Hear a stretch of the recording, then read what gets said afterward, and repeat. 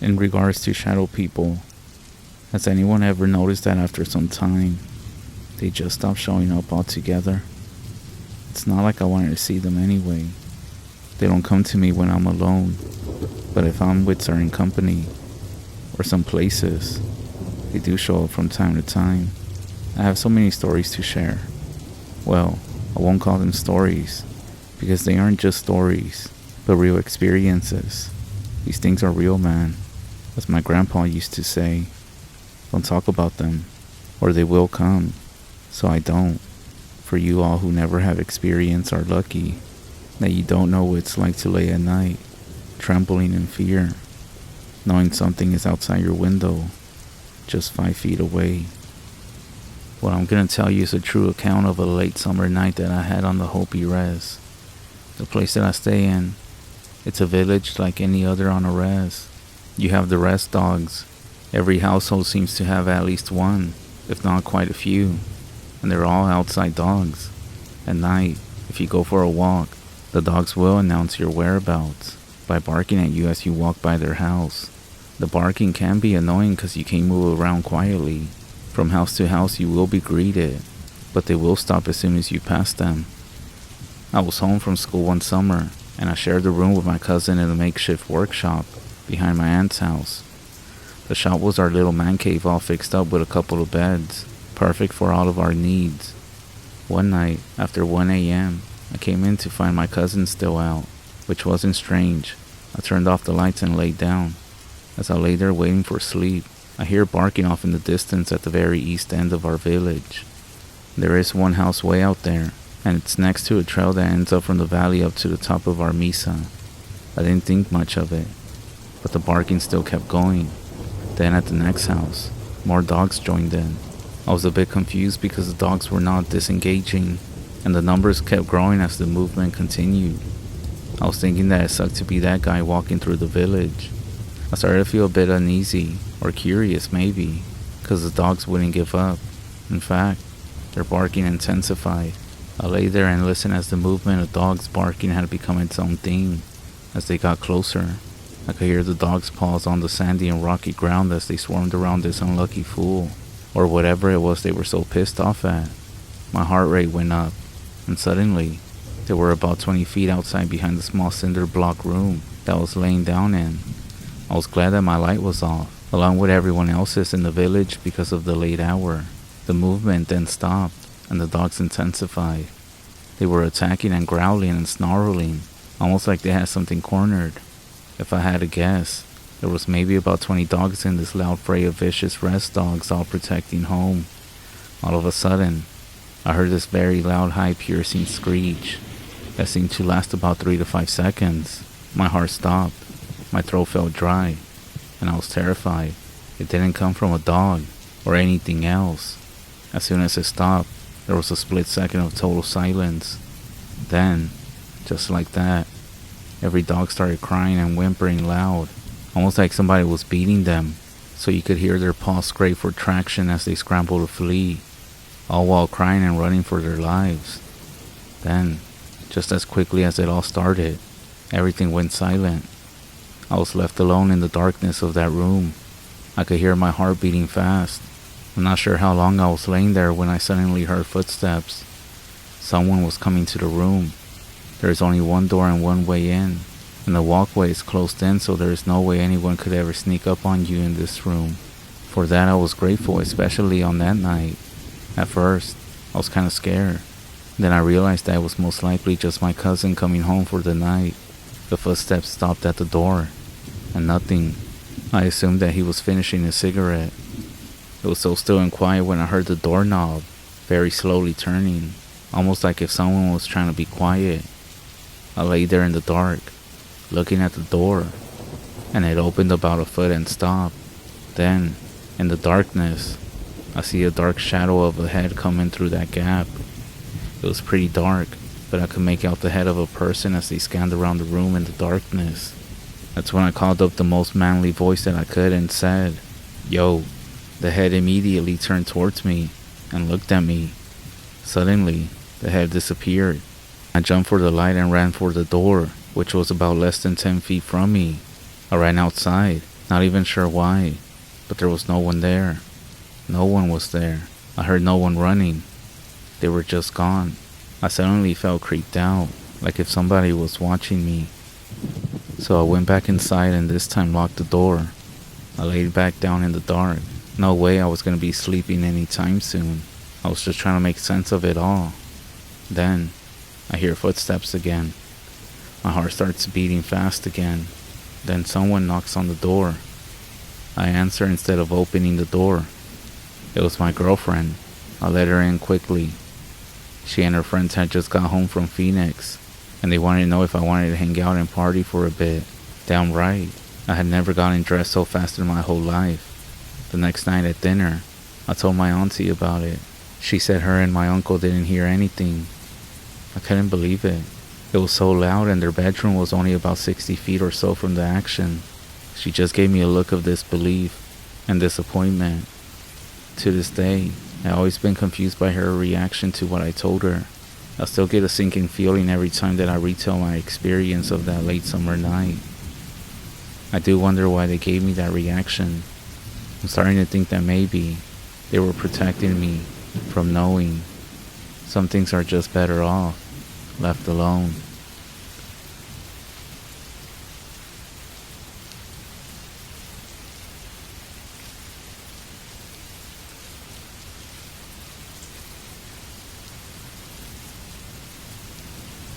I went to Santa Clara, New Mexico, to watch my Zuni friend perform the deer dance with a group. The Zuni Pueblo dancers are known for their brightly colored clothing and beautiful dancing. One of their dances is called the deer dance. I actually live about an hour away from here, which is why he invited me since I was not that far. As I was there, I saw the dancers wearing bells on their ankles, and they used sticks with bells to stomp the ground. It was beautiful, as these dancers, the singing, and the rhythm had a distinctive sound to them. After the quote-unquote show, which I ended up finding out was an actual ceremony, my friend drove me back to his place. He lives pretty close to the river, and it's actually like the last line of houses before you go to the forest. So we stayed in his car a while, just talking about life in general. Anyways, my friend said that he needed to go inside and change and then he would drop me off at my house. So we got out of the car, and he went inside. And as I'm standing outside waiting for him, I started to hear bells, similar to the ones from the ceremony. So I looked around but couldn't really see anything. Then I realized it was the same sound and pattern that the dancers' bells were making. I knew there should be nobody dancing this late, for it was around 10 p.m. So I thought it was weird. I started looking around to see where these sounds were coming from.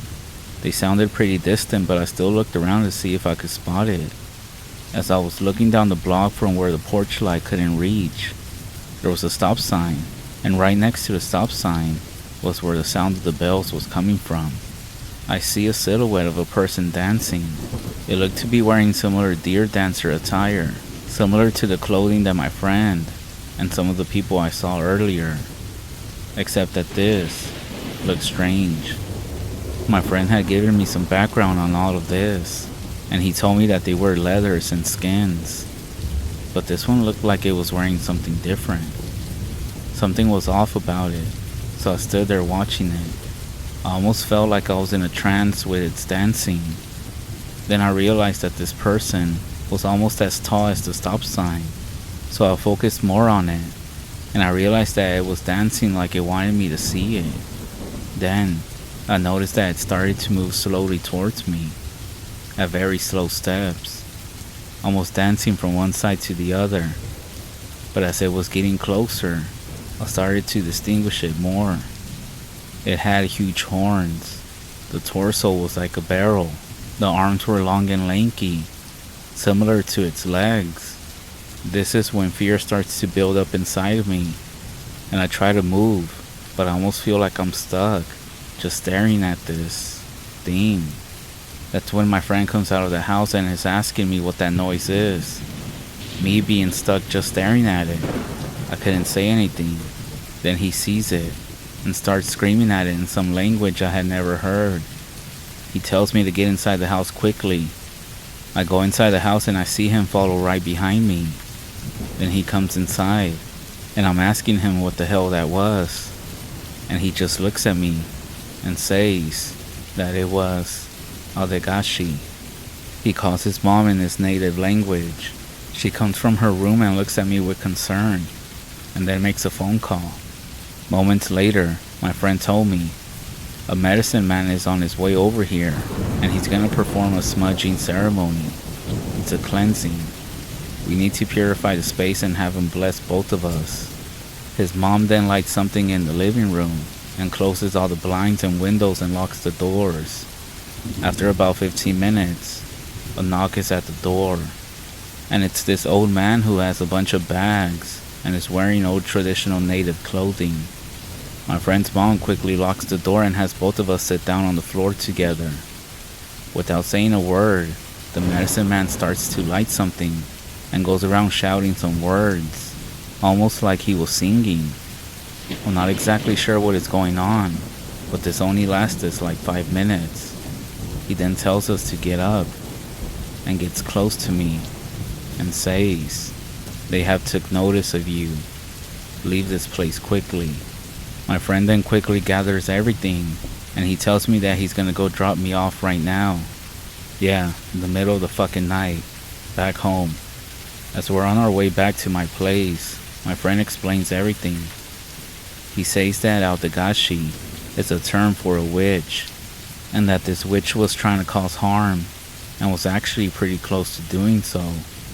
Something about that these witches communicate with Chendis, and that they took notice of me, and were now gonna pursue me unless I left town. He said that when the elders in town say something, we must listen, for they know what is best for us.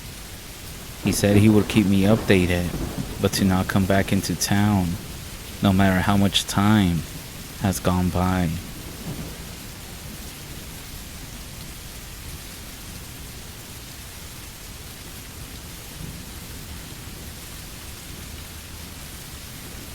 Did you know that the flute was a traditional instrument that the natives first used when they first settled in? It's said that the Skinwalker uses the flute to communicate with the spirits in other planes or dimensions. I was working on a ranch in Chinle one summer, near Canyon de Chelly. It was a fairly big spread, a couple 100 acres at least. We had been having problems with coyotes getting into the sheep pens at night. The guy that I was working for, Dwayne, sent me and his middle son, he was about 17, out to make sure the gate on the corral at the southern end of the property was closed. The younger boy, he was maybe 11, wanted to come with us as well, so we let him jump in the back of the Jeep. It was after dark. The drive out there was a good 10 or 15 minutes. Dwayne's kid was behind the wheel. I was sitting in the passenger seat, my head back and my eyes half closed, just enjoying the cool night air and the quietness. When we got there, Dwayne's kid, his name was Jay, sent his little brother, Aaron, out to check the gate. It was only 20 or so yards off the road and to the far side of some posts with chicken wire. My eyes were still kind of closed when I heard some whistling, but it wasn't like a person. It was more like the sound of a flute, the reed kind with the holes punched through it. It was a simple tune, but it was deep. That's when out of nowhere, Jay starts yelling for Aaron to get back in the Jeep. And it's like he's not kidding. Just the way he was yelling, basically screaming at him, caused me to jump up, and it had my heart racing, as if something bad was about to happen. He kept asking me, his voice in near panic, "Do you hear that?" Sounds like some kind of flute," I said. Just at that moment, Aaron launches himself into the back of the Jeep, his eyes wide open and looking as if he is ready to cry. Jay turns the key, and practically before the engine turns on, he's got his weight on the gas pedal like he's afraid it's going to push back. The wheel starts spinning.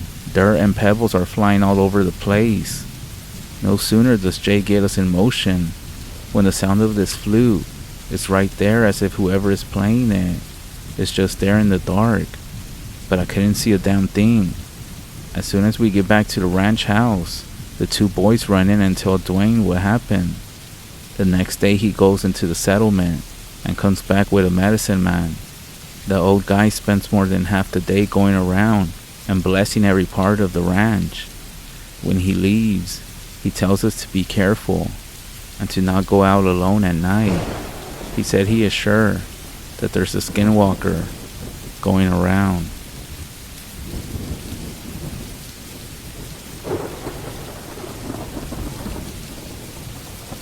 This doesn't have any off-the-charts action like some stories you might hear, but this is something that did make me reconsider living in the remote areas. I went camping with two of my buddies about 7 years back. We were backpacking out in the deep woods of Montana. Every day we would wake up, hike until about noon, and then find a place to camp for the night, and spend the rest of the daylight hours fishing or shooting cans with a BB gun. All of us actually had real guns, but as you know, ammo isn't cheap, and we wanted them only for emergencies. We had a great first few days. On the fourth day, we must have been about 50 miles from the nearest road. We decided that this would be as far as we go, and tomorrow we would head back the way we came. We were pretty high up on a hill at this point, and we had a lovely view of the landscape. We found what seemed to be the concrete foundation of a long since demolished fire watch station, and decided that it would be the perfect place to camp. We made a fire, and then we went to sleep. It was still pretty early, but we were all tired as hell. Later that night, I woke up to go pee. I walked out to the edge of the concrete platform, and it was basically pitch black outside. The stars were beautiful though. I remember pointing my flashlight down the hill the way we came, because I didn't want to point it at the tents and wake up my friends. The flashlight was pretty weak, one of those real heavy ones with a dark yellow light that only lights up about 30 feet in front of you. I could barely make out what I thought was a deer moving across the path that we took up the hill, but it was too far for my flashlight to really hit it, and there were about a dozen trees in the way, so I only saw a few flashes of it. After a few seconds, I saw that it was actually not a deer. It was a person, and I started to freak out because I assumed it was a ranger that was about to give us hell for having a fire without a permit. Every time I looked back, this person was a couple feet closer to me, and I could hear them taking slow steps whenever I looked down, attempting to control my stream. I didn't realize it at this time how strange it would be for a ranger to be wandering around here without a flashlight at 2 in the morning, but I was tired. I could only still barely make out the rough shape of him within the darkness with my really crappy flashlight, but I finished up my business and then pointed the flashlight back at the person. He wasn't moving towards us anymore. I yelled out to them and asked if they needed something, but I got no response. At this point, my buddies were awake, and they came out of their tents to see what was going on. One of them had a much more powerful flashlight than I did, and he pointed it to where I was pointing mine. It lit up the person, and we could see him pretty clearly now. He was tall, but fairly lanky, and about 6.5 feet tall. And something was indeed wrong with this person. They had sideways facial features. They weren't bloody or anything. It's not like he was attacked by a bear and it just rearranged his face, but his eyes were just sideways, and the mouth was also sideways. He was staring directly at us and starting to smile pretty hard, even though I'm not sure if I would actually consider it smiling, because it basically was just baring its teeth at us and maintaining eye contact. It was still pretty far away, maybe about 100 feet, but we could still see its face pretty clearly. Its eyes were wide, open enough for us to see the whites. We were all pretty shocked, obviously, and one of my buddies pointed his gun at him. As soon as this thing saw the gun, it just sort of coughed or gurgled. It sounded kind of like when someone is choking. It turned around but kept looking at us over its shoulder as it moved back the way it came from. It wasn't making any sort of effort to stay hidden, and with the bright light from my buddy, we watched it walk off into the woods for about 10 minutes. until we couldn't see it anymore. All of us were freaking out and we quickly packed up our camp and let the fire die down. But that was the scariest part, to be honest. Not seeing this thing first, but packing up the camp basically in the dark, because we couldn't hold our flashlights and look at the woods around us. In the meantime, we heard plenty of noises, and the entire time we felt like this thing was going to sprint out of the darkness. But it never did. We had our rifles out until daylight. Then we hiked faster than I ever hiked, and we got out of the woods. We hiked so fast that we were out by noon. We threw our stuff into the truck and drove 90 miles per hour, checking the mirrors every 10 seconds. We never saw that thing again. Once we were back in town, we all recounted exactly what we had all seen to each other, and our descriptions of this thing's face were all exactly the same. Very wide eyes, sideways features. It never attacked us. The woods didn't fall silent. This thing didn't smell like its flesh was rotting. It was just strange, bizarre. It looked wrong, and it also moved wrong. And the scariest part was when we couldn't see it at all, because we didn't know if it was going to be right next to us. And we didn't need to fire any warning shots, even though we were all thinking about doing it. As soon as it saw the gun, it started backing away. Maybe other people or other campers had fired at it before, and it understood what it was. But that's also scary, because that means it's actually quite intelligent. We were trying for hours to rationalize it, but none of us could really figure out why somebody would be out in the middle of the woods with no flashlight or backpack, stalking some random hikers in the middle of the night. None of us think that it was a human, but we also got no explanation. It's basically a campfire story for us at this point. We still go camping here and there, and I had some other weird stuff happen as well.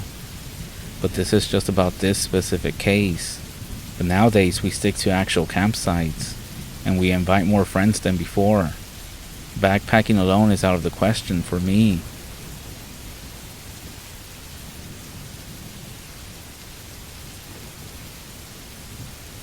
English is not my first language, but I want to tell you about my encounter with the goat walker.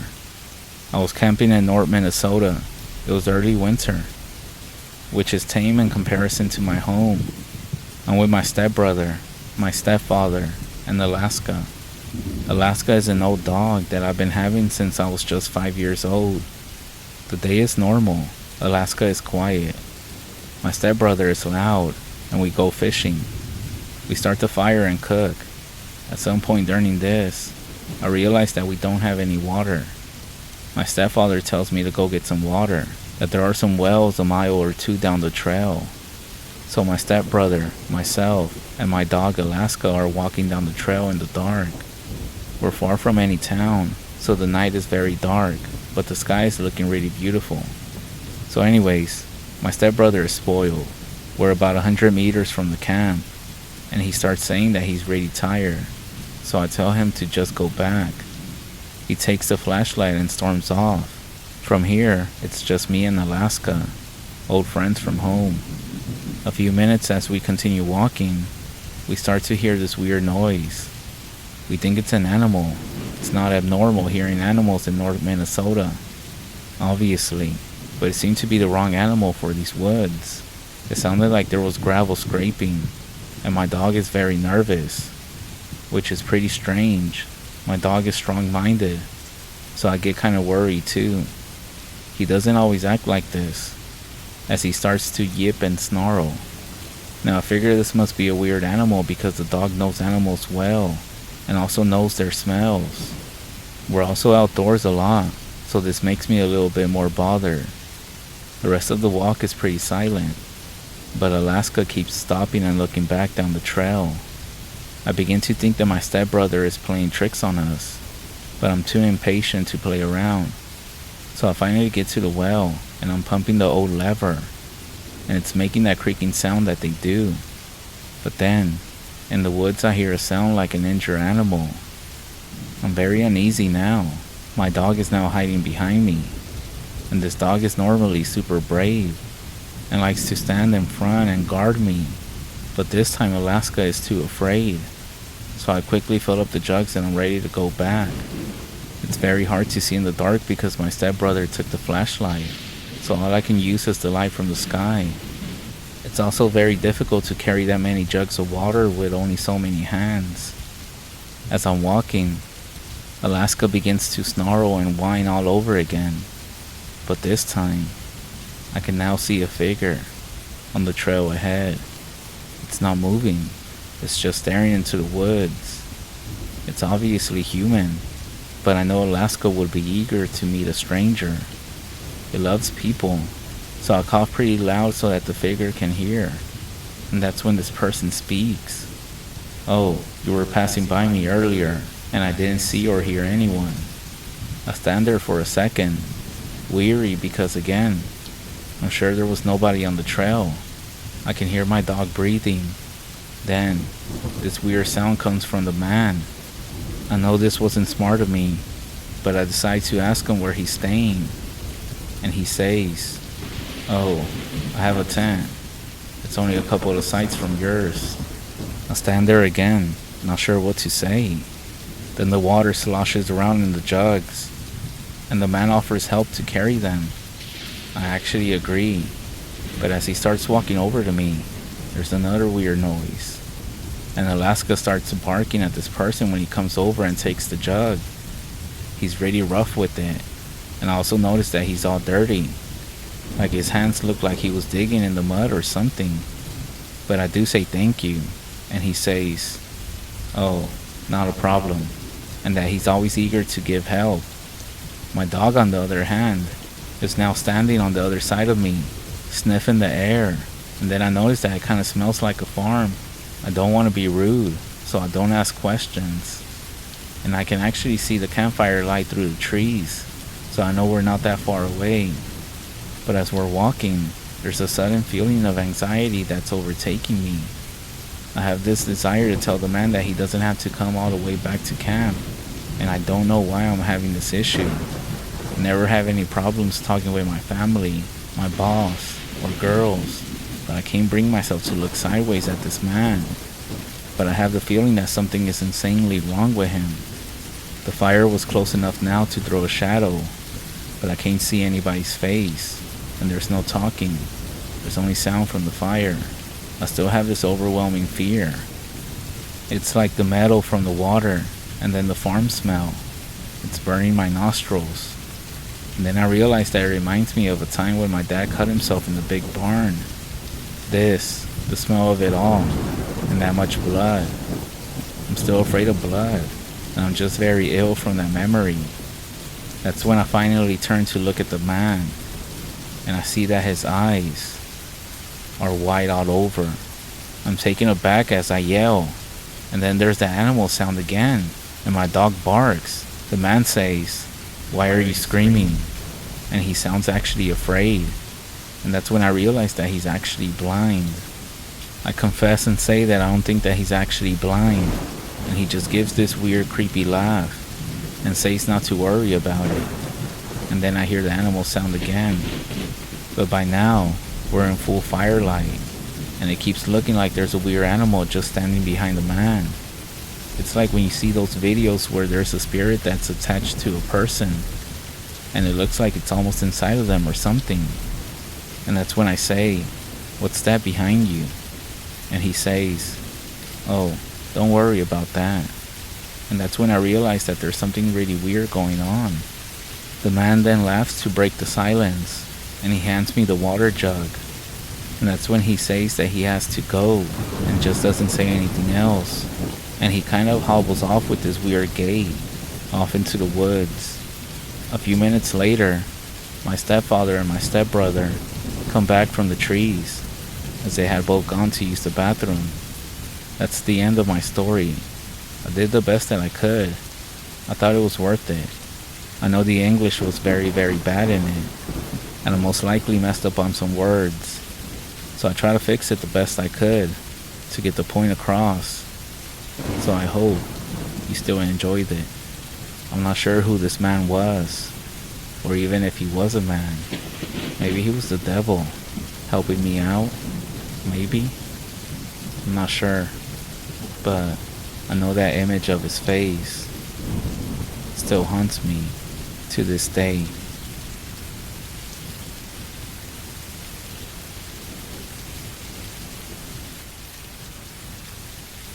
Before I start, I want to give a little backstory, and also to apologize in advance for how long it's going to be, as it's my first time telling this.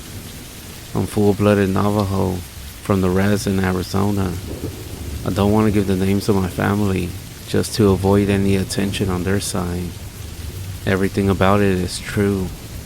And before you write me off as a Starbucks hipster wannabe, understand that this is my first time telling this. It may not be perfect, and if you're easily offended, I suggest that you don't listen. I'm sure you already know what a skinwalker is. If you don't, I suggest that you do some research, because it would be simply too much to cover in this story. Now, as a Navajo myself, I would recommend reading and asking fellow natives about these topics, or simply looking online from credible native resources. How can a skinwalker curse you? Notice how I said curse you. There's a reason why you never hear or know about skinwalkers coming for you at night and eating you alive like some people believe, or simply killing you. Skinwalkers are full of deceit and trickery. They take satisfaction in seeing someone's life full of misery, especially when they themselves are the cause of it. I was cursed for years by a skinwalker. I didn't know about it at first until I started putting the signs together and looked for help back from the elders in the res. Yes, I lived in the city when this happened. Now hear me out. Skinwalkers don't have to be near you, or you don't simply have to be in the res. Now ask yourself, why is that? Technically, keep in mind, before colonization, everything, everywhere, was the res. Anyways, I'll get to the story on how everything happened, but just bear with me. I gotta give some background on everything. We live in a small house in a little valley, about 15 miles outside of a small town called Sanders. They recently put a dollar store there, so I hear it's up and coming. Just a rinky-dink little gas stop town that isn't too much to look at. Anyways, we didn't have many neighbors, and they weren't like neighbors here in the city. The houses were spread far out, and we barely even communicated with anyone outside of our fence, other than the time when my brothers and sisters and I found a snake in our house, and we had to get it out, and also the few times that we asked to borrow a cup of sugar. There weren't that many other times that we asked our neighbors for anything. There were 5 of us, my 2 sisters and 2 brothers and me. I fell second oldest after my oldest sister. Our mom had become an EMT in Sanders, but despite it being really close, she was gone for days, 2 weeks at a time. We all had different dads. Our current one was our stepdad, but he was the father to our 2 youngest siblings. And, well, the guy was simply not a good person. He served in the army for some time before he met our mom, and actually had 2 other children with another woman before he left her. The rumor was that she caught him beating her babies and left them. I can't say much about when we first met him. I barely even remember. I do remember that he was a police officer, and his dad was in the tribal office. Aside from that, I also remember when everything started. Just a slap here and there for small things at first, followed by my mother, who would scream and yell at him about hurting us. She would tell us to pack our stuff, which we always did very happy, and tell us to get in the car. But it was always the same thing as she was about to go. It was always something that made her go back into the house. I forgot my hair dryer. I forgot this, and I forgot that. And so we would wait in the car for sometimes about 30 minutes, reassuring each other that she would come out. But she wouldn't. He would always kick open the door and scream at us to get back inside, kicking or hitting us as we walked by. I guess I should give some props to my mom. She tries sometimes. There was this one time when we drove about a mile away from my grandma's house. We could see her house, and if we wanted to, we could actually walk there. but I think her pride didn't let her go and ask her parents for help. On that day, we spent the night in the car. There were 2 other times when she drove us about 2.5 hours out to Flagstaff to stay in a shelter for women and children. I remember there was the coolest little play area in there for kids. But after a few days, we would make that horrible drive back to his house, where things would pick up right where they left off. I don't blame my mom. She was dealt with some rough hands. 4 kids and no place to go. After one big fight, something in our mom snapped. Before she told us to pack, we started packing. But something was different. She yelled at us to come inside the living room. We all went in there, and my older sister was holding our baby brother. I was holding my little brother Kyle's hand, and then she screamed at our stepdad. You know what? Fuck it. I'm gonna say his name, mostly because I hate referring to him as Dad in any context. His name was Jimmy, and she said to him, "Is this what you want me to do to my kids?" She grabbed my little brother and yanked him away from me and kicked him. He fell on the floor and crawled behind the fireplace. My sister set my youngest brother, who was just a baby, down to help my other brother, and before she could get there, our mom grabbed her by the hair and threw her across the room. She hit the wall by our front door, and then she grabbed me and started hitting me. She started to reach for my baby brother when my oldest sister ran over to her crying and covering him with her body, and Jimmy was just sitting there, watching as our mom worked away. After that day, it was really hard to imagine that she could keep us safe anymore, and she didn't, and it got worse. From throwing us out in the winter nights with no clothes on, whipping us with a fishing pole rod, beating us with his hands, wires, and the infamous green belt. We got everything, and it was rough. It was only after he broke a couple of my brother's bones when CPS started noticing. But before the interviews, Jimmy always got a chance to talk to us. We had a gate outside our house that had to be manually opened in order for anyone to get in. They would come in a white van. I still remember what it said on the side: Navajo Nation Social Services. Our stepdad would pull us aside as my mom walked out to greet, and I think she would do it to buy time. But who knows? He would always say the same thing: if you tell anyone, they're gonna separate you, and you'll never be able to see each other again. And if you tell anyone, I'll kill you. So of course, as kids, we never said anything. One day, in 3rd grade I believe, he had to take me to school because I couldn't miss any more days, or I would be kicked out. I can't remember why, but he beat me in the car outside of school. And when he opened the door to let me out, he said, "Tell them that you fell." I walked inside and I remember there being a movie playing, so the lights were off, and a heavy TV on one of those black rolly things was in the front of the room. I crawled into my chair and put my head on the desk. That's when I felt somebody touch my shoulder, and I jumped thinking it was him, but it was actually my teacher, Mrs. Grant. She asked me to come outside with her, so I followed her. When she saw my face, I remember she started to cry. I was like, crap, she's crying, and she hugged me. I felt so bad for her, so I hugged her back. And then she asked me, "Who did this to you?" I fell. "Don't lie to me. Tell me who did it." And for some reason, I told her. My dad. She asked why, and I won't ever forget what I told her. Because I deserved it. What she told me next kind of set in stone everything that I had been feeling. No one deserves this. She took me to the nurse and showed me my face. Right there on the entire left side of my face was a perfect handprint. They let me sleep in the nurse's office after they got pictures of my body and bruises. It was embarrassing, and the day passed. When the weekend came, a white van pulled up outside the gate. Of course, it was social services coming to do another interview. We went through the same speech as always. A lady asked me questions. Did your dad do this to you? No. Your teacher told us you said your dad did this to you. No. I lied to her. I did often wonder if they knew they were making things worse, not better. But I guess I was too young to know that these were the people that could actually save us. Maybe. It was embarrassing.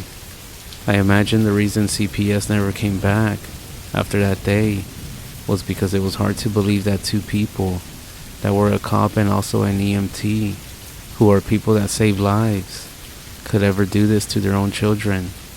To clarify, you might be wondering where the rest of our family was at, such as my grandparents. The truth is there were so many fights at their house. At the time everyone lived with my grandparents still. It always ended the same way. Our mom would bring Jimmy over to their house. My uncles and aunts would try to hide us, but they would always find us and take us away. Soon, we just never saw them anymore. And when we did, they didn't want to be around when Jimmy was there. And I don't blame them.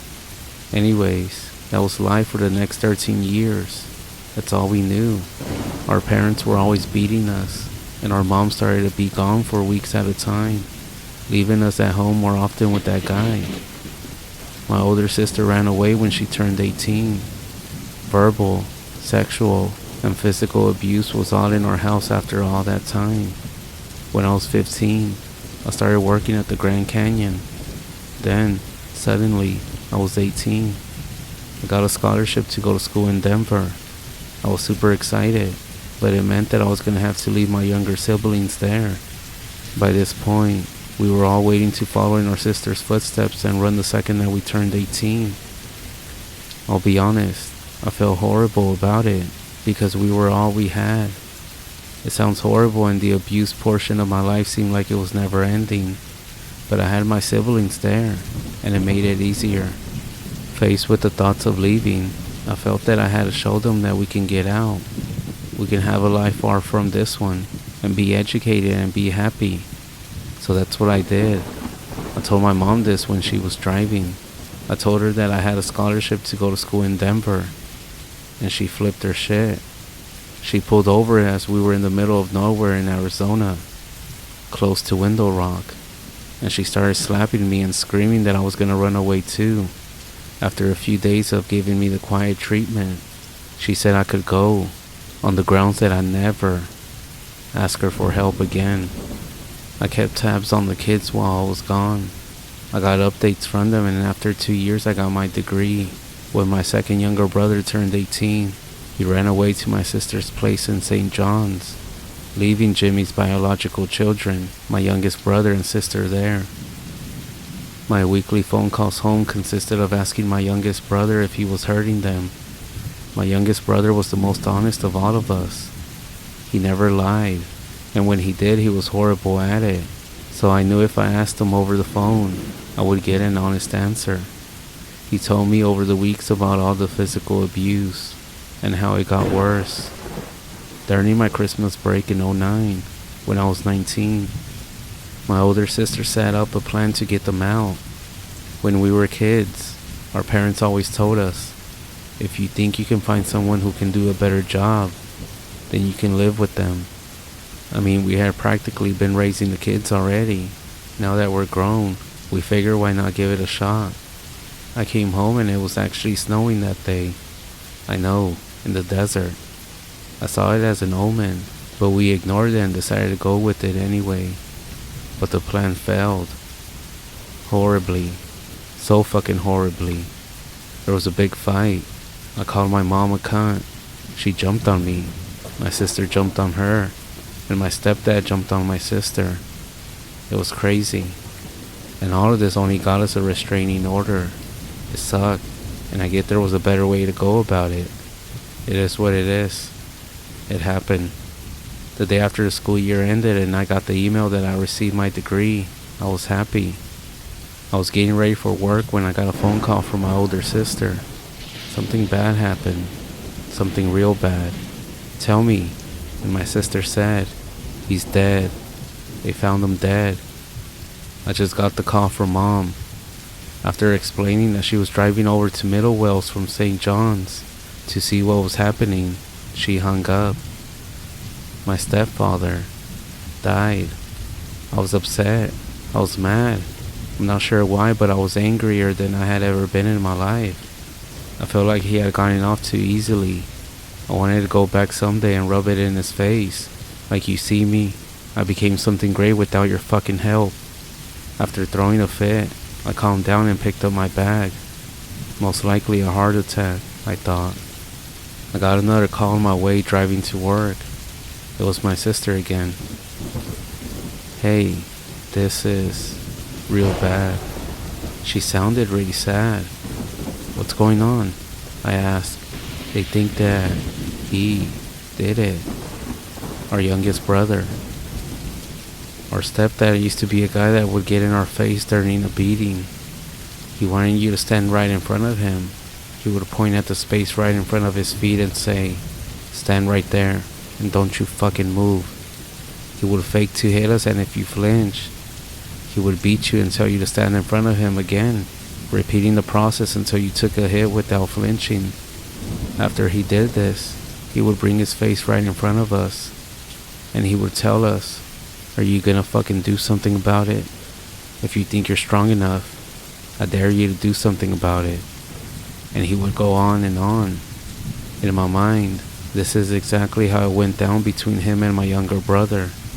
All I know was that he was shot twice in the head while he was sleeping, with one of his many guns that he used to spend hours of the day cleaning. Jamie and our mom got in a big fight one day, and she kicked him out of her room. He started sleeping in the living room, on the floor in his Green Army sleeping bag, for the last 8 years. When I got to the house the next morning, there was a lot of people surrounding it. My mom was sitting outside in the dirt. Her face looked white and sickly. I felt bad for her, but I ran to my youngest sister and held her for a while. Her arms were cold, and she was confused. I asked the police officers, why don't you have her covered? She is just a kid. I was angry. They quietly told me they were sorry, and that I could go inside and get her a jacket if I wanted to. I walked quickly inside, and the feeling that washed over me was scary. It was sudden, cold, and I felt a little panicked. I looked over to where he slept, and there were people cutting out a large piece of the carpet that was stained a dark maroon color, and they started stuffing it into a large black bag. There were other bags too, and one of them I saw his green sleeping bag sticking out with the same red on it. I felt sick and ran into the room that I shared with my brothers and sisters. I snagged her jacket and hurried out the door. I was the only one from the family to go inside the house that day. I was shaken, but I still had to be strong for my kid sister. Our brother had been taken away to Flagstaff about 2.5 hours away to be locked up. They later found that he acted in self-defense, and with some evidence, the entire trial was kept quiet, even to the family. There was a lot of heat that came from our stepdad's side of the family. They all wanted answers and no one was saying anything. We weren't even allowed to be at his funeral. A couple of months passed and I was back in Denver. My brother was in a halfway house. They didn't charge him as an adult, and my younger sister and mother moved out of the home to a place up in the mountains. Things seemed like they were starting to calm down. It was maybe a little after midnight when I got home. I had just gotten off a double shift from 5 a.m. to 11 p.m. and I was very tired. I had just moved into a new apartment with my best friend Adrian. We both worked in the same job, and with our schedules we barely even saw each other. A lot of my stuff hadn't been moved over from my old place yet. I had only brought my mattress, a lamp, and my cat, who I named Eddie. I got home from work, kicked off my non-slip shoes, peeled off my jacket and just passed out. It was only 2 hours after I fell asleep when I heard something. I opened my eyes and I could see my room door, but underneath the door, I saw the light on. There was a sound, a low growling, and I sat up. I saw my cat Eddie in the corner of the room opposite of me. His tail was poofed out like a mini Christmas tree, and he wedged himself as far into the corner as he could. His head was low as he growled and hissed. I was still shaking off the sleepiness when I asked him what was wrong. Then, I'm not kidding, my door started shaking. I looked at the door thinking it was my friend Adrian, just getting off of work. I grabbed my phone and looked at it. It was almost 3. Dude, fucking knock. I said loud enough that I hope he heard me, but I was still weirded out by my cat. He never acted like this, and the door just kept shaking. I was sitting up on my mattress, so I stood to my feet, thinking that my roommate had come home and wanted to get some early breakfast again. I walked to the door and I looked back at Eddie, wondering what was wrong with him, and getting slightly annoyed at Adrian for shaking the damn door. Dude, I said fucking knock. I said angry as I flung open the door. There was no one there. That's when I got fucking paranoid. My roommate was like me. He slept with his door closed, and he would even lock his door. I looked down the hall, and his door was wide open, and his room was fucking dark. I still had my phone in my hand when I pulled up his number and called him. Hey, what's up? Hey dude, where the fuck are you? I'm still at work. I'll be off in a couple of hours if you want to go grab something for breakfast. I hung up the phone and said, fuck this. I grabbed my cat and ran outside. I sat watching the door of my apartment. We lived on the 2nd floor, with the entrance of the garage right under our balcony, so it was really like living on the 3rd floor. I watched the door. There was a little sit-down place where people could walk their dogs, and from there, I could see my place pretty well. I sat there debating on whether or not I should call the police. It was when the sky started to change colors, when I got the courage to walk back inside. I did call Adrian just to tell him what was going on, you know, just in case. I walked into my apartment and replayed the incident in my mind. I checked the balcony. It was still locked from the night before. The 2 windows in the apartment were both firmly shut. I sat in our living room trying to work out what just happened, but I couldn't come up with an explanation. I wrote it off and tried to put it behind me, but that day I kept thinking about it.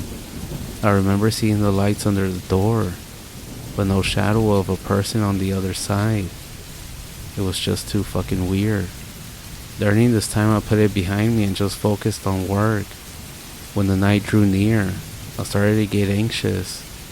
Next thing I knew, I was back in my room, fidgeting, and for some reason, I was fucking scared to go to sleep. Adrian was working that night, but I told him what was happening. A few small things happened in my room before this incident, so it wasn't too crazy for him to believe. He just joked that my room was haunted, but that didn't really ease my jitters. I guess my best friend is an asshole. What can I say? But that night, I experienced something scarier than the night before. I was laying in bed when I had this sensation that someone opened up my room door. My back was to the door, and I felt like someone was in the room with me. It was the scariest feeling ever. My eyes couldn't open, and my body couldn't move. And I remember thinking, it's him. Jimmy is here. He's here to fucking hurt me. Memories of those nights when he snuck into my older sister's room made me feel like I was gonna die. I tried to will my body to move, or my mouth to open and scream, but all I was able to do was a small gurgle, and my body stayed stiff. I finally snapped out of it, and started fucking screaming. I scrambled for my small lamp and turned it on. The little light sent off a little bit of light, but it was enough. My cat Eddie was there with me. When I started crying and tried to catch my breath, I hadn't been breathing the entire time. I told myself, calm down, you're okay. He's not here. He's dead, and he cannot hurt you, or anyone. I told myself this after every time it happened, which was damn fucking near every night. Most times, I could feel it coming on hours before I even went to bed. I changed my sleeping habits. I stayed awake all night thinking it wouldn't happen during the day, or if I slept on the couch, maybe it wouldn't happen. but it still did. I worked all day, and soon I was a certified insomniac with sleep paralysis. Almost 2 years passed like this, and I'm not kidding. I was living in a nightmare. I couldn't wake up from it, and it was anxious and stressful. Think about living your childhood trauma all over again, every single night, in your dreams. In 2010, my cousin was graduating high school. I wanted to go back to show her support, so I made a trip back to the res. The night of the graduation, I had all my younger cousins around me, and they wanted to hear a scary story. I told them I didn't have any, but they begged and begged, and so I finally told them what was happening to me. When I was done, they were scared, but a voice from behind me said something and made us jump. It was my aunt. "Come outside with me. I want to talk to you." I followed her thinking I was going to get chewed out for scaring her daughters. When we got outside, she pulled out a cigarette, lit it, and pulled in a long drag. When the cloud of smoke hit the air, she told me to sit down. I did, and she said, "That story you told, is it really happening?" I nodded, and I told her it's been happening for about 2 years now. She took another drag, then told me that she knew what I was going through, and that it was happening to my older sister too. I was surprised. My sister hadn't mentioned anything to me. These things that are going on with you, you need help. And I think that's why you came back. We all stayed the night at my aunt's itty-bitty trailer, and we all claimed the living room to sleep in. I had my 2 youngest cousins next to me on the floor, my other cousins on one couch, my aunt on the other couch, and one of my cousin's boyfriends on the other side of the couch. Everyone was having no problem sleeping, but I was on the floor looking up at the ceiling. All the shadows in the room were freaking me out, and I was getting super paranoid. Finally, I figured if I washed my face I could calm down a bit. I stood up and started walking to the hallway, and about died when I ran smack into my grandpa. His hair was a jet black mess. I always thought his hair was always black, but later found out that my grandma dyed it for him. He looked very surprised as I was. "Why aren't you asleep?" I didn't know how to tell him that I was afraid and that I couldn't sleep, so I just asked, "Grandpa, I need help. Can you pray for me?" All he said was, "What?" He wasn't wearing his hearing aid. "Can you pray for me?" I asked a little bit louder with a smile, because my grandpa is silly. Yeah, he said, and he motioned for me to follow him into my cousin's room, where he was staying the night. We sat down on her bed. He had brought his box with him to bless my cousin earlier that day. Inside were his eagle feather fans, and other things like cedar, corn pollen, a small crystal, and paper and mountain smoke and other knickknacks. My grandpa speaks mostly Navajo and prays only in Navajo. When he started, I felt a little at ease. He was less than 30 seconds in when there was a loud bang outside my cousin's room window. My grandpa jumped and looked at me. I was scared, and he continued with the prayer. There was another loud banging noise followed by what sounded like someone running away from the house. I was freaked out, and judging by the look on my grandpa's face, it wasn't something new to him, and I knew it wasn't. Maybe in later stories I'll share what I'm talking about. After finishing his prayer, he told me to sleep. That night, nothing happened, but when I woke up, all my cousins were gone, and the sun was shining brightly outside. They all went to the canyon without me. I heard my grandma and my aunts talking. I sat up and my grandpa had a cup of coffee, and they were all sitting at the kitchen table. They stopped talking when they saw me sit up. "Hey, come here." I stood up and walked over to all the elders. "Grandpa told us what happened last night," my grandma said, her hands folded around her cup. "How long has this been going on?" I explained to them the first time, and how it's happened since then. I told him I saw a doctor and he prescribed me medication. And with that comment, my grandma laughed. We handle it differently. We think you've been cursed. Grandpa heard again a droshi outside last night during your prayer. And we want to help. You need to come home with us to see Ninja Turtle. My medicine man and I have a history together. When I was a kid, I was almost killed by an asthma attack and spent a good portion of my early life in and out of hospitals. Finally, my mom brought me to him to get the traditional treatment. The first time I saw him, he was outside his hogan, and I was fresh outside of the hospital already sick. Close to 5 years of age at that time. He smiled at me, and I called him Ninja Turtle because he wore a bandana on his forehead, and I was a huge fan of the Ninja Turtles. He had been treating me in the traditional Navajo ceremony way for years before we moved into Jimmy's house. Then, I never saw him again. You need to come home with us to see Ninja Turtle. The thought of seeing him again, being much older, I was raised to follow our traditions and customs, but now that I was much older and living in the city, the idea seemed crazy to me. I was cursed. A skinwalker following me in the city? I need to see a medicine man. It sounded so surreal, but at this point, I was willing to try anything. I told my aunt that I was going to go back with them. A 2.5-hour drive back across I-40, and I was at my hometown.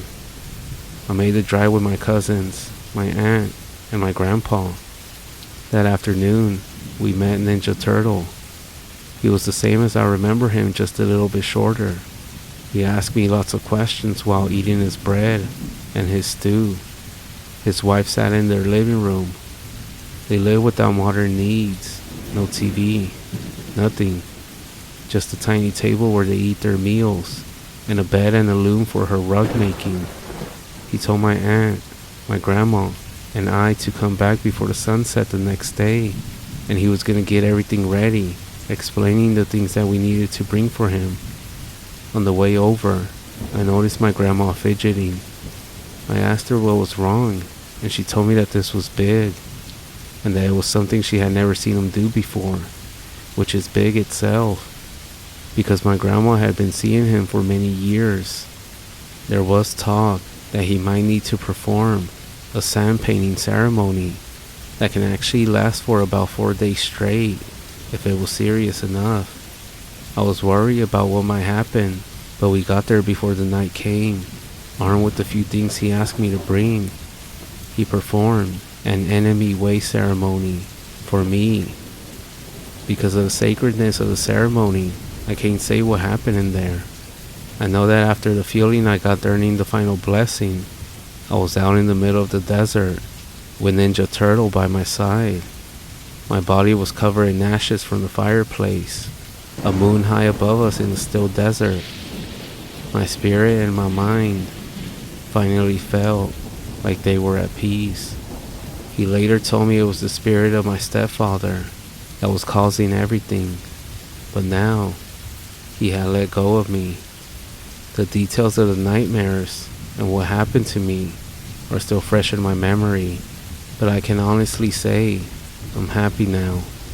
And after that night, I've been sleeping well. An update on my life. I met someone and we got married. We had a traditional Navajo ceremony. My grandma passed away 4 days after our marriage. We had a baby boy and another baby on the way. On some nights, it's very rare, but I'll get a panic feeling, but never the nightmares. I think it might just be fear. My siblings are all doing fine. My kid brother wants to join the Marines. He just got off probation. My younger sister is still living with our mom, and sadly, doesn't want to see us. But my 2 other siblings are doing good.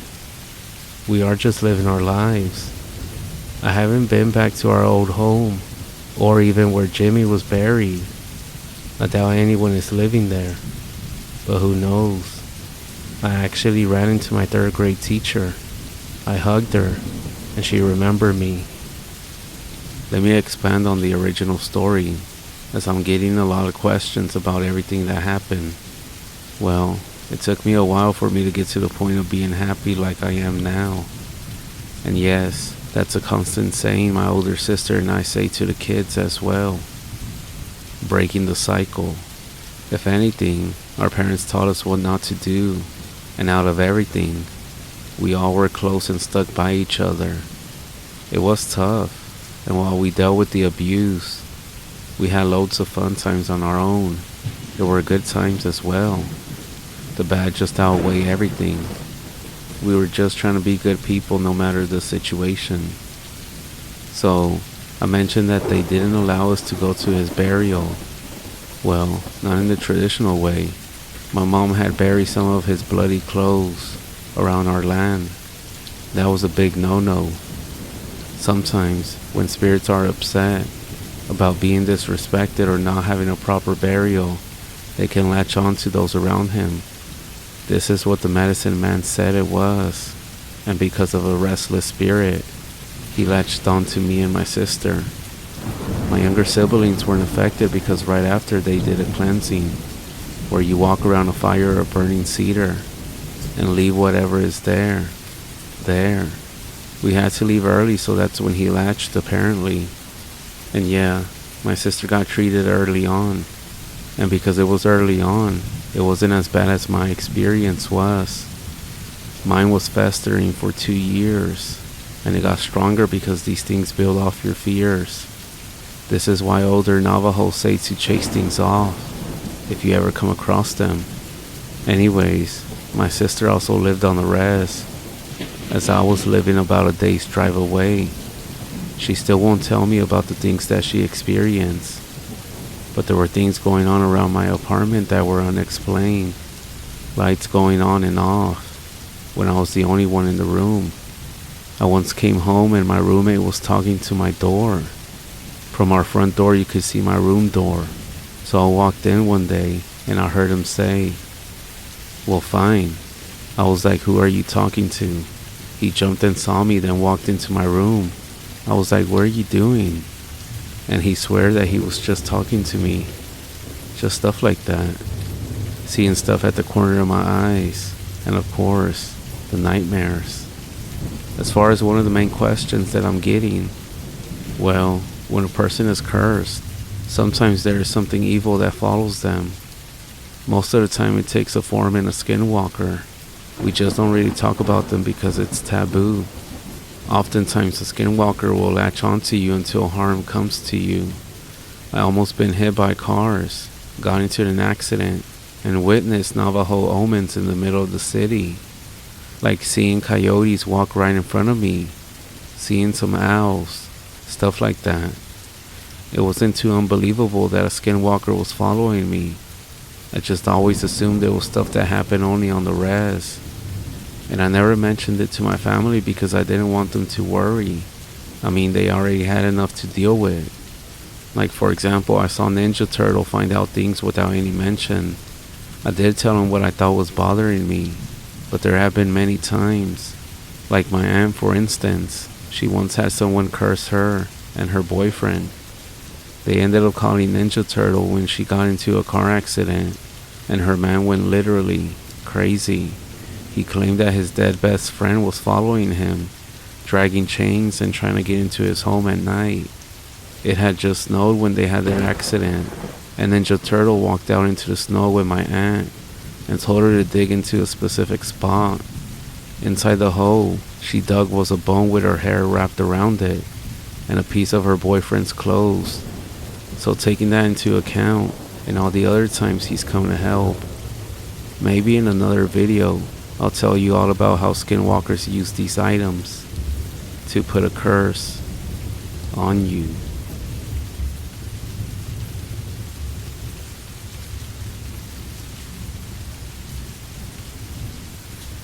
Alright, so this happened after we moved into our new place.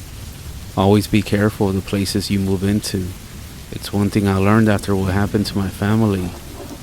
We moved into this place which was like a duplex. How it started was with my little one hearing growling in his room. He would come tell me, I found that strange and thought that maybe it was just his TV was left on. As time went by, I started to wake up with bruises and scratches. They would always be in threes. We would also sometimes see shadows. One morning, my husband saw someone go into the washroom. He thought it was one of our girls, so he waited at the kitchen table for them to come out. He heard water running for the longest time and no one came out. So he got up and no one was in the washroom, but the sink was running. Another thing we noticed was that all my children's behaviors slowly started to change. My older one started to become angry, and my second would stay in her room and became closed off. And my youngest would say that she saw a little boy playing in our living room. One night, when my husband was gone, I was in my room. All of a sudden, I heard banging in our kitchen, so I got up to look. All our drawers and cupboard doors were open, so naturally, I closed them and had this eerie feeling like someone was watching, especially coming from the staircase coming up to our kitchen. It started off with things like that, and also banging on our door, which no one was ever there when we would look out the window to see who it might be. Things gradually got worse. One morning, my husband and I were getting ready. He was sitting at the edge of the bed when I looked. It was like he got pushed off the bed onto the floor. He looked like he was having some sort of seizure or something. I went to him. He looked at me. He said he felt like somebody had pushed him, and that something had him, and had a hard time fighting to let him go. The next morning we were getting ready again. He went to the washroom.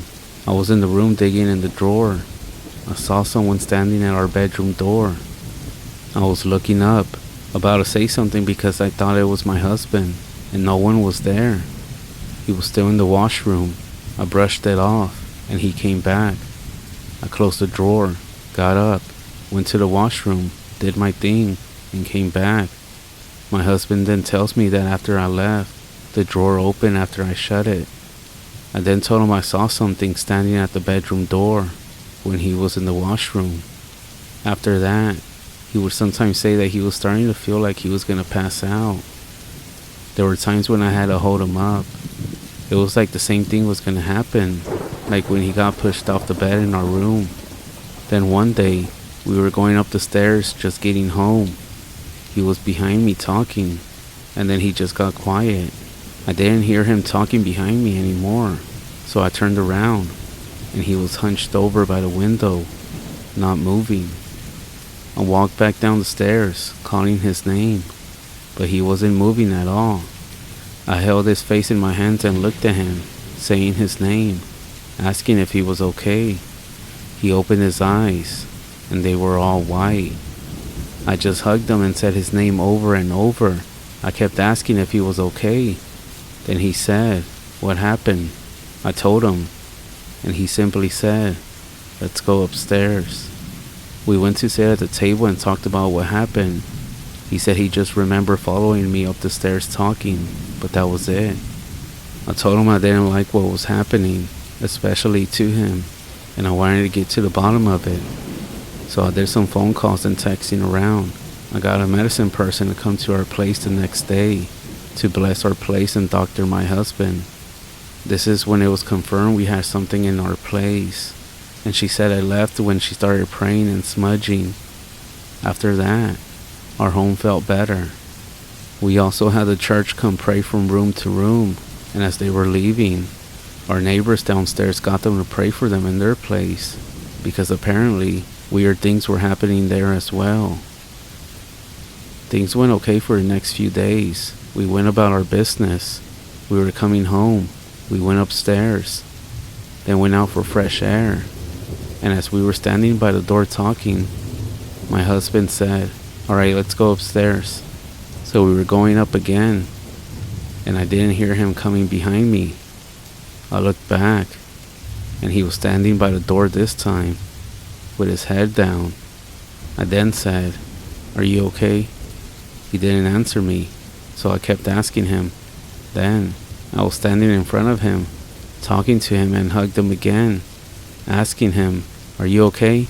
Talk to me." That's when he looked up, and his eyes were all white again, except this time there was an evil smirk on his face. So I started yelling for my young adult son, who was upstairs. He wasn't answering or coming, but my youngest son heard me. I then told him to go get his big brother. So he then came, and I told him, go get my bundle. So he did. He came and ran it down to me. I pulled out my rattle, and I started shaking it on my husband's chest, telling the thing that was inside my husband to leave. That's when it started coming towards me closer. So I started walking up the stairs backwards, and I kept saying, get out of his body. Then it laughed at me, and it was also saying something, but its voice was so low I couldn't hear it, and thank God that I couldn't, because I wouldn't want to know what it said. It grabbed my rattle. It tried breaking it. I was scared, but at the same time, I didn't want to show it. I could tell it got angry. It grabbed my rattle and started doing what I was doing, almost mocking me. So I put my face right in front of him, and I told him, this is my home, my house, and you are not welcome here, and I'm not scared of you. And I yelled for it to leave us alone.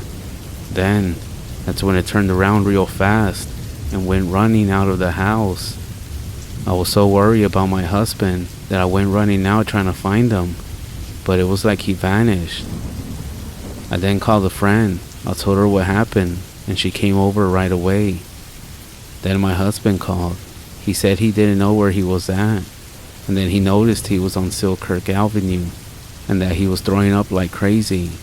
We went back and packed up our kids and some of our things. We left to stay in a hotel. The next day we got someone to come again to smudge and pray again, but this time she said it was going to stay away for a while, but it was just going to come back again. Then she started asking if we found any sand or bells whenever we first moved in. My husband said that he had found a bell. She then told us someone who was there before us had used black magic, and because of the things surrounding the place, it was just going to keep coming back. We were also told there were portals in my daughter's bedroom closet, and in our closet, and in the stairs where that thing kept jumping into my husband. So we packed up and left to stay in a hotel and started looking for a different place. But we had noticed my husband was starting to get sick again. And so we went to go see our pastor. Him and some of the elders performed a blessing, praying. Just as I pulled out my rattles, that's when he looked at me with the most evil eyes. The pastor then told me to move away from my husband, and as I did so, his eyes stayed on me, looking at me full of hate, without taking its eyes off of me. We then all started to pray. Our pastor started to pray his way, and my daughter and I with my rattles. As we started, my husband started getting sick, throwing up to the point that he fell over and started shaking like he was having a seizure again. Once we were done, he said he felt lighter and at peace. Later on, I also smudged him. I fanned him down and said a prayer. Never in a million years have I ever thought anything like this could happen to our family. And this stuff is real, not only just something that you see in the movie. I know I'm gonna get a lot of pushback about native medicine working better than church medicine, since they say that it doesn't heal true natives.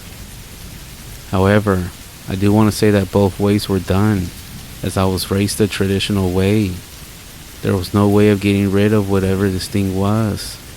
As we were told by the medicine lady, witchcraft is white man medicine. This is why we chose to do both ways, and it's healed my family just fine. We are native. Besides, she also said that we don't know where the evil originated from, so it was best to have both done, just to make sure that everything went back to normal. There is a little more to our story, and I'll save that for another time. I'm just happy my family is okay now, and safe.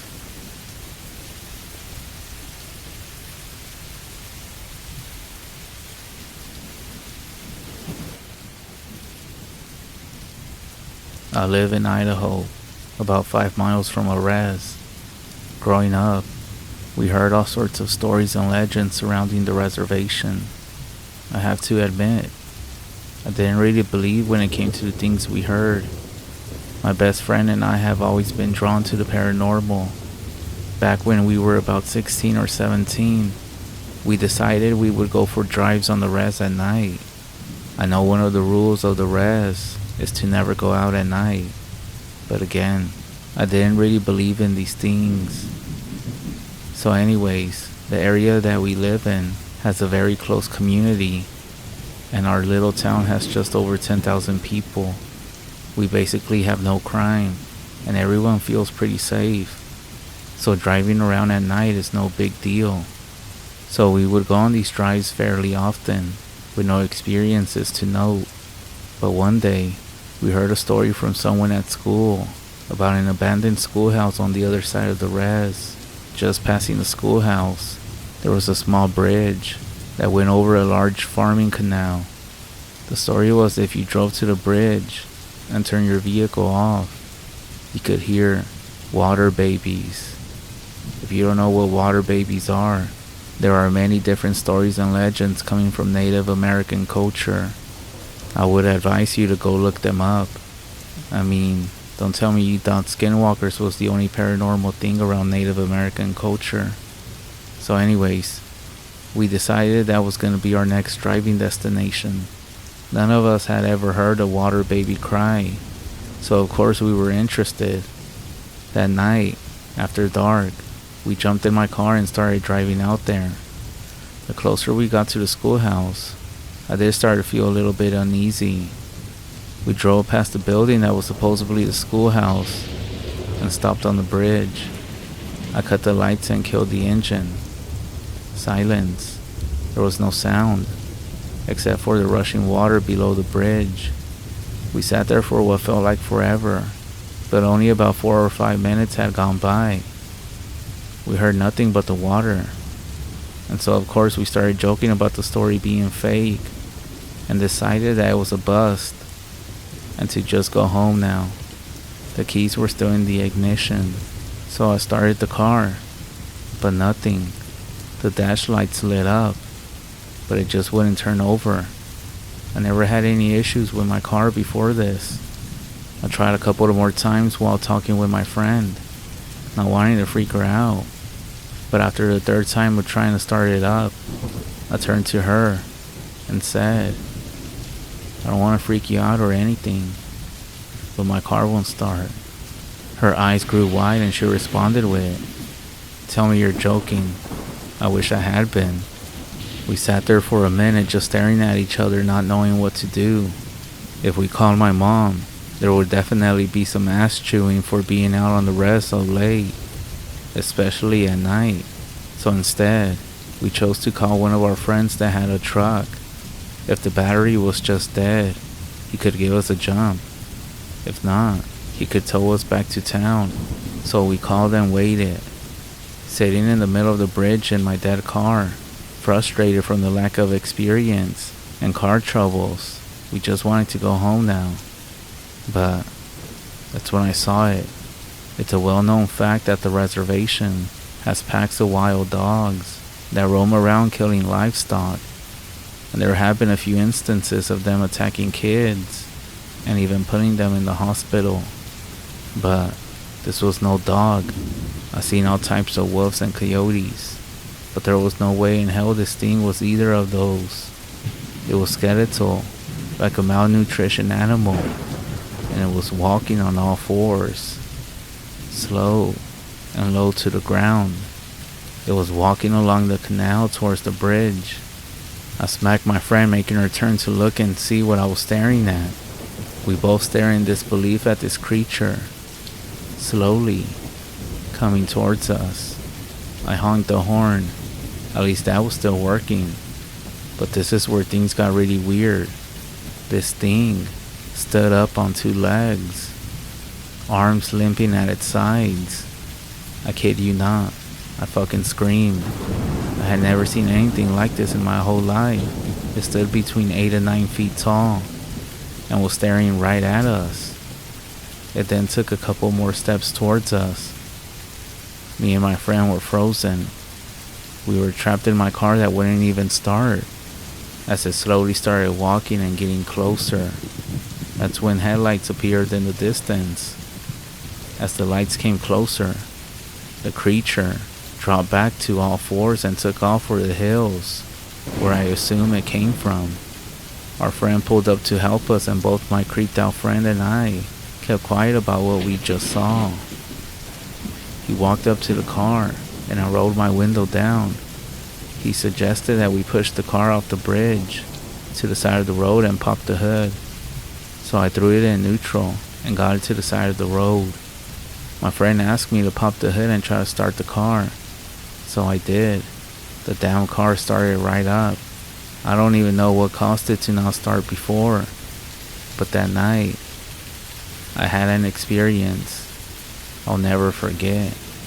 I don't go out on the res anymore at night. I learned my lesson. And I would rather not see whatever it was that night, that creature, again.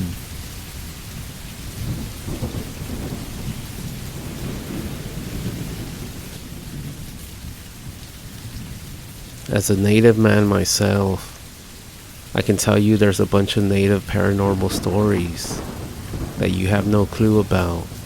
Most people only know about skinwalkers, but even those themselves, we see what the internet and ignorant people do when they take something like this and just spread it around. First of all, a skinwalker is not a creature. They're actually medicine men, but maybe I'll give you some background on that another day. However, the main reason you hear a lot more about skinwalkers than anything else is because some of us don't have the same access to the internet as others in the res do, simply because of the city internet companies. The companies tax the shit out of the internet, so it's not even worth it most of the time, unless you have a great income or quite a few people on the bill. But even if a native person does have internet, they most likely don't use the internet like everybody else does. They don't spend their time on Facebook, Reddit, or even YouTube. However, that's been my experience with family and friends. In our culture, when it comes to these paranormal stories, it's almost stories that have been told verbally, in person. So when someone in our tribe died, unless someone remembered their stories and passed them on, their stories died as well. Now, even if all the stars align, and a native does retell the story, and has access to the internet, has access to all of social media, most natives simply don't want to post their stories, because even their own family and friends don't believe them, even if they have a few witnesses. You know, like most people wouldn't believe a half goat, half man, or little people, water babies, all the different ceremonies and their uses. So instead of risking the quote-unquote explanations and embarrassment, some of us just keep it on the inside until we meet another native that we can trust enough to not be judged. And so we exchange stories without a worry, because, you know, they seen similar things on their reservations. Hell, I even heard people pleading that no one should tell anyone anything, because you can tell the wrong person something, and you might even bring a curse onto yourself or your own family. Hopefully now you know why there isn't that many stories. You simply gotta become friends with a native well enough to hear a first-hand account of these paranormal stories. Why do you think the stories that you do find online usually begin with, "I have a friend who is native who told me this," or "My native friend wants me to post this on here"? I do have a story to share. Don't worry, it won't bring a curse on you, nor will it have a skinwalker knocking at your window tonight. But it's one that I share with everybody. So here it goes. This is about an old native ghost sighting. Back when I was young, I was getting ready for bed, when out of nowhere, my cousin shows up in a panic asking for my dad. He starts saying that he needs to be smudged. Being smudged is where we light some sweet grass, kind of sacred, and we pray while you pat the smoke all over your body. Anyways, we do this, and he starts telling us what happened. Remember, it's about 10 p.m. or later. I was already in bed ready to sleep when all of this went down, so of course it woke everyone up. He said he was driving down the road going home from a friend's house, when he was about to drive past the massacre spot. Well, the massacre spot is a monument going around this corner not far from my house. At the monument are 8 or more graves along with a big stone shrine type of thing. And about 40 meters from there is another special cross where the priest was killed. I know the whole story, but I'm just giving you a little bit of details. So yeah, a massacre happened, and it's a creepy old dirt road with nothing else. We drive by it daily depending on where you're going. The place is creepy to me, and I try to stay away from it at night. Anyways, back to the story. He said he was driving past it when he started feeling nervous and scared. He said right as he was passing the monument, he looked over to his empty passenger seat, except this time, there was an old Native American sitting with him in full Native gear, not saying anything, just staring at him. My cousin is a huge wuss, so he immediately pulled into our house. He didn't even look in his mirrors. He said he was too scared to look. Now, what makes me believe him is he straight out refused to drive home and asked to spend the night and sleep with someone in the house, which was me. As we were going to sleep, he even asked me to close my closet, which kind of scared me, and it also made me think that my great-grandpa was probably creeping on me through my closet. Now, when something happens to someone, you can feel and see the fear and panic in them. And that night, he was scared shitless, and it kind of scared me. But what really scared me and made me believe everything was that night as we were going to sleep, I could hear my dad in the living room talking with my mom. I don't know what they were talking about, but they stayed up pretty late, singing songs. And the next morning, a medicine man came by, and he started blessing our home, and he even told my cousin that he needed to get rid of the car. Yeah, I know this story wasn't about a skinwalker, but I'm sharing this with you to let you all know that there is another side of Native culture within the paranormal side of things, aside from the Americanized skinwalker stories. And with this, I would advise you to never drive through the res at night.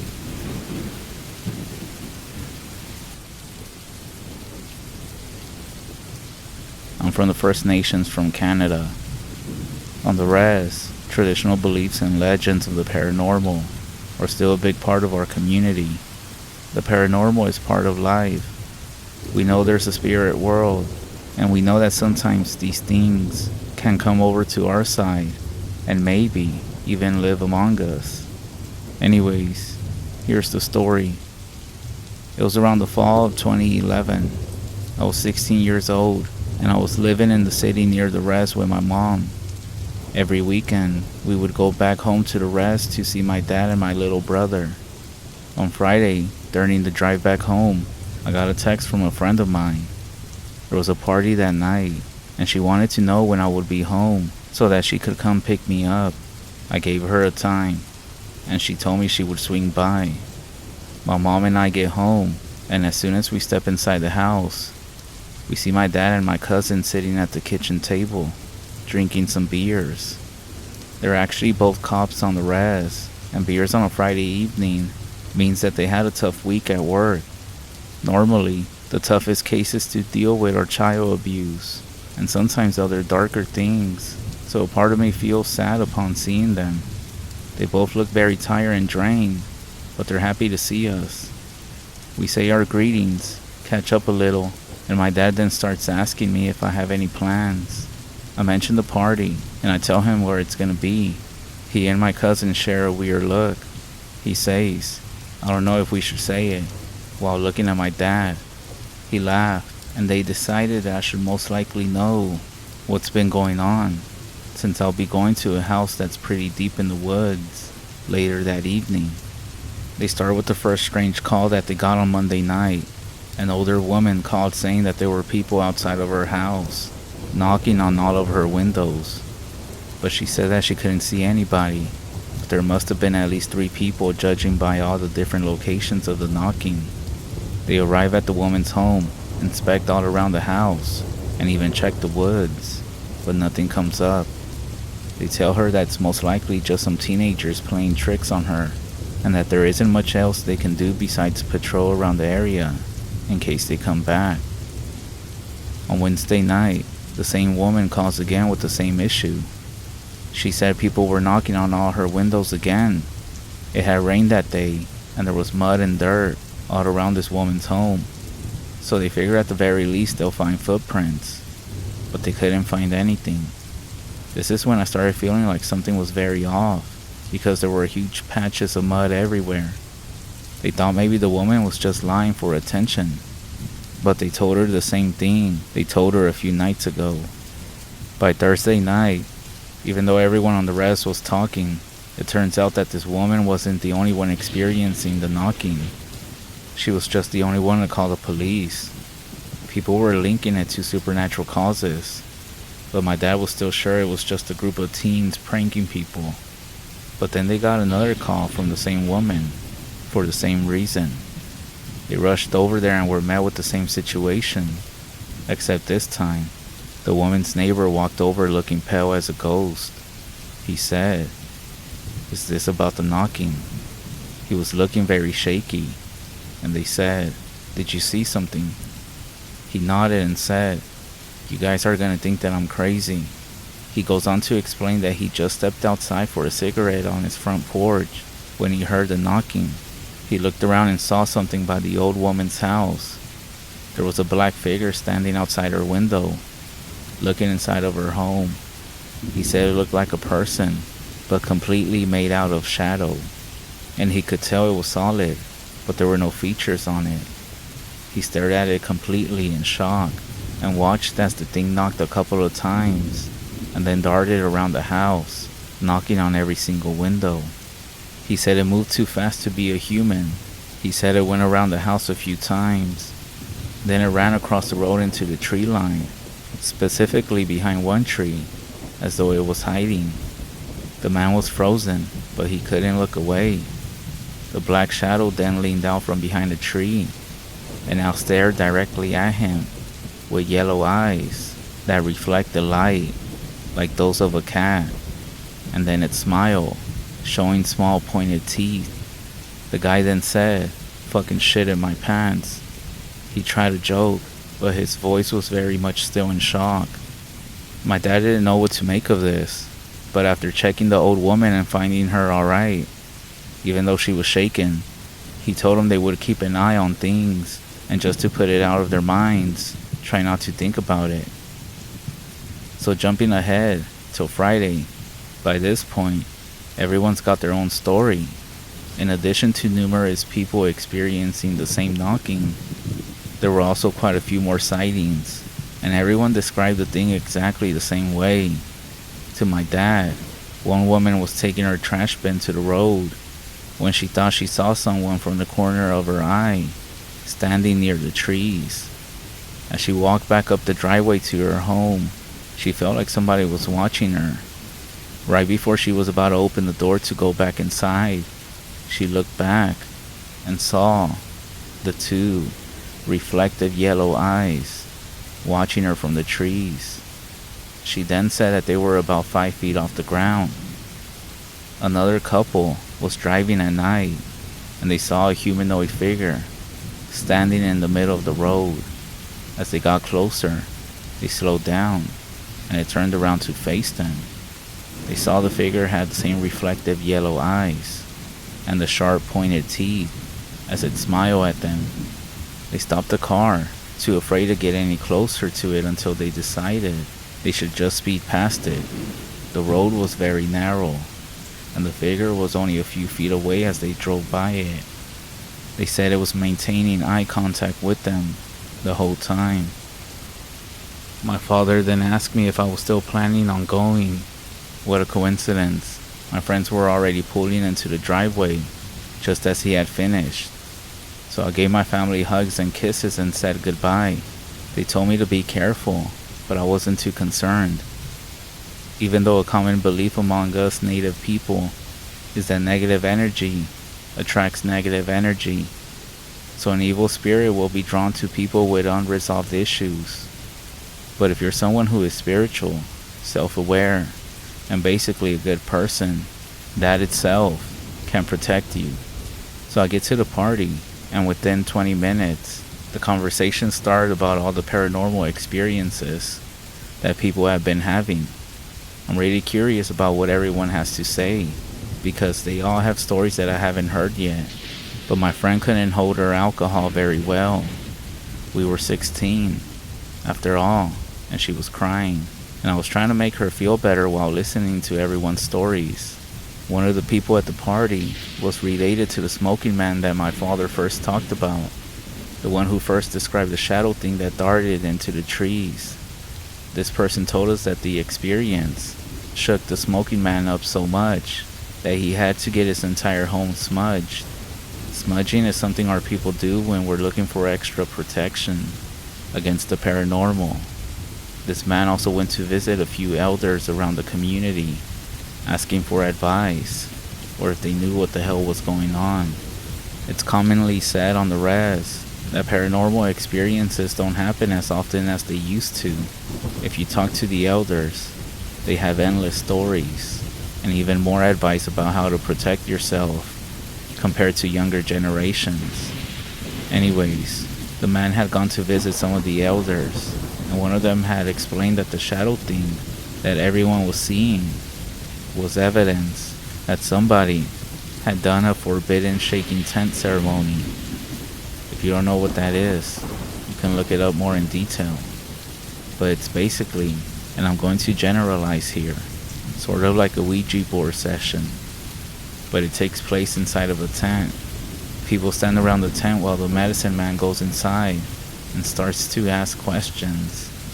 The tent begins to shake, and you can hear the voices of spirits coming through. I have never personally been to a shaking tent ceremony because we haven't had a good enough reason to make one. Our ancestors used them when they were starving and in the dead of winter and needed to know where the nearest food source was.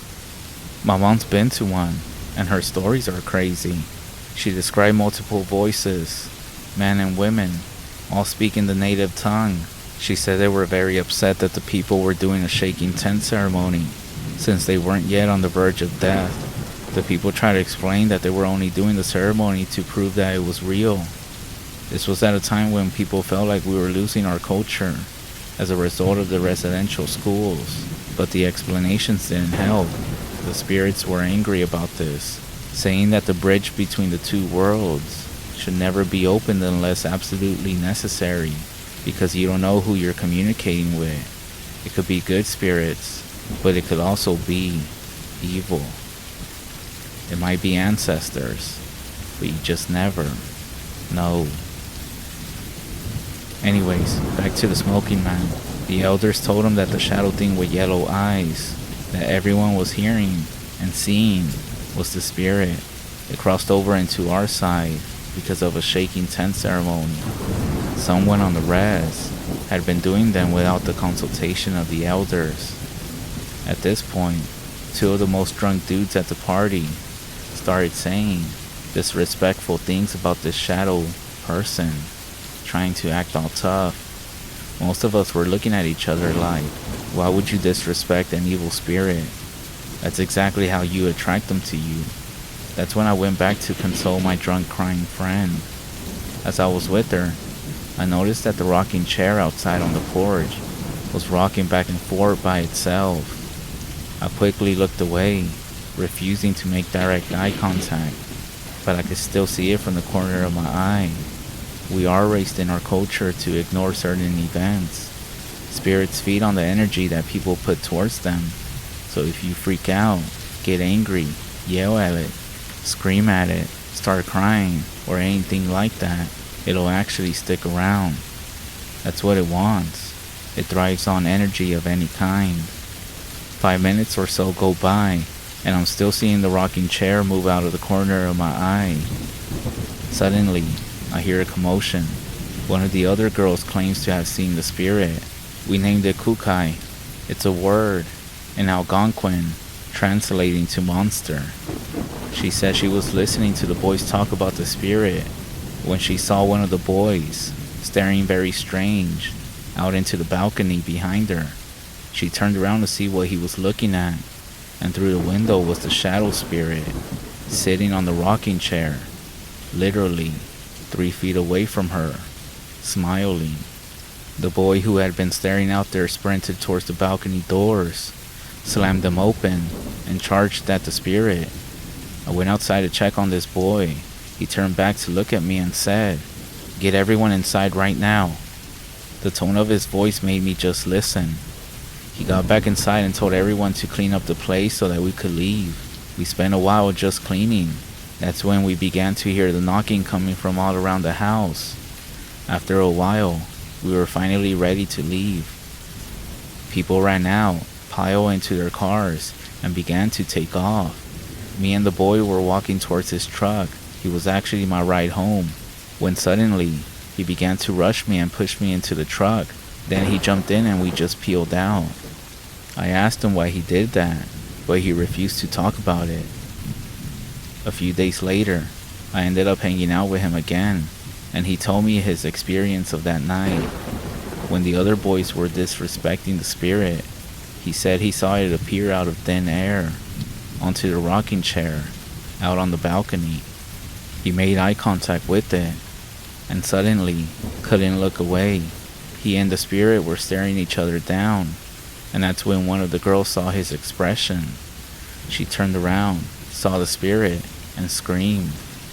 He said his first instinct was to defend his friends, and that's why he ran outside. He said the feeling that he was getting from the kukai was almost like it was daring him to do something. But the second he got up, the thing stood up and ran into the woods, disappearing from the patio. When the boy went outside, he stood on the lawn and saw it standing at the tree line, looking right at him with a smile on its face. Later, as we walked back to the truck, he saw it again closer, and that's why he pushed me into his truck to leave. After he dropped us off at our houses, he and his friends realized that they never locked the door to the cabin, so they went back. But his friend was too scared to go in, even though it belonged to him, so the boy went in by himself. The second he opened the door, the thing was standing in the living room. The boy locked the door as fast as he could and hopped back in the truck. The two then peeled out of the driveway. These sightings continued for a few days after that. It was the talk of the res, but then suddenly, everything just stopped. There was no more knocking, no more sightings. Everyone was curious about what happened to the spirit. What was it? And could it come back? Would it come back? Eventually, word came from up north, where sightings of the same spirit were seen in a different community. And then some of the white people in the town, just north of us, started to report very similar strange events. And then other reservations near us were as well. The way the stories were coming in, it's like the spirit was traveling north. As of 2018, there's been no more sightings. No one on my res or anybody else has seen anything remotely similar to what was going on. So, what do you all think? Let me know.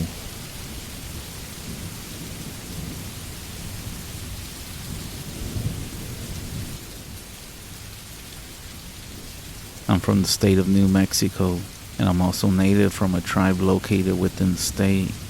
I'm not going to mention the tribe or what part of the state I'm from, obviously for privacy reasons. I'll start off by saying that growing up on the res as a member of the tribe, you're exposed to a lot of things. We take our tradition very serious, and we try to preserve it the best way we can. However, there are things that happen that are not talked about on the res. It's no secret that there are people who are evil. We all heard of skinwalkers and wendigos, evil spirits that torment people or corrupt their mind with evil. As crazy as these things sound, believe me, such things do exist. I have ran into evil spirits in my res, and I heard plenty of stories from fellow tribal members or friends that have experienced similar things. For example, the things they experienced included unnaturally whistling in the back hills of the res at night, or moving shadows in the trees, or even in the arroyos that are black and misshapen, or some owls that perch up in the nearby trees watching your house all night long. But this story that I'm gonna share with you didn't happen to me or anyone that I know. It actually happened in one of the reservations here in New Mexico. I was in high school at the time of this incident. I went to a school where it was nothing but natives, and you had to have native blood in you to attend this school. Going to the school, there was always rumors going around of sketchy things that kids would see. Most of it was just that, a rumor, made up of incidents to scare each other. But one day, what I thought was a rumor actually turned out to be true. Did you hear what he did to the body? After he did that, he sat there with his face painted. I heard a girl say to her group of friends, "What the hell?" I thought. I didn't know who these students were talking about or what they meant by, "He sat there with his face painted." I continued to class, and before lunchtime, I had a partial understanding of what happened because I was asking around a bit. A young man from the pueblo of Jimenez had killed another young man in a very brutal way. As the lunch hour proceeded, I found out more information on what happened. The man who killed the other man were both friends. The man that committed the killing disemboweled his victim in a gruesome and satanic way, and they say that he even lit candles around the body. There's no way this could have happened. There's no way this could be true, I thought. But when I got home, I found out all the gruesome details were true. There was no hiding it. It was all over the news. When something like a murder like this happens in New Mexico, especially one like this, you can guarantee it will be on the news. I sat there in disbelief as the newscaster spoke on the incident. A man from Jimenez is being held on charges for killing another man, 21-year-old Matthew Panama, on the Jimenez Pueblo reservation late Saturday night. The rumors from school had turned out to be true. The man did kill his friend in a very gruesome way. He did disembowel the body and proceeded to paint his face black and white, like he was trying to bring forth something evil in a satanic sacrificial ceremony of some sort. All this was hard to take in. This incident not only shook the people of Jimenez, but all the neighboring Pueblo communities as well. Weeks after the incident, information was still coming to light. The Pueblo of Jimenez banned trick-or-treating that year. They also had a bunch of different medicine men from around the Pueblo perform a huge ceremony curing to get rid of any evil that was there. The reason they had to take such measures is because of the traditional beliefs that they have. When an incident of this size happens, the whole Pueblo has to be cleansed.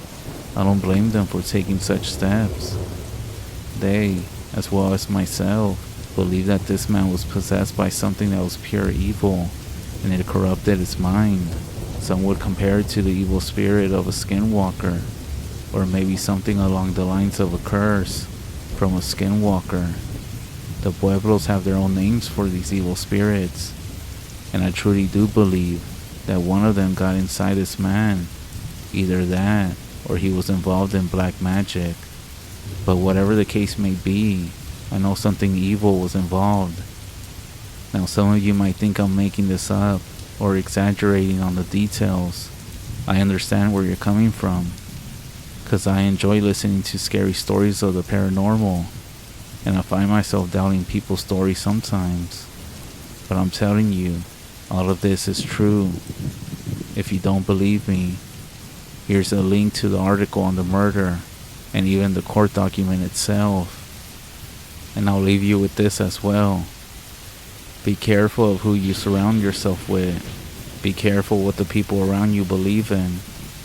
The last thing you want to do is be involved in witchcraft.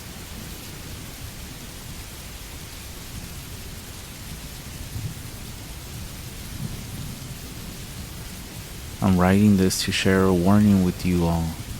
There are things you shouldn't dig into, read about, or even listen to. I've been listening to scary stories, just like most of you that will hear this one. I know you enjoy stories of the paranormal, skinwalkers, and stories about bad medicine, witchcraft. and black magic, or as we call it back home, brujeria. I'm not referring to evil ladies wearing pointy hats, performing rituals at night, as witchcraft can be performed by anybody who practices these dark things. Among natives, there are many superstitions and warnings that have been passed down through generations, like not whistling at night, or not speaking of certain things at night. Well, let me tell you, bad medicine, brujeria, it's all true. You see, I've been cursed my whole life. Ever since the events I'm about to share with you, I have always been afraid to put these memories into words. But I know my life is coming to an end. I feel like I gotta share this story with you all.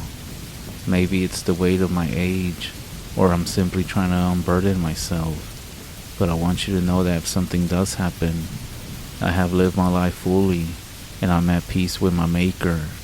This is one of my final testaments about the disappearance of my best friend, Stephanie Rodriguez. Back in the 90s, after working so hard without taking any vacay, I finally decided to take a break from work. My girlfriend Stephanie were both passionate about hiking and camping, so we decided that it was time to explore a new place. Stephanie, who is Mexican, suggested that we explore some of the beautiful isolated mountain regions down in Mexico, where some of her family lived, or at least used to live. I'm also half Mexican. I speak Spanish and been to Mexico plenty of times. However, Stephanie was actually born in Mexico, and she grew up there, so she was a lot more familiar with the regions. We have been dating for a few years now, and before you ask, I was actually planning to propose to her at the mountaintop of where we were going. So the day arrived, we packed our bags and set out. However, despite all the warnings and concerns expressed by family and friends, they told us that the area was very unsafe at that time because there were many conflicts for various reasons.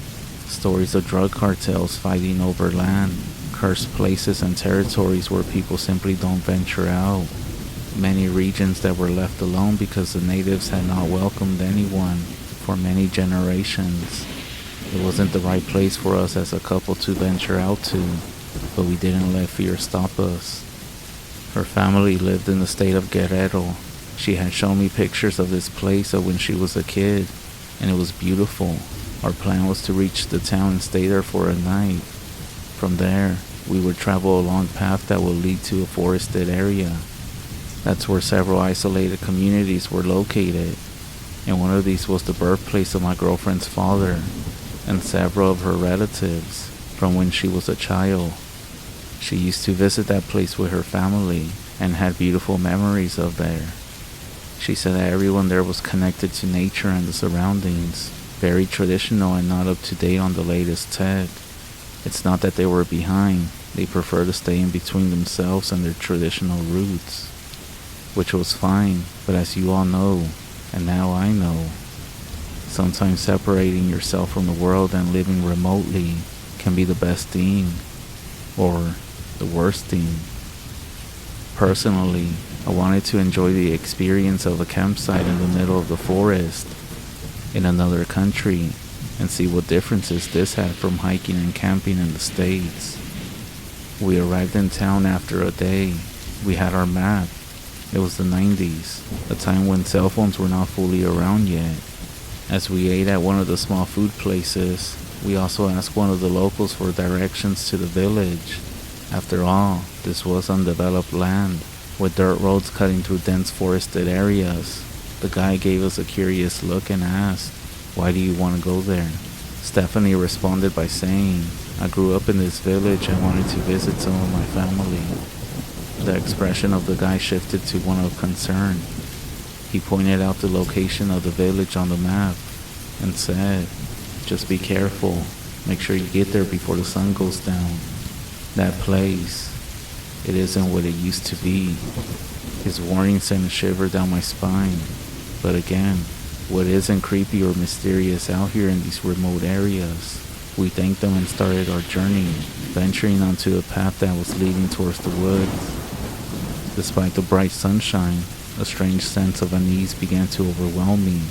It felt like somebody was watching us. It was the curious eyes of the locals that we would come across. They seemed to follow us and stare at us. I inquired from Stephanie why these people were just looking at us. That's how people are here. They don't really like outsiders. Just ignore them, she said. Despite this, we kept walking down the path until about an hour of walking, we finally arrived at this community village. As soon as we got there, everything seemed off. It was a small community with about 10 houses. We saw some people standing outside their homes, but the way they looked at us was creepy, kind of scary. I couldn't help but think about how Stephanie had grown up in such an isolated area. When I saw her face and I heard that she said that something was very wrong and that this place wasn't like it was before, I got scared again. Maybe I seen too many scary movies. We kept walking and finally, we arrived at the house of Stephanie's relatives, a beat-up home with a roof that was falling apart and boarded-up windows. Seeing the place in ruins was disappointing.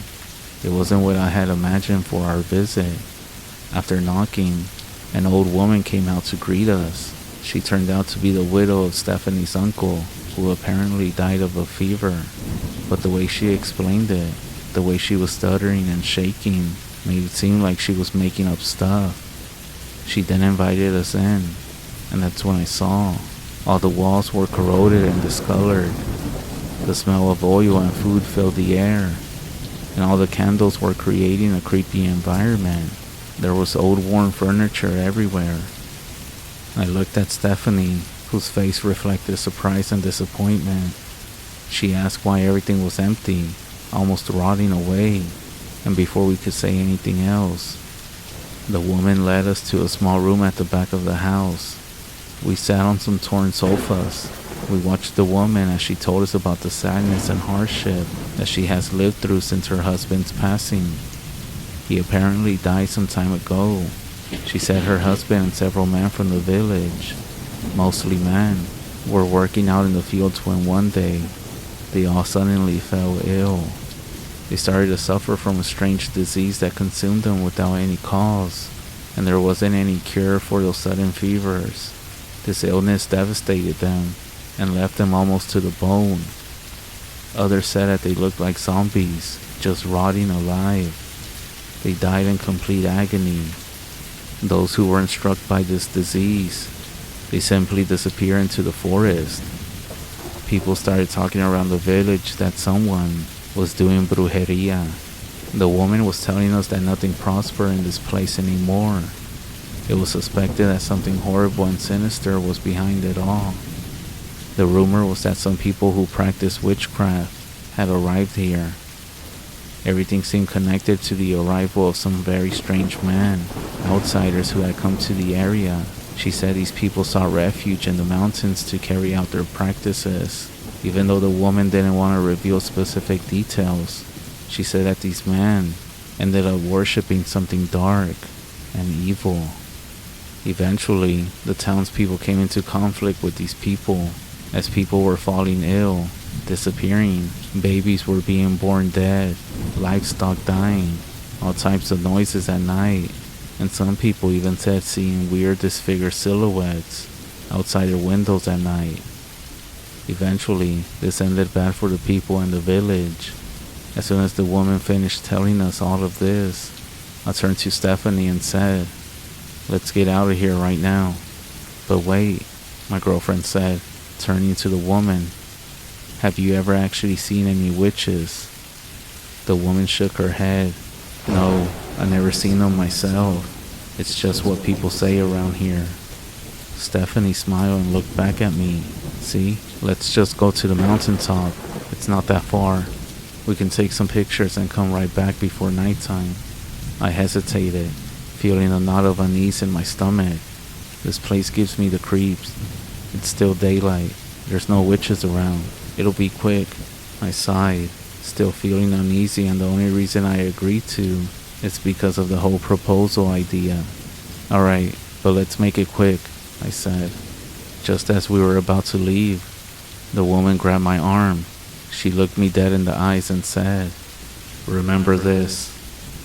If you hear whispers in the wind or see stuff that you're not supposed to see, don't acknowledge it. Ignore everything strange that you might encounter and return before dark. Once the sun sets, no one is going to be able to protect you."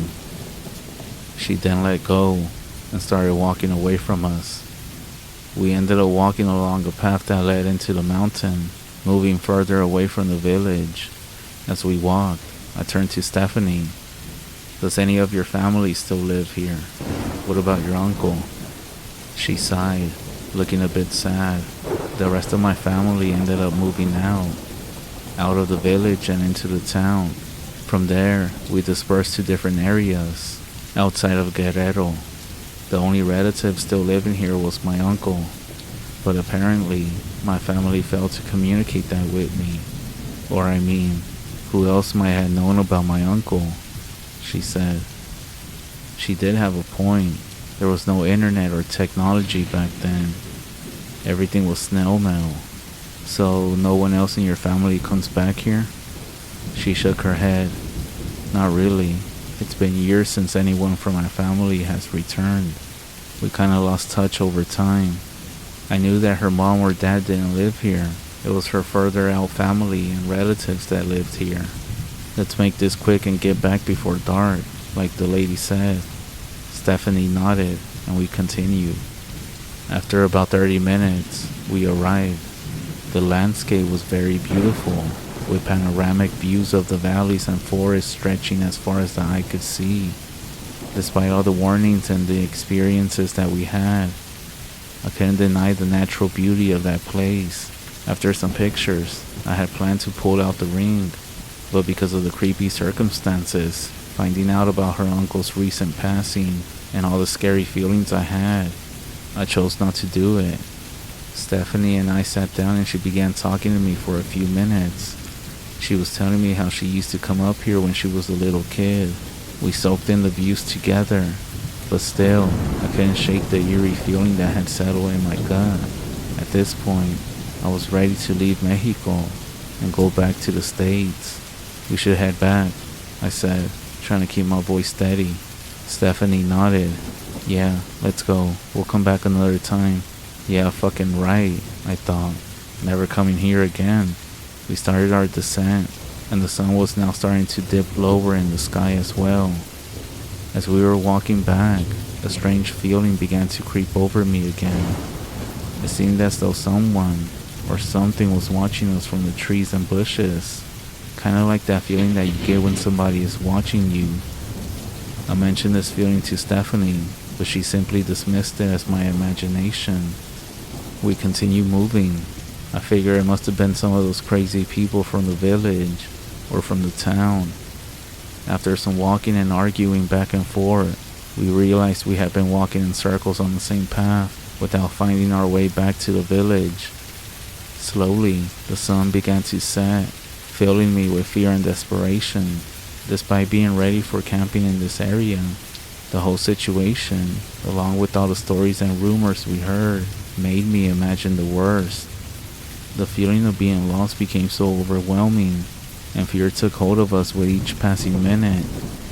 I do regret it now, but we ended up camping.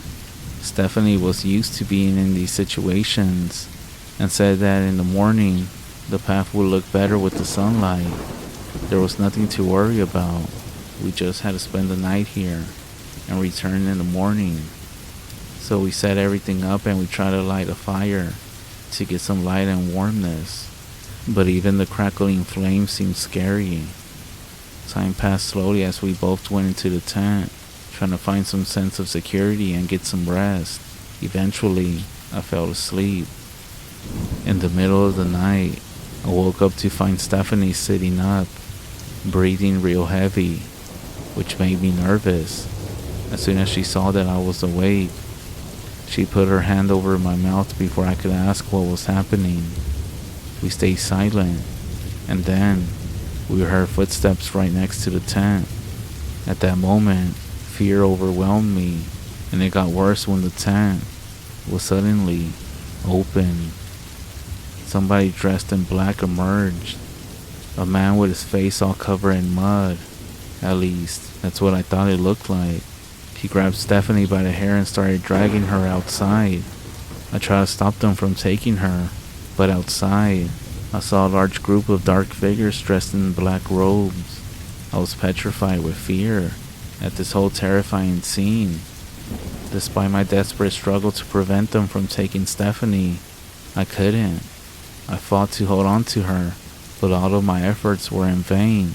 In the blink of an eye, I was pushed aside, finding myself alone in the middle of nowhere, helpless against these people surrounding the tent.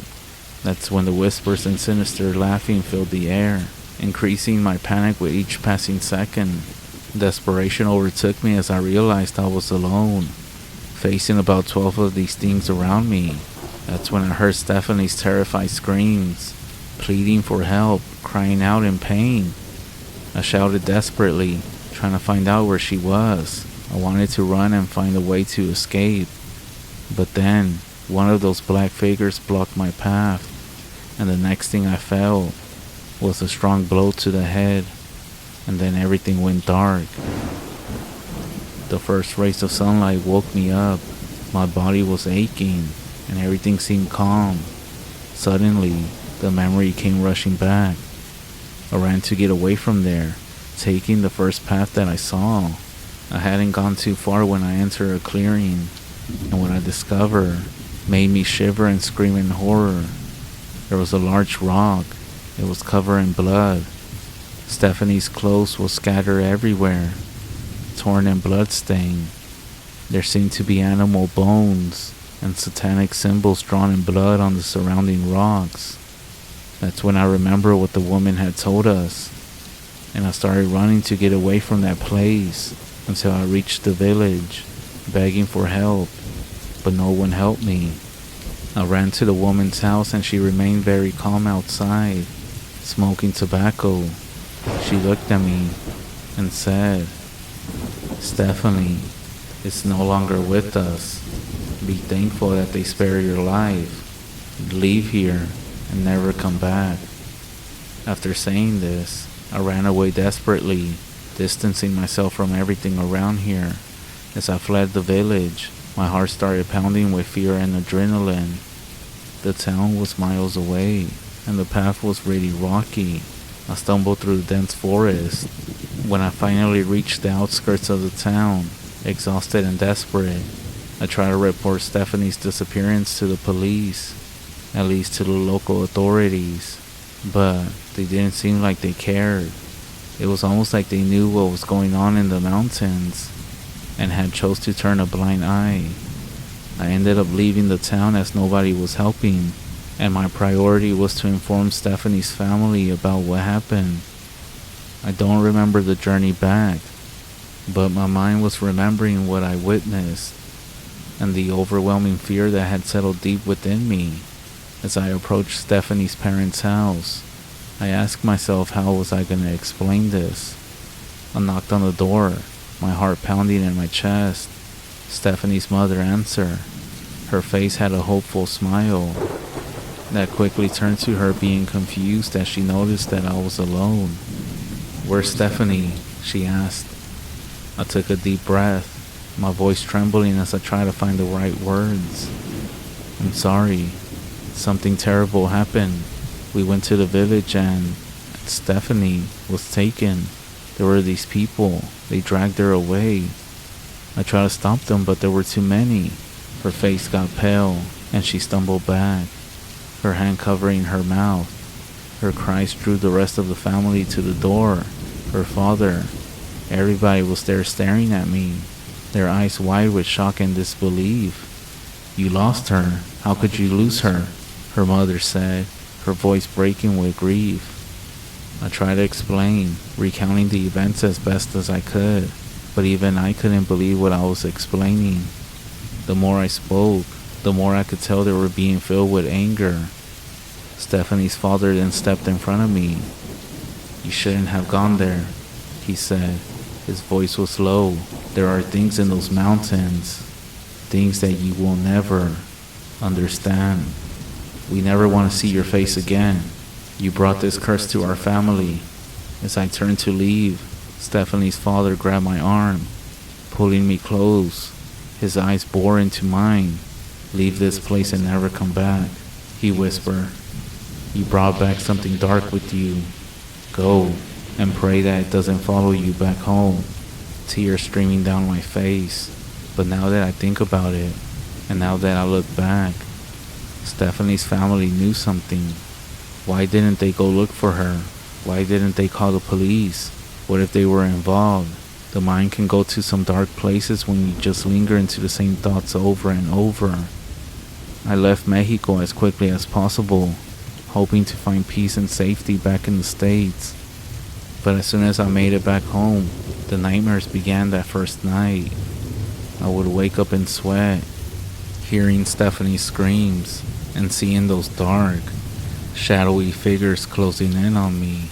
Days turned into weeks, and the nightmares only grew worse. I became somebody who I didn't know, convinced that those forces from Mexico had followed me. My friends and family noticed the change in me, but I couldn't bring myself to tell them the full extent of what happened. How could I? They would think that I lost my mind. Anyways, it's been over 30 years since that horrifying day, and not a single moment passes without the memories haunting me. Everything that I experienced just doesn't fade away with time. It seeped into every aspect of my life, changing me in ways that I never expected. Relationships, even simple daily routines. Everything was tainted by the darkness that had followed me out of those cursed mountains. I saw help from a therapist, trying every possible remedy to cleanse myself of that curse. Some offer some temporary relief, but nothing could truly erase what I had witnessed, or the guilt that I carried for losing Stephanie. It was a wound that never healed, a scar that only deepened with time. Despite the years that have passed, the feeling of somebody watching me has never left me. I have learned to cope, to live with this feeling, but the fear never truly goes away. I dedicated much of my time to researching brujeria and other supernatural things, hoping to find answers, or at least some sort of understanding. But the more that I learned, the more I realized how little we truly know about the dark forces that exist around us. I want you to understand this. If you want to be like everyone else and not believe my story, that's fine. But if you could take one thing away from this, I want you to understand that there are things out there that are beyond our understanding, forces that shouldn't be messed with. My story isn't just a warning, it's a testament to the real dangers that exist. Brujeria are not just stories to be laughed at, they are real, and they have real consequences. For now, I beg you, listen to my words and be careful out there. There are doors that should never be opened. Stay away from brujeria, witchcraft, and remember my story as a reminder of what awaits those who ignore the warnings. This story is only the beginning. If I'm still here and if this story finds its audience, maybe one day I'll share the rest. Until then, be safe and always say your prayers.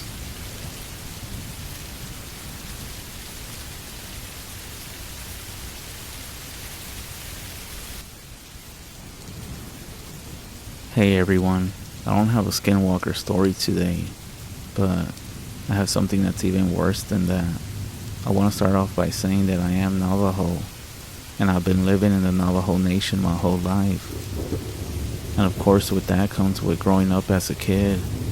It was getting close to the end of summer, and we were all hanging out. This was back then when I was a teenager. It was starting to get dark. You get a group of young boys together and of course they're going to do something that's not good. Well, we dared each other to go into an old hogan where a person had died. The hogan actually stood at the edge of town, kind of isolated from everybody. Now, why did we dare each other? Well, it was a place where the elders had warned us about, claiming that's where a chinda was. If you don't know what that is, it's the bad energy left from the last breath of the person who passed away. They said something about this being a ghost that contains all the sins of a person's life, and if the person died indoors, it can cause ghost sickness. Of course, we told each other this before we actually did it. But again, young teenagers, boys, daring each other, we made our way to the hogan. We opened the door, revealing nothing but darkness. There wasn't no ghost inside there. I'm not sure what we were expecting to see. Maybe a dead body. But it did feel a little weird. The air felt thick, almost suffocating like. We stayed only minutes, but later on we would find out that this was enough to bring something. My friend Jacob was the first one to get sick. What started off as a simple fever turned into a sickness that was starting to last a few weeks, with complaints that he felt like he was being choked. The doctors were baffled, and his parents were desperate. Meanwhile, that's when my nightmares started, vivid and horrifying. All nightmares about the hogan, and seeing what looked like a creature inside the hogan, but the dreams felt real. I was planning on telling my parents about this, and I guess be grounded for about 6 months or so. But before I did, somebody knocked at our home. The parents of Jacob stood at the door. Their faces were full of fear. They had a quiet conversation with my parents outside. After about 30 minutes or so, my parents came inside. They called me to the kitchen and questioned about everything that we did. They explained the seriousness of our actions and what we had done, the danger that we had invited by entering the hogan. The chinda wasn't just a ghost. It was the evil itself of a person, a spirit that we didn't see that was lingering around the hogan. Even mentioning the name of a dead person can bring a chinda to you, which is why you should never speak of the dead. Anyways, my parents ended up calling a medicine man. The ceremony was arranged pretty quickly. He performed the cleansing rite with sacred herbs, filling our home with smoke and the scent of juniper. As the ceremony finished, everything did feel different. Jacob also had a ceremony done. The nightmares that I was having went away, and Jacob ended up getting better. There was another friend that was with us, and I'm not sure what happened with him. Him and his family ended up moving out the res when summer was over, so we never found out what happened with them. Yeah, we learned the lesson alright. And on top of this, we were told to never speak of that night again. And so with that, I leave you with this warning. Beware the places where somebody has died, for within its walls lingers a chinda, an evil spirit born from the final breath of that person. If you enter the place, nightmares and darkness will haunt you. Some doors are best left closed, and some spirits should just be left undisturbed. Say a prayer after listening to this story.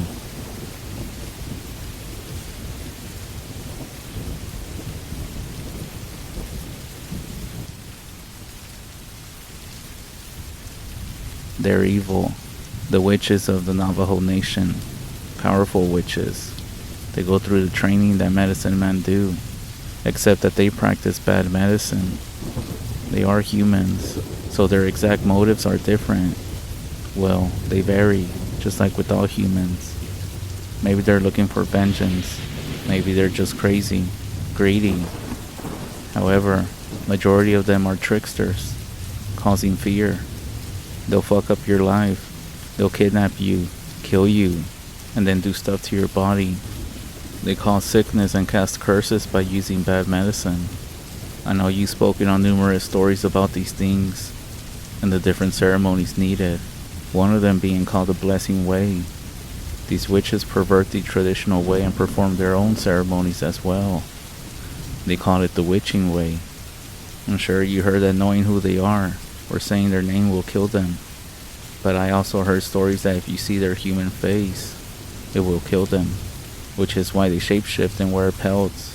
And the only way to get rid of one of these witches is by having a medicine man conduct a blessing way ceremony. Who am I? Well, my name is Alex. It's a generic white boy name, I'm aware. But I was actually born and raised in a small town called Chinle. Chinle is deep in the mountains of the Northeast Navajo Nation. In the northeast corner of Arizona, we have a school. All the basics to survive, you can say. For those who aren't familiar, you have two parts of the town, one on each side, with nothing but dirt roads in between.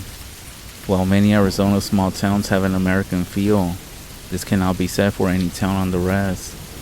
The reservation, including Chinle, was filled with poverty, alcoholism, abuse, and social isolation. It's the closest you can get to hell within the U.S. So with all this being said, so maybe that's why you won't find it strange that after buying vodka from a friend at the age of 16, I was walking back home. My father was abusive. My mom was dead. I had no real reason to return home for the night. Nor did my father have a reason to care if I returned. If anything, he made it feel like I was a burden to him. So I had a bottle of vodka in one hand and a gun in the pocket of my jacket, in case some shit went down, as it tends to on the rest. I remember it was sometime in March at night. The temperature was below freezing. A light dusting of snow was falling from the pitch dark night sky. That's the one benefit of the Navajo Nations. Clear night skies, but that's pretty much it. Instead of taking one of the main roads that everyone drove through, I chose to go around, the long way basically, where nobody ever drove. Now why did I do that? Well, imagine a young teenager walking in the middle of the night with a bottle of alcohol. Mind you, it wasn't a bag, but still, you didn't want to be caught, or even worse, end up being robbed. I was walking along a 2-lane road when I heard some rustling noises in the bushes to the left, and I spotted a coyote. I shrugged it off. I had dozens of encounters with coyotes in my life. I had no reason to fear it. I took another swig of vodka and continued walking. That's when the wind picked up. Something felt deeply ominous, in a scary way. I looked over to my left again. The coyote, which must have been 25 yards from me prior, was now about 10 yards away from me and slowly walking towards me. I didn't panic, trying to feel tough, but I would be lying if I said I didn't have a small fear at this point. 30 seconds later, I'm still walking down the road. The coyote is within about 20 feet of me. It just seemed like it was just following me, being curious. Almost like if I had a nice slab of steak in my back pocket. I kept an eye on the coyote, but I started growing deeply concerned. The wind started picking up and the coyote got closer. I considered the options that I had and realized that I could get fucked over if I didn't act soon. Seeing that I was the track star at Chinle High School, well, before I was expelled, I bolted, I sprinted, I ran. I looked back and the coyote remained walking, as if he didn't want to bother some drunken teenager running through the desert. That's when the coyote picked up his pace, and within seconds, was just a few feet behind me. As I looked back, I swore its eyes were yellow. I had never seen anything like this in my life. Scared, I threw the bottle of vodka towards it, hoping it would scare it away. To my surprise, I actually ended up hitting it. Not that I was aiming for it, but I guess someone or something was looking out for me that night. Not only did I hit the coyote, the bottle smashed across its head when it came no more than a foot behind me. While the coyote stopped and started making all sorts of weird noises, I wasn't fucking around. I continued running. I stopped for a second and looked back. The glass was lodged within the coyote's head. I looked back and saw a pool of blood forming on the icy road. I looked in front of me, running, thinking how I ended up in this situation. Well, I know exactly how I ended up in this situation, but it wouldn't count if you blame yourself. I looked back again, and then ahead of me. I looked back and did a double take. The coyote no longer had a glass on its head, and it was now running full force towards me. So I did something that is completely illegal on the res, something worse than bootlegging alcohol at the age of 16. I pulled out my grandfather's old pistol I carried and fired a shot. I missed. I tried again. I missed again. The coyote is now again a few feet behind me, and it seems to be snarling something, as if it's trying to communicate. I fired a third shot. This time it landed on the coyote's head again, and you better fucking believe I didn't stop to celebrate. I had seen what this thing was capable of. I dropped my pistol, not sure how or why, but I dropped it and ran and didn't even look behind me this time. Then, I saw the headlights. I stood in the middle of the road, motioning towards the car, attempting to stop him. Most Navajo people don't pick up hitchhikers for safety reasons, so I was going to force this guy to let me in by stopping in the middle of the road. Within 10 seconds, the man driving the vehicle came to a stop, almost slipping on the black ice. I stood by the passenger door and he rolled down his window. "Let me in. A fucking coyote is chasing me. I'm not a criminal. Please, sir." He simply nodded his head and he let me inside the vehicle. He must have been drunk, I figure. As I got in and buckled my seatbelt, I looked at the rear view mirror of the car, and that's when I saw it. The coyote was running behind us, easily going about 30 miles per hour, maybe more. The man took notice of this and took off. "Hey kid, is this thing chasing you?" he said in a slur. That's when it hit me. The faster it ran, I began to see it more. A pelt on its head. This thing was now on its hind legs. The old man then looked at me and locked eyes with me. "Don't look at it. Stop making eye contact with it," he said calmly. "That's a Navajo witch. I will drive fast now, okay?" he said. We started going at 60, and it followed, and it was still behind us. 65, 70, and it was still keeping up.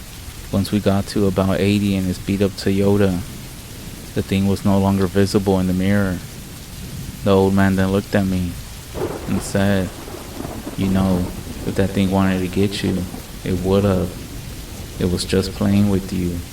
I looked at him confused, and he just chuckled in a drunken fashion and said, "I know why you're walking around here at night. Get out of my car at the next stop, and I don't ever want to see you again." About 10 minutes passed and we didn't say anything. We got to an intersection, and the old man looked at me and said, "This is where you get off." I thanked the old man, and he just took off. After that night, everything changed for me. I ended up learning about these things. I kind of knew about them a little bit, but I never really did believe in anything until this night. I stopped drinking. I ended up going back to school, and my life did change for the better.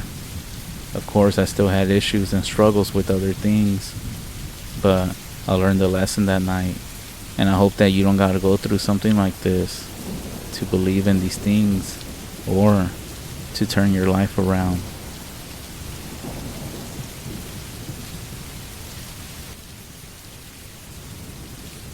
For context, my tribe, specifically the Kickapoo tribe, were spread out through Kansas, Oklahoma, Texas, and Mexico. I have family everywhere, but I live in Oklahoma. Our tribe still practices the traditional ceremonies. Basically, it's still old school. Outsiders are not welcome, and nobody writes anything down. We have several tribal members who don't even speak English or know anything about what's going on around the world. We don't really talk about stuff that I'm going to share with you. It's considered taboo. Honestly, if my family found out that I'm sharing this, they would most likely get very angry with me. I might ask about it someday, but the only one with more answers is most likely my dad. He doesn't really talk about taboo things like that, and it's hard to ask anything. So why am I sharing this? Well, I figure that as long as I don't give exact details, it will be fine. Some of the stuff I give out is actually public information, and it's not that hard to find out because we're not one of the bigger tribes within North America. I know some tribes here in America don't like sharing anything, but I always thought that if you don't share or pass down information or the stories or the practices, then how will our culture continue? if it just dies out. Anyways, when I was young, there was a ceremony that had to take place in Mexico every year. All families essentially have to make a trip down there. Out of respect for my tribe, I won't include exactly what happens. All you need to know is that my grandma has a house down there that everybody goes to. There's a lot of us, more than the house can hold. It's actually kind of cheap to build over there. So my grandmother had a smaller house built on the same property. My family, my aunt's family, and my uncle's family were there. My grandmother is a superhero, so she is helping another group of family with their ceremony, since all the knowledge is verbally, and my mom was taking care of ours. The entire res in Mexico is located in the middle of nowhere, and once you get there, it's another 2 hours until you get to the actual property. You see, the land, or the res I should say, was granted to the Kickapoo at the Hacienda de Nacimiento, near the town of Musquis in the state of Coahuila in 1850. The hacienda occupied by the Mexican Kickapoo, and is called by them El Nacimiento de la Tribu Kickapoo, or in English meaning the birthplace of the Kickapoo tribe. The property contains around 17,000 acres of land sourced with water from the Rio Sabinas. It's really big, and there are mountains within walking distance. My grandmother's house are actually at the foot of one. And you guessed it, there are no good stories that involve those mountains. They're considered a taboo place. We don't even go up there except to go hunting. A ceremony must be done for your protection if you do decide to go. So I was maybe 8 or 9 at the time. My aunt lives in Texas, and my sisters and I don't get to see our cousins very often. So these trips were the closest thing we had a family vacation, even though they were nothing but long work days. There's no electricity there. As someone who grew up pretty close to Oklahoma City, I sometimes forget how dark it can be when there are no cities nearby. No cars on the road. Just finding the 2 small houses on property can be difficult if no one has any fires going. There is a window in each room that is barred, and all the doors are made of steel. It's not pretty, but it's necessary since no one lives in these houses most of the time. The new house is different. The windows are still barred, but they can open. The old house windows are just solid glass. My sisters and I were playing with my cousin E and M in the new house. M is almost the same age as me, and E is 2 years younger. It was well after sundown, and the headlights on my uncle's truck was the only light.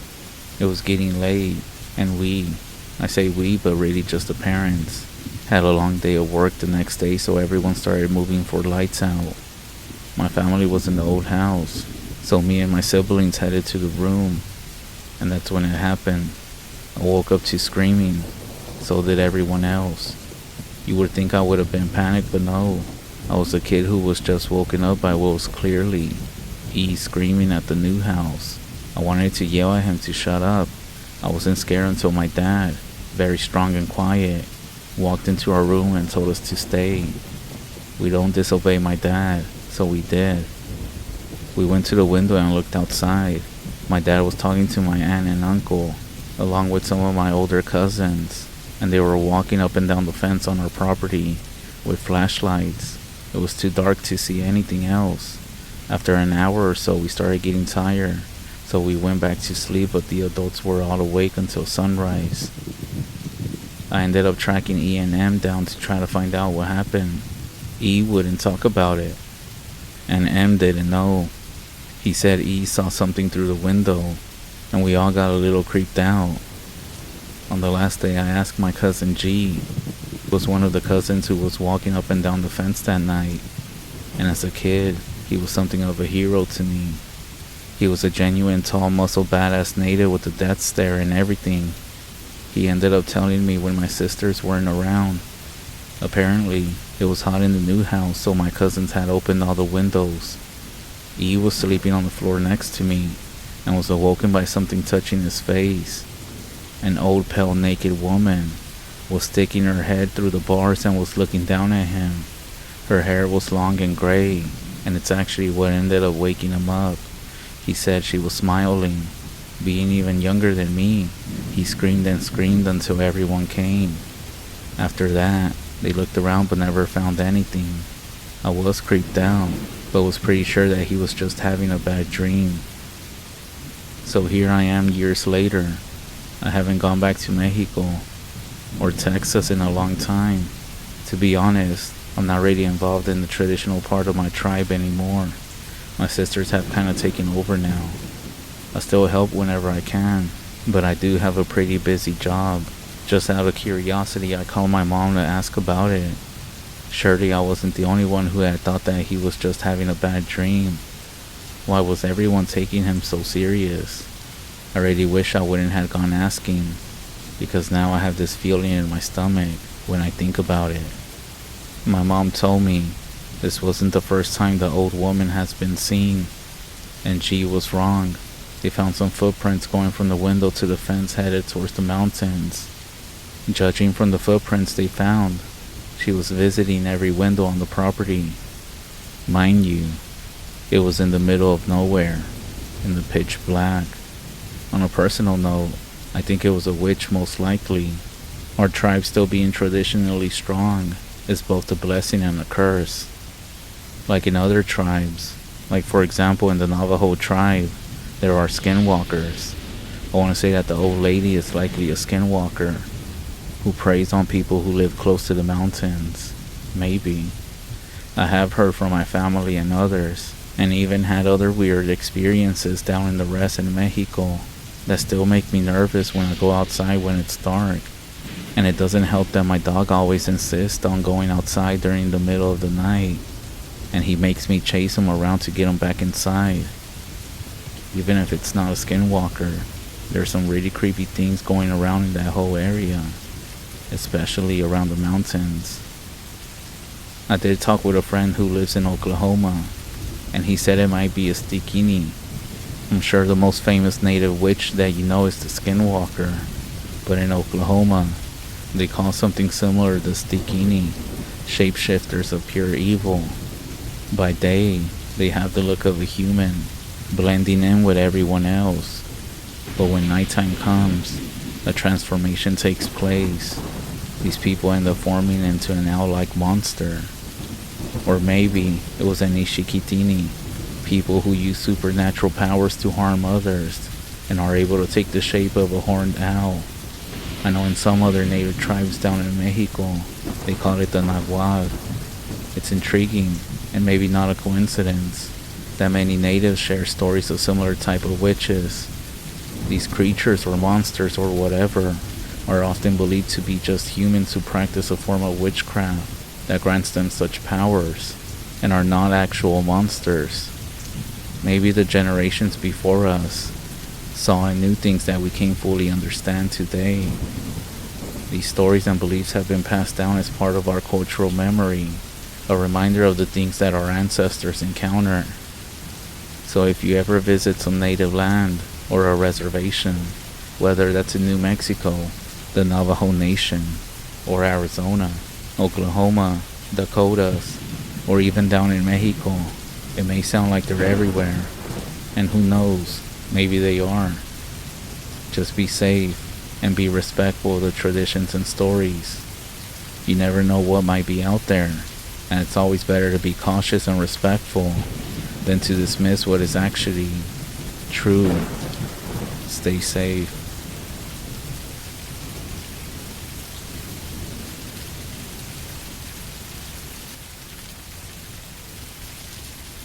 My great-grandparents, they were never forced to go to residential boarding schools.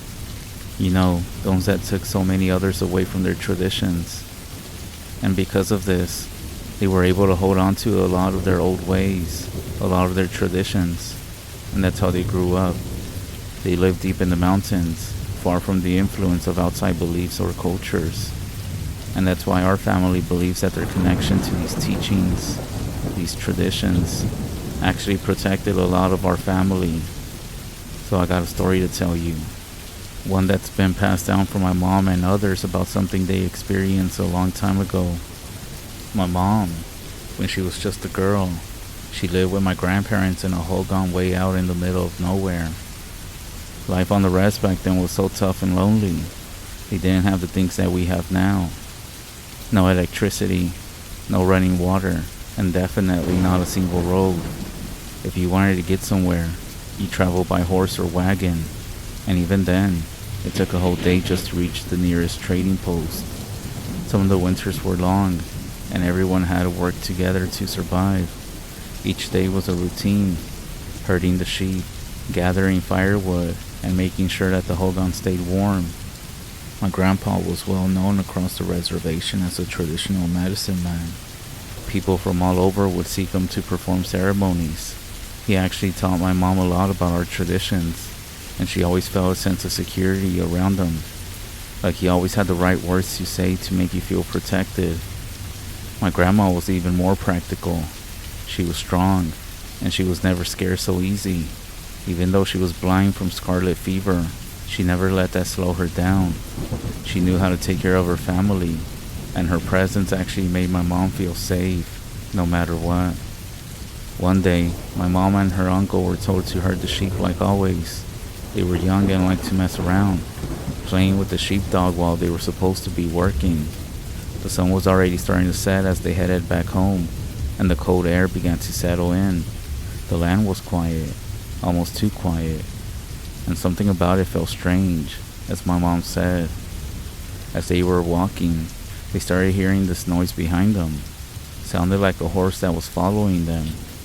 But every time they turned around, there was nothing, just trees swaying a little bit in the wind, and the bushes rustling. But they couldn't shake the feeling that something was there, lurking just out of sight. The further they walked, the more the air felt heavy. Everything was quiet, almost like something was gonna happen.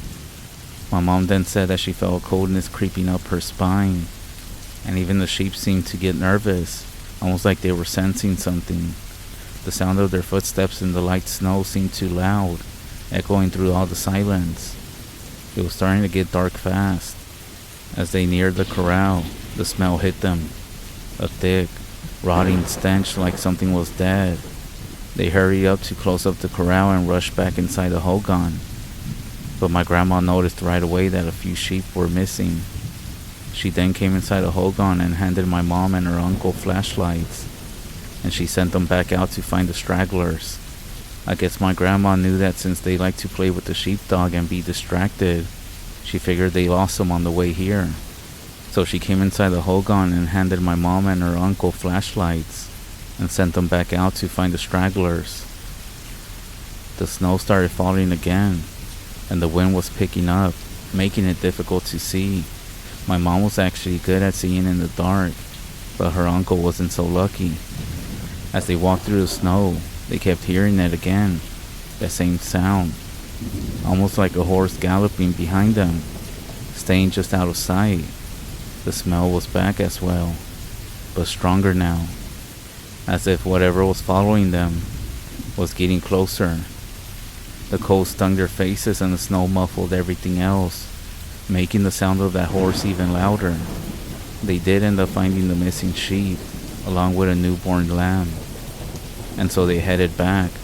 My mom and her uncle took turns carrying it, and on the way back, the smell was getting worse. Her uncle was too scared to say anything, and again, every time they looked back, nothing was there. They hurried back to the corral, herding the remaining sheep inside, but as they were closing up, my mom said that they felt like somebody was watching them. When they got back to the hogan, my grandma was waiting for them, but she knew something was wrong. The sheepdog were nowhere to be found, which was strange. They always stayed close by, and my mom figured her grandpa was still out doing a ceremony, since he often got called away for his medicine work. When they got back to the hogan, my grandma was waiting for them. The sheepdog were nowhere to be found, and even my grandpa wasn't there.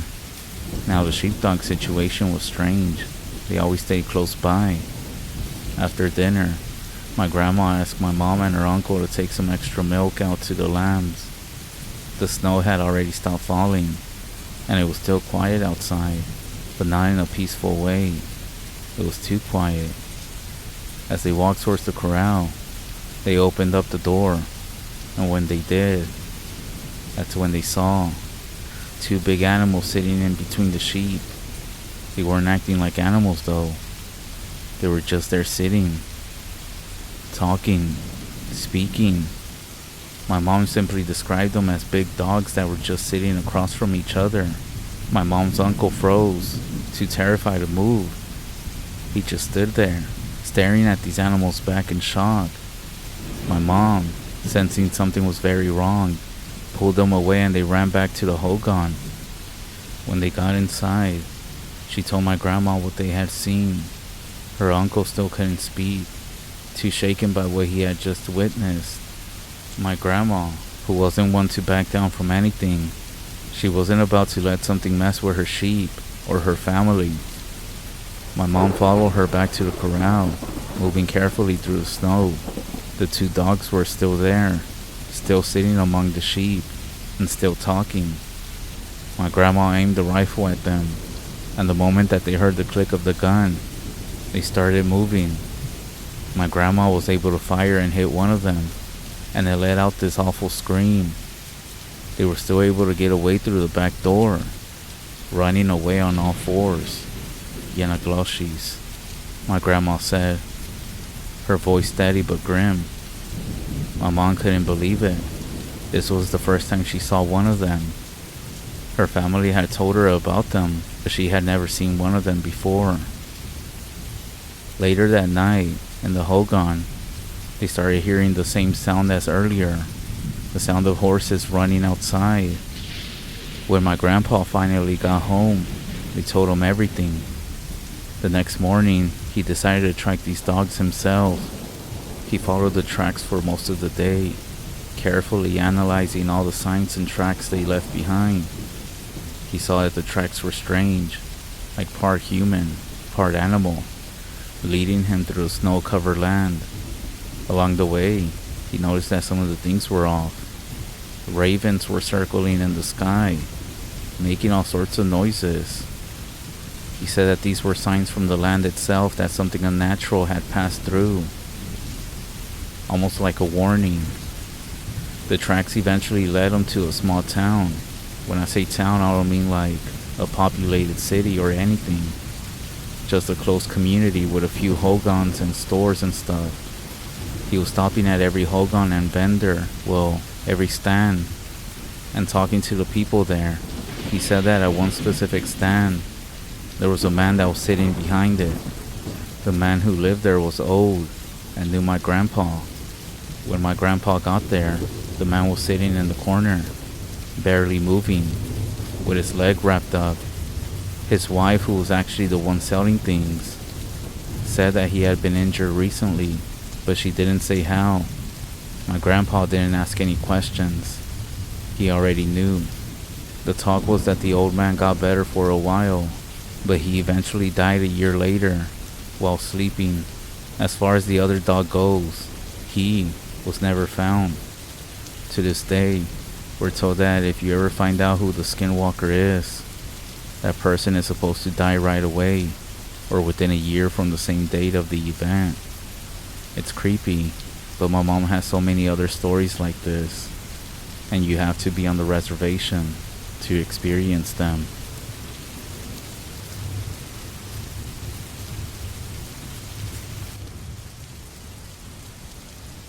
You heard the rule of don't whistle at night in the res. My tribe actually says the same. However, do you know the other rules as well? The ones about keeping your curtains closed at night. No running around, walking on roads when there's a recent death. Always cover your food at night, and no eating in the dark. No looking outside at night. Don't answer the door if you don't see anyone there, especially if it's 3 knocks. No loud music at night, or any time during a recent death. Well, my grandma always shut the curtains tightly before it got dark, and she kept them that way till morning. Now, before I tell you the story, this of course is aside from all the other rules like don't whistle at night, don't comb your hair at night, don't cut your fingernails at night, or don't look at mirrors at night. So this happened a number of years ago when I was a kid. My grandma took me to a North Reservation in North Alberta, Canada. We were sitting in the kitchen with a group of relatives, all different ages, from children to elders. I remember seeing that everyone was a little freaked out. There was this calm hush in the living room, where the children were silently playing with some toys. As a kid, I overheard my grandmother talking with a group of people about the night before. I noticed everybody was afraid to go to sleep, and they had asked my grandma to say a prayer before they sent the kids to bed. Apparently, the night before, it was raining very heavy, and a group of 3 teenagers were walking from the reservation store to their home. Because it started raining really heavy, they started moving as fast as they could with their hoodies over their heads to try and block out some of the rain as they briskly jogged about 2 miles to get home. It was around 10 o'clock at night, and the skies were cloudy from the rain. It was quite dark and hard to see through the night and rain. Suddenly, they started hearing someone running behind them. They turned around, and that's when they saw something, a hooded figure running towards them and suddenly disappear. They immediately got scared and started running towards their house, but it was really hard to see because it was so dark. That's when the lightning started, and every time that the lightning would light up the sky, they would see dozens of hooded figures all over the ditch roads and by the trees. At this point, they started screaming as they approached their home. They ran inside screaming, getting the attention of all the adults inside. Nobody believed them, and they were trying to calm them down, telling them that they were just seeing things. But that's when everybody went towards the living room window. And there, outside, was the hooded figure. Everybody inside the house was freaking out. They shut the blinds and got together in the corner, and they all contacted my grandma by phone for prayer. A day later, there I was with my grandma listening to her pray for the home and the community. I remember being scared at that moment, not wanting to look outside. I never did that night, and to this very day, I always remember the fear and the look of dread on the faces of all those adults and the teenagers in that kitchen. And this is why one of the rules in the res is to not go outside at night, and to always close the curtains and blinds at nighttime.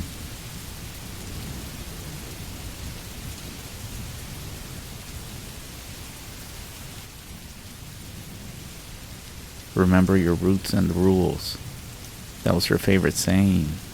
Before I got married and moved out the rest into the city, I remember my grandma telling me during my wedding, which was the last time we spoke, she said, "No matter where you go, sweetie, always respect the traditions.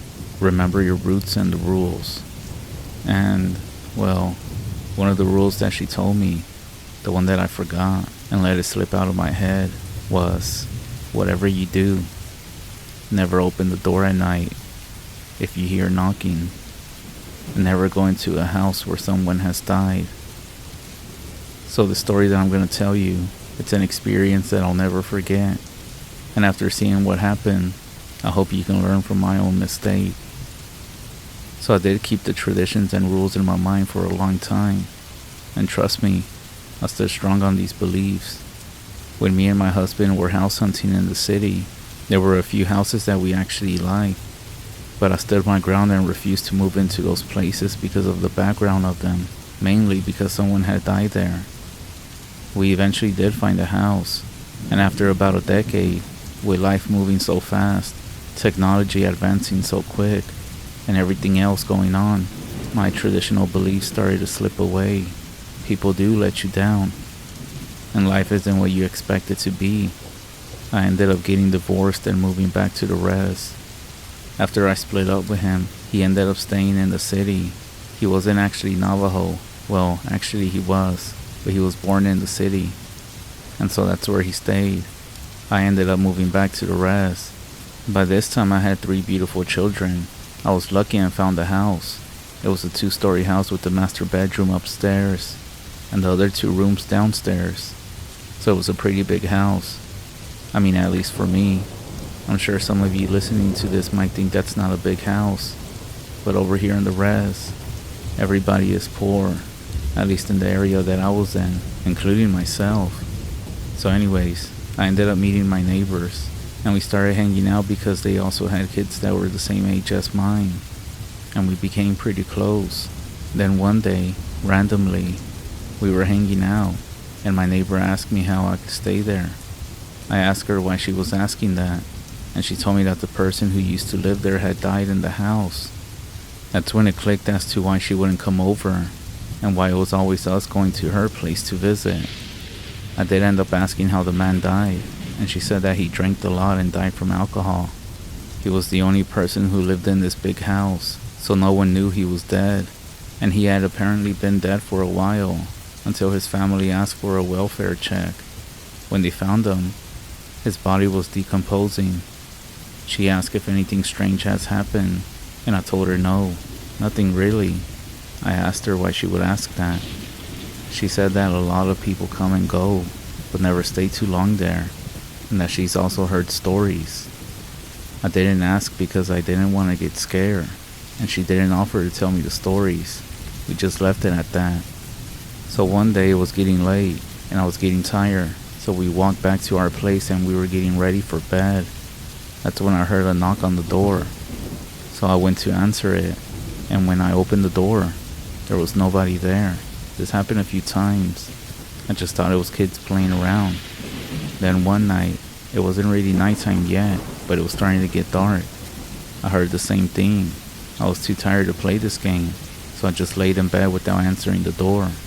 And the next thing you know, somebody was banging their fist on the door, really loud. I got worried, thinking it's an emergency, so I jumped out of bed and ran to the door. It was my friend, and also her husband. They were telling me to get the kids and that I would stay the night with them. I asked them what was going on, and she said, "I'll tell you when you come with us." So I got the kids and a few of our things and left with them. When we got to her place and put the kids to bed, she and her husband sat me down and said that I would stay there with them until I could get someone to smudge and bless the house. I asked why, and she said that they were outside, and they said that they saw the man that had died there come up to the door and walk in. They said they saw the lights upstairs turn on, and he was walking around. I thought they were just trying to scare me, so I went outside to look at my house, and sure enough, the lights were on, and in the distance, it did look like somebody was walking.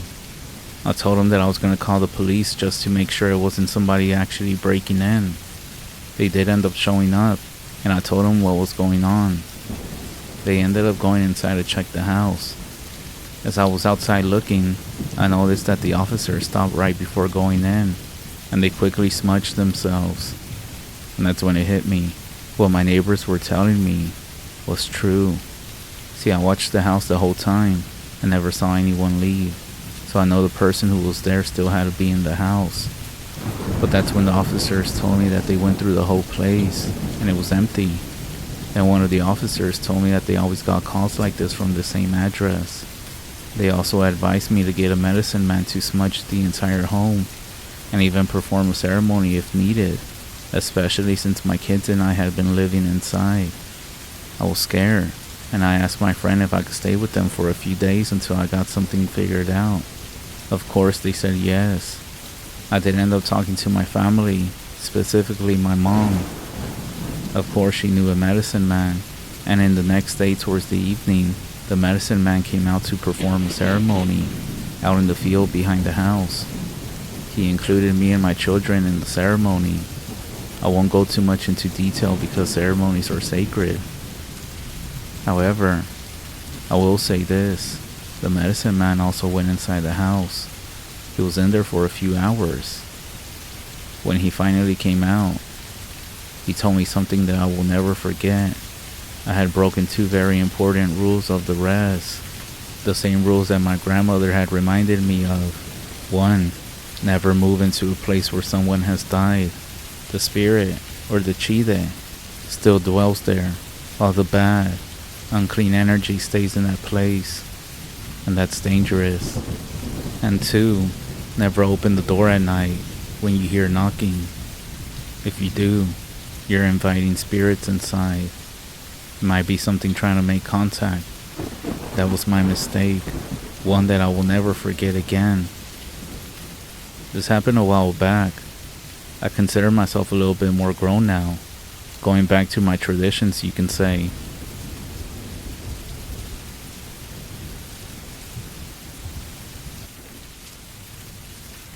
I have something to share.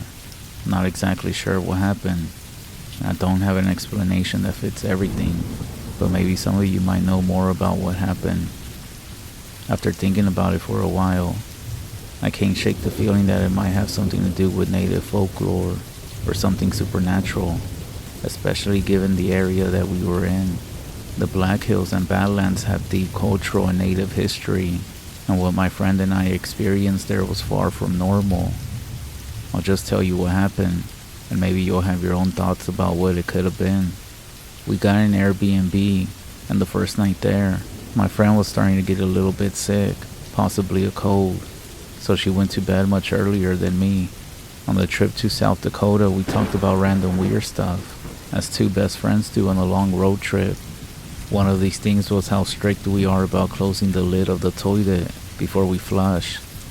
We're both big germaphobes, so closing the lid before we flush is a habit we both had for a long time. It's a weird fact, but it's relevant. She's asleep by the time that I finish my dinner and shower, and like any God-fearing American, I use the bathroom before I get in the shower. After I get out, I go check on her because I'm a little worried about how she's feeling. She's absolutely crashed in her room, and I can see her breathing and also hear her snore. After I check on her, I decided to try to go to sleep. The Airbnb is a pretty small trailer. The host is rated as a super host. No strange or negative reviews. My friend's room is on one side of the trailer, then the common area with the entrance that opens directly into the living room, the dining room, and the kitchen. The door to my room is right next to the kitchen drawers and sink. My friend sleeps with her door open, and I sleep with my door closed. I fall asleep quickly, but after a few hours I wake up because I can hear what sounds like drawers rolling on their tracks right outside my door. Now, my friend has been known to sleepwalk, so I think that's what it is. I'm wondering what to do when I realize that I really need to use the bathroom. I'm not mentally ready to go out and see my friend sleepwalking. Honestly, it's always freaked me out a bit, even though I know she can't help it. I open the door, and there's no one there. No drawers are open, nothing looks out of place, and it wasn't a matter of minutes passing since I heard it. It had been seconds. Even if my friend had ran back to her room on the other side, I would have definitely noticed. I'm trying to rationalize everything as I make my way to the bathroom, like maybe some animal was doing some weird stuff under the trailer, and it just so happened to sound like drawers. However, when I get to the toilet, something is off, and it takes me a split second to realize what it is. The toilet lid is not only up, but there is pee in the bowl. So I text her and say, I'm trying to just chalk all this up to you sleepwalking, and I tell her what all has happened. After I finish my business, I go to check on her again, but it seems like she hasn't moved an inch, hasn't even rolled over, not even pulled the covers up. I'm just like, what the fuck? But I'm determined to enjoy my trip, so I go back to my room, lay down, and try to go back to sleep. Any sleep I got was super light, and I wake up a lot, but I don't hear anything else. My friend woke up at 4:30 to officially use the bathroom, saw my text, and just kinda said, maybe. And we left it at that for the day. Neither one of us wanted to talk about it, so when we wake up, we head out early for breakfast for a full day of hiking in the Badlands, and it was honestly amazing. Beautiful scenery, a bunch of great hikes, and we saw a ton of wildlife. The events of the night were put out of my head. Even when we got back to the Airbnb, I was most likely just scaring myself because I'm in a new place far from home. We then eat dinner, take our showers, lay down, and I fall asleep pretty quickly as I'm exhausted from the day. But this night, around 2 or 3, I think, I wake up because there's a steady scratching on the wall outside my room. I know it had been going on for some time, because it had worked itself into my dream, and I was having a nightmare about some monster coming after me. The details about the nightmare aren't really clear, but I remember the fear I felt when I woke up to that noise. I know some people would say, It's just scratching. It's not a big deal. But it sparked some kind of primal fear in me. I texted my friend and I asked her if she could hear it. As soon as I texted her, the noise just stopped. No taper off or anything. It just suddenly stopped. She texted back a few hours later and said she didn't hear anything, but that if I was scared I could come sleep with her. She also offered up the idea of it possibly being a wild animal, being attracted to the smell of the food we had been cooking.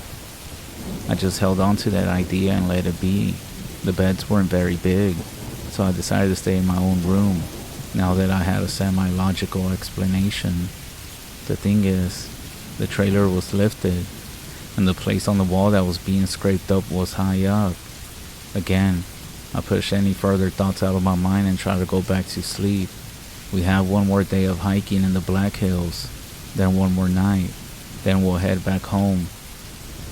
The Black Hills are beautiful, one of my favorite parts of the trip, but this whole time I'm terrified of getting separated from my friend for some reason, even though it's daylight and we're on very popular trails. So that was weird, the feeling that I had. We do our hikes there, then head back to our Airbnb for our final night. At this point, I would like to add that as two young females, we try to be as safe as possible, sharing our locations with a few friends and family members. She has a gun and she is licensed to carry. I have some pepper spray that I keep on me at all times. We move stuff in front of the door to block the entrance, in case a creeper was trying to break in. And of course, we keep the doors and windows locked. We did check the windows as soon as we got there the first night. We checked under the beds every night.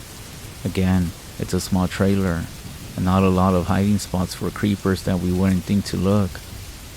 We had agreed to leave about 7 in the morning to head back home.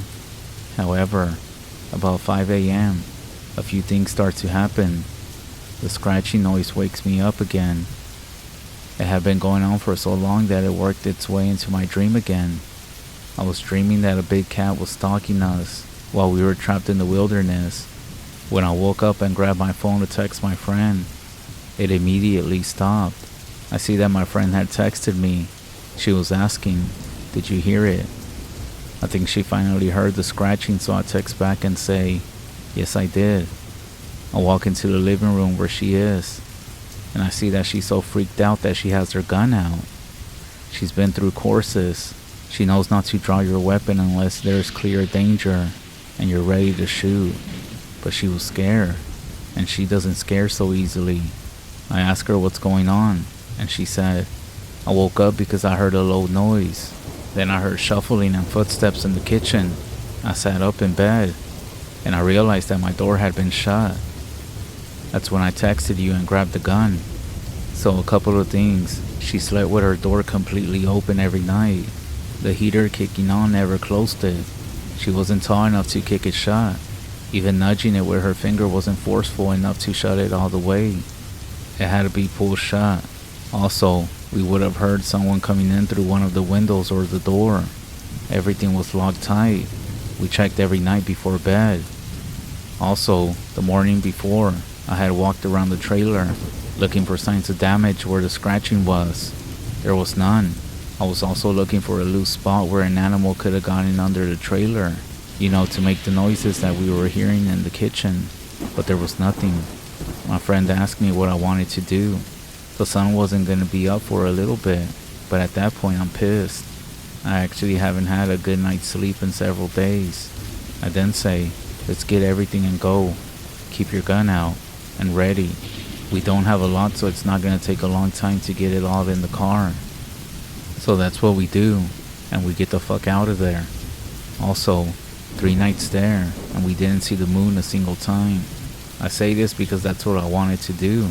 We even looked it up on Google, and it was supposed to be right around 1/4 to 1/2, so it definitely should have been visible. We could see all the stars, and it wasn't overcast at night. We kept saying on how everything was so weird. That morning as we were leaving, the moon was there, so bright.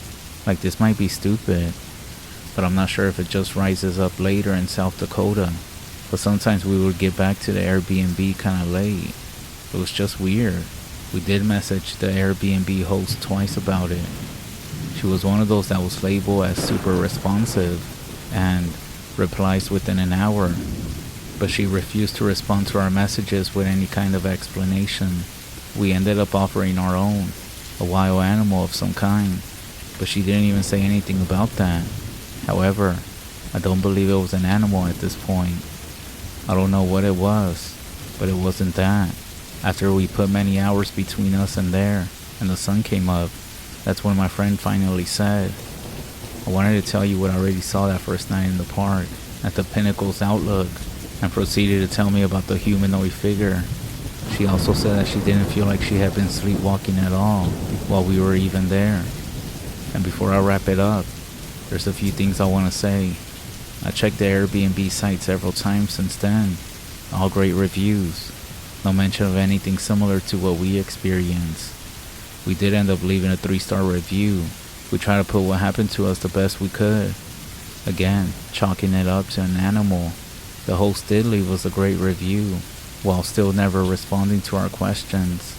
Another thing, I went to another hiking trip with my husband about a month and a half later. I heard scratching on this trip as well, but this time I was able to say that's a squirrel or something similar, and it did not bring about that sense of absolute primal fear and the feeling of being hunted, even while you were laying in bed when you're supposed to be safe. When I was walking around checking the siding for damage after the scratching, I checked the sheet metal that lined the bottom for loose sections, and I didn't find anything. I also looked for somewhere an animal could have fit through, but there was nothing. The history of the land is also pretty strange, and I believe that the land holds on to stuff like that. The Native Americans literally named it Evil Lands, and I was like, well, they wouldn't have done that for no reason. I have seen that some of the younger natives in the area said that their older relatives wouldn't let them go near the area, which I actually didn't know before planning the trip. My friend asked if I would ever go back, and I said most likely not. It was beautiful, but I feel like whatever that thing was let me off with a warning this time, and if I go back, I feel like something will definitely happen. A lot of people were asking how come my friend just decided to keep the sighting of the humanoid figure to herself at first. Well, she did, but she's very logical, and she'll try her best to rationalize things, like myself. I also think she didn't want to scare either of us so bad that it made looking back on this trip more like a scary experience, even though now that's how I see it. But still, I think the less that we talk about it, the less that we acknowledge it, the better it is. Because I believe these things feed on fear. We were already scared, but I know talking about it would have escalated the fear much more. If anybody has an explanation for this, let me know.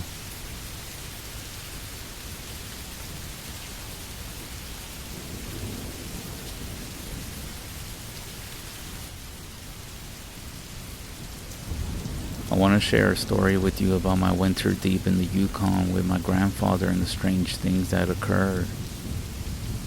Quick note, the story is a little long.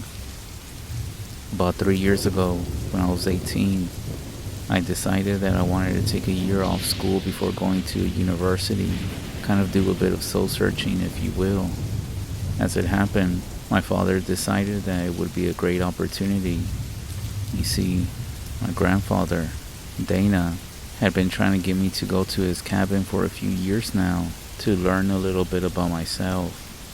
My grandfather was the toughest SOB I ever seen in my life. An example, when I was around 15, my family took me skiing in Jasper, and my grandfather tagged along. During that trip, Dana hit a fallen log that had been slightly covered in snow, and he ended up going straight into a spruce tree. He tore his lip open down to the cheek. Once we caught up to him and started freaking out, talking about getting an ambulance, he calmly stood up, told us, while his lip was hanging open enough to see his teeth, that he would be fine, and was just gonna go back to the lodge. Well, to patch himself up. As it turned out, this involved skiing all the way back, grabbing a sewing needle and some fishing line, and stitching his own face back together in the bathroom mirror. About an hour later, he was back with us like nothing happened. He still has a pretty vicious scar too. a pretty massive guy, around 6'6", and he was very muscular despite being 60. He's a quiet guy. Again, he lives on his own in the middle of a frozen hellscape at a time in his life when most people would be retired and in a retirement home. The main reason why I hadn't gone with him sooner was because my mother was terrified of me going off to live with my crazy relative for any time, despite my father saying that I would be well taken care of and that I was old enough to fend for myself. But this year was different. I guess because I was going to move out soon anyway. I was allowed to leave and go with him. My family lives in Alberta, and my grandfather lives off the northwestern Yukon, past the Minto mine, just in case anyone knows this area. It was arranged for me to fly out and meet up with my grandfather, who would then drive us to his house. After landing, I was greeted with the amusing sight of my grandfather standing about a foot above the rest of the crowd, just staring, waiting for me. We had a quick greeting, and before long, I had hopped in his truck, and we were making trail towards places where no roads go. We drove for a few hours. Not a lot was said between us, even though that was pretty standard for him, and we finally arrived at what appeared to be a little more than a snowy plot near the tree line and away from the road. So, where exactly is your cabin? I didn't see it on the way over, I asked him. He turned to me and smirked. About 3 days of hiking that way. He pointed to the trees. Wow. So began day one of my adventure. Pack slung over my back and snow up to my calves. We then began to walk. The first day actually went pretty normal. Something that was not gonna last. Along the way, he would point out animal tracks and different plants, giving me a basic wilderness survival rundown. Now, I had been raised on a small acreage outside of the also small town of Athabasca, so I was no stranger to the wilderness. But even still, my grandfather's knowledge of the wild seemed near encyclopedic. The first day came to a close as the sun hung low in the sky and the snow glittered in the twilight. A beautiful view. We found a small outcropping. We built a fire, set a can of beans and some veggies to cook, and enjoyed the moment. I slept pretty good, given that it was about -20. On the eve of the second day, I was shaken awake and told to start walking. We don't want to spend more nights out here than we have to. It's only going to get cold, and these woods are dangerous. Gathering up what little I had, little more than a sleeping bag, a few things and 2 knives, we set off again. Let me tell you, there's nothing more tiring than pushing through snow up to your crotch in the middle of the woods for hours and hours. I like to think I'm in pretty okay shape, but by the time that we stopped for a break some 4 hours later, I felt like I was gonna die. My grandfather, of course, seemed pretty unfazed by it. It was around this time that I started to take note of a few things. For anyone who has lived near or spent a lot of time in the woods, you know it's a pretty active place. Lots of noises and things moving around, but not here. In the winter, everything is still and quiet. A strange feeling when all you heard your entire life is that when things go quiet, something bad is near. My uneasiness was offset somewhat by the fact that I was still trying to see if my lungs were gonna explode. Soon enough, we would set off again. A few more hours into walking, I noticed a little cave in the hill we were on. The opening had huge icicles hanging down from the front, and a few bones scattered around the area. I turned to my grandfather and asked, pointing to it, should we be worried about that?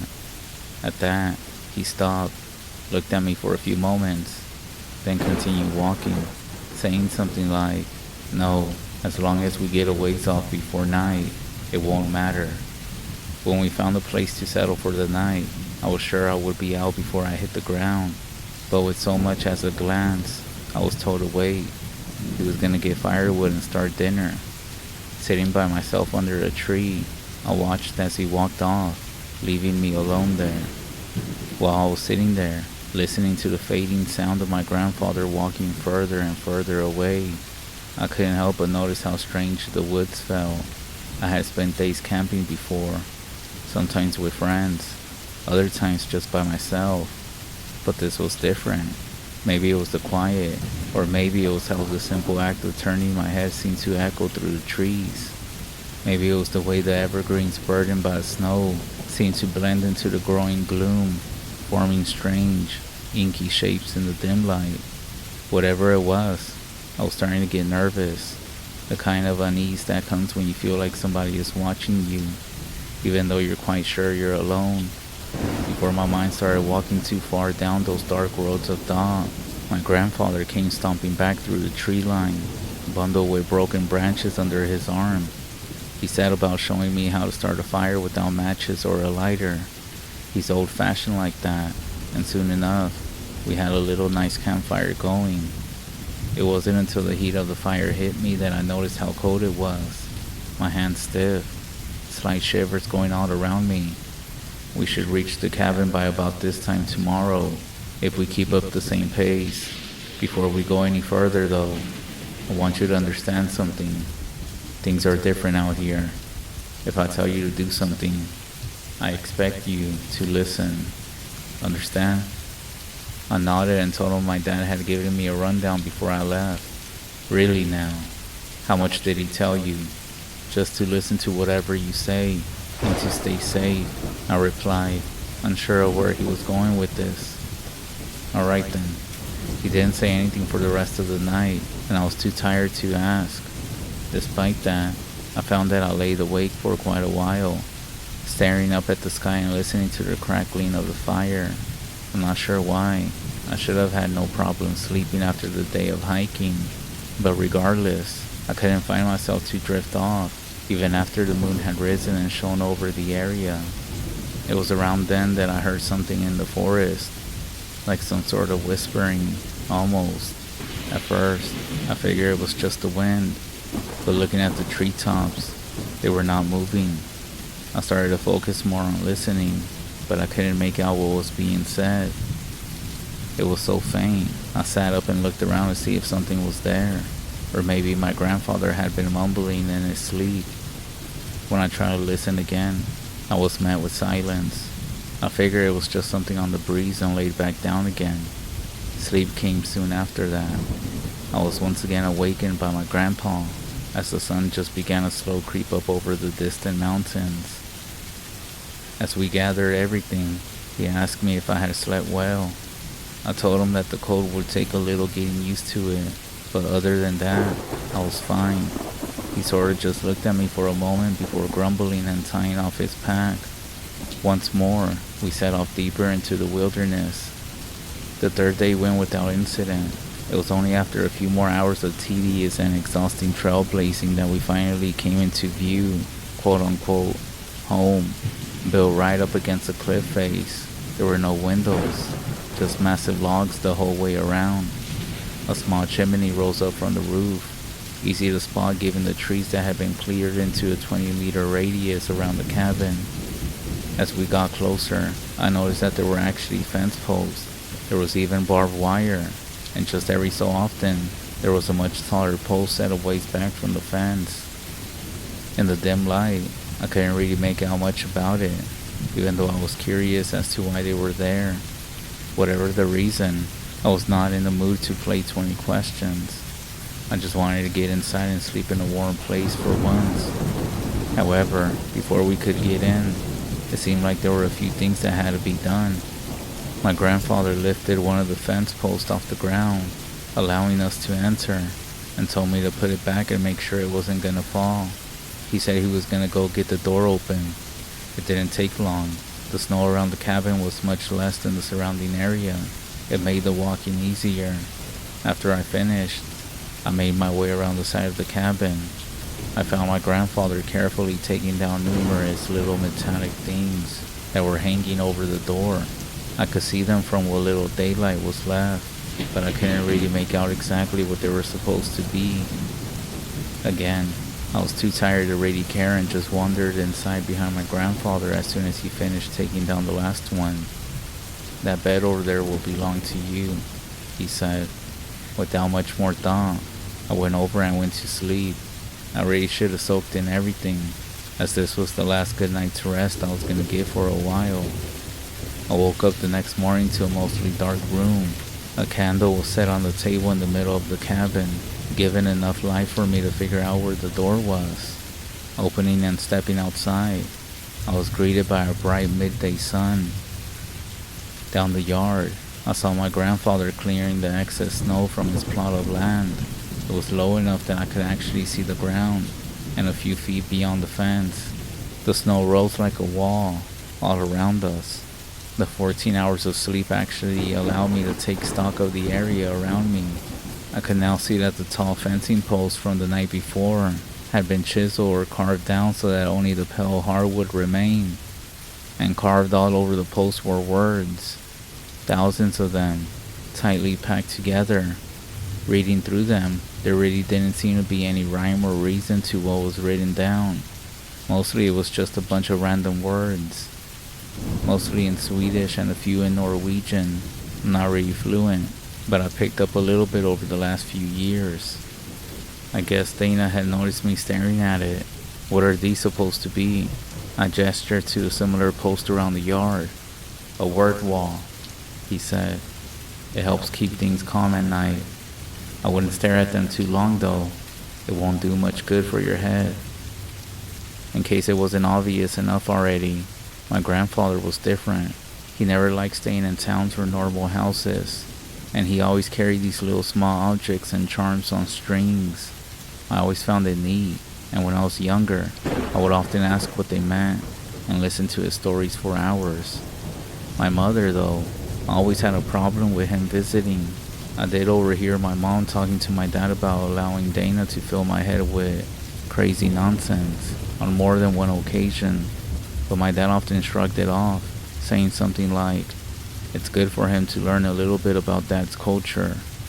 The point is that it was only after I just started to get a look at the cabin and the word wall that these things started to sink in. He was definitely a little strange at times. The first day, we went up to chop a few trees down for firewood, and he would very specifically point out the trees that we were gonna cut. But this was only after pressing his ear to them and listening to see if they were unmarked. When I asked him what he meant by that, the Tomtanisa will get angry, and we really don't want that.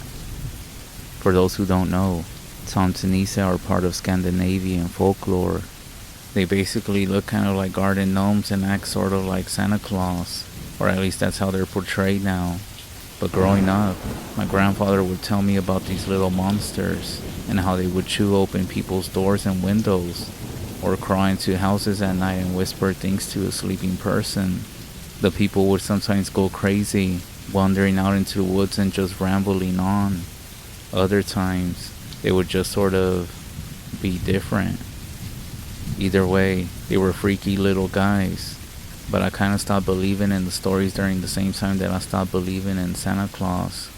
But my grandfather isn't really known for a sense of humor, so listening to him say that was more than a little strange.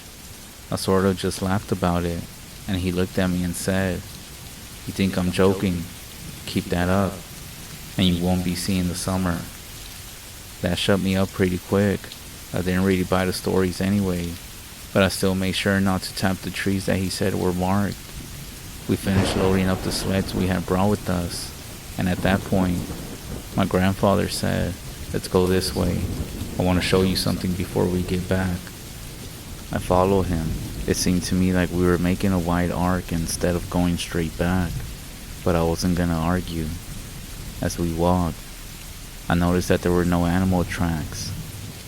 Even on the way to the cabin, I had at least picked up a few prints from rabbits or moose and the like. When I asked why we weren't seeing any now, "They don't like it here. They know to stay away." "Why is that?" I asked. "These woods aren't safe for anyone after dark." After walking some more, we got to the edge of the section of the forest that we were in. Dana pointed out that beyond the tree line lay the vast snowy rises and falls of the untamed wild. Honestly, it was one of the most beautiful things I had ever seen. There was an overturned tree, and he motioned for me to sit on it. For a while, we just sat there, soaking in the view. Then he sighed. "Now, I know you're gonna be new to all of this for a while, but I think you should know things are different out here. I need you to trust me when I tell you to do something, or else I could get both of us killed. Do you understand?" I said I did. He may be strange, but he means well, so I figured I would humor him, make things a little easier for both of us. That would prove to be a very bad idea. Once we got back and finished stacking the firewood, Dana broke out more of our own stuff that we had brought. As we were cooking, he said that tomorrow we would go hunting. If we caught anything, he would show me how to properly butcher the animal. We ate and settled in for the night, but as we were setting everything up, he told me that if I ever got up to use the outhouse at night, that I should always bring a candle, no matter how bright the moon was, and that if it went out, I should come back inside right away. With that, he set up a few things on the door. When I asked him about it, he told me it was there to confuse anything that was trying to get in. Later that winter, I found out that it was supposed to be a room for illusions or disguises. I guess the idea was that it would make it difficult to tell what was inside the cabin if something was trying to get in. The next few days we went out hunting. For the first little bit we didn't catch anything. It wasn't helped by the fact that we needed to go a certain distance from the cabin before we saw any signs of animal life. Dana always insisted that we be back before nightfall. On top of that, he didn't bring a gun, ever, just a bow and some arrows. I know bow hunting is common enough practice, but given that bears roam these woods, I figure it would be nice to have something with a little bit more stopping power. When I mentioned this to him, he said it would cause more trouble than it would prevent. Eventually, we were able to find and snag a buck. A nice one too, enough meat to be alright for a while. We threw it on the sled and began dragging it back home. More hours went by. When we got back to the cabin, something rather interesting was waiting there for us. Some ravens. Normally, this wouldn't seem so strange, but when I hadn't seen any signs of life except for the trees in this area for almost a week, it seemed a little bit off. Dana actually stiffened up when he noticed it too. When I asked him about it, he told me, "Drop the sled and come with me. We're gonna have to butcher this fast." I wasn't quite sure what was going on, but I remembered the conversation from earlier, and I figured it would be best to just keep my mouth shut and go along with it. We circled around the cabin, the raven sitting on the roof watching us the whole way. Lying in a small snowdrift in front of the door was a rabbit's head, just the head, cleanly cut off. The snow was still a little bright red, so it must have been a fresh kill. There was also something through the snow leading up to it, but it looked like it had been thrown in there. Well, that could be worse. We didn't really need the head anyways. When I asked what he was talking about, Dana told me, "It's only right to return a gift. With a gift, take that inside and meet me near the shed." The shed was a little ways off from the word wall, just a few feet beyond the tree line. That evening, we butchered the deer. When we were done, Dana took the head, antlers and all, and walked out into the woods a short way before gently setting it down. And coming back, we brought the rest of the meat into the cabin, and Dana took the rabbit's head off the table where I had placed it. That night, we had rabbit stew and potatoes. When I asked why we were just gonna eat something we found there, he told me it would be rude to just throw it out, and it isn't wise to insult the neighbors. There's more people here? I thought you lived alone," I asked. "Alone?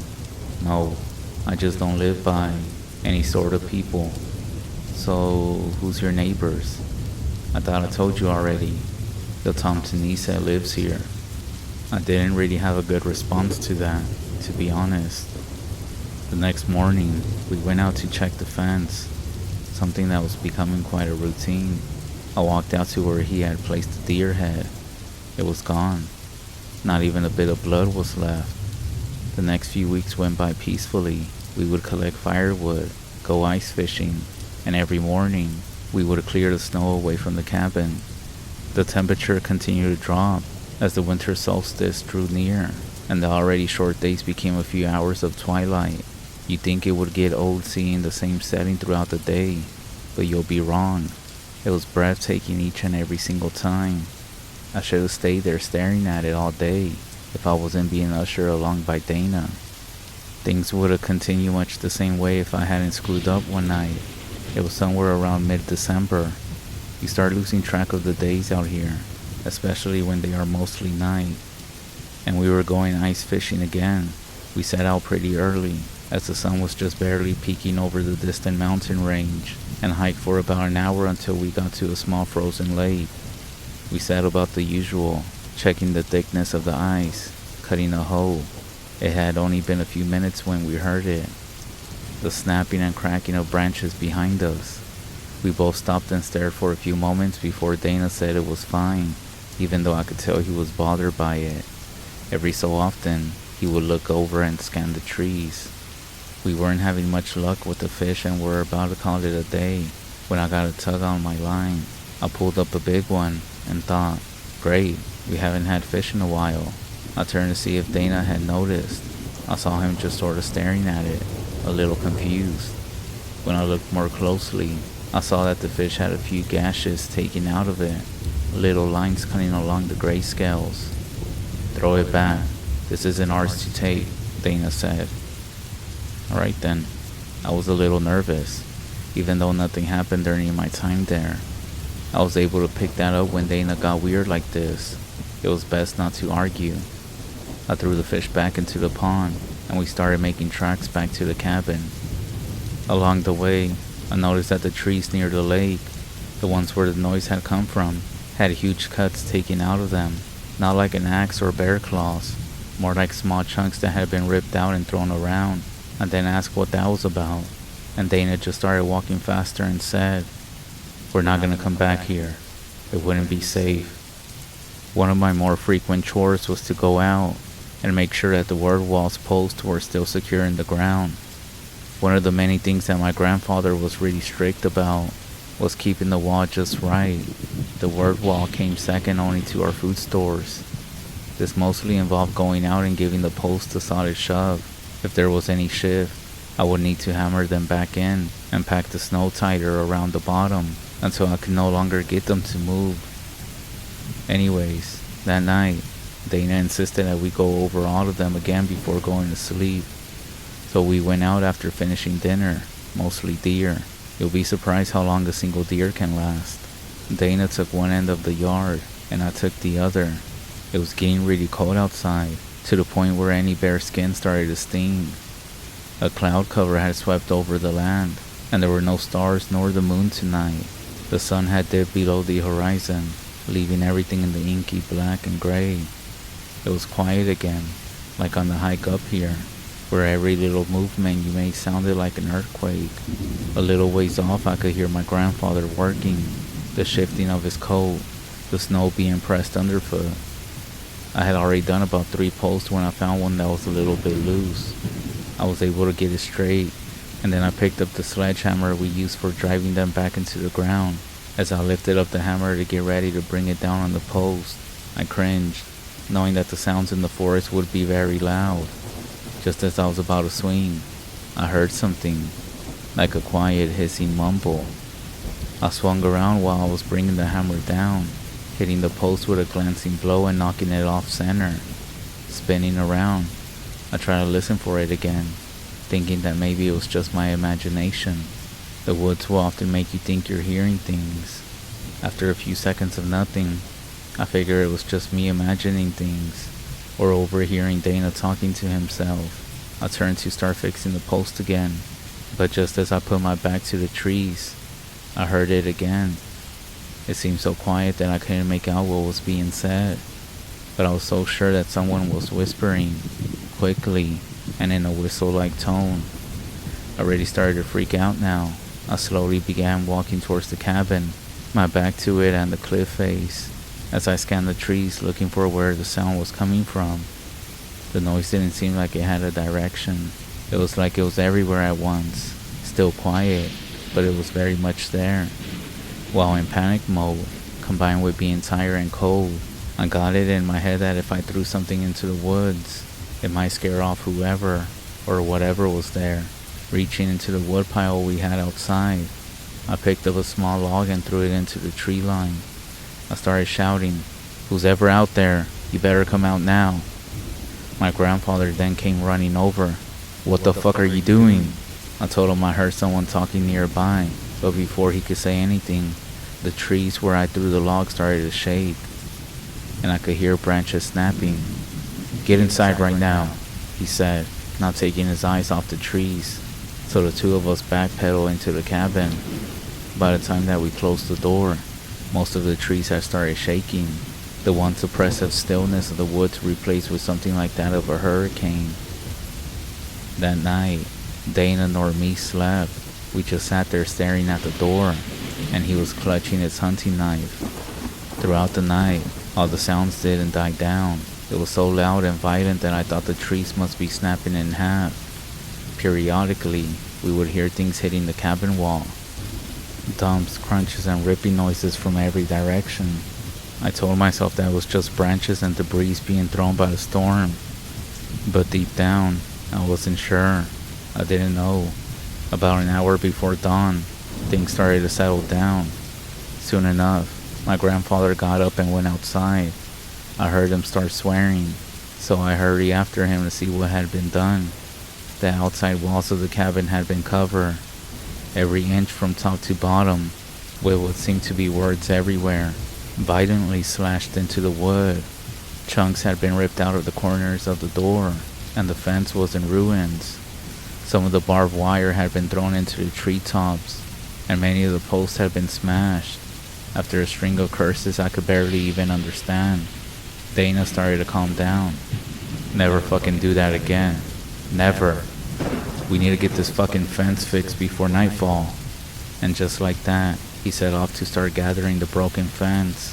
At this point, I had gone from thinking my grandfather was a little crazy to thinking that he might actually know something I didn't. I then helped them pick up the scattered remains of the fence. Every so often, we would find little bits of fabric or hair stuck to the barbs.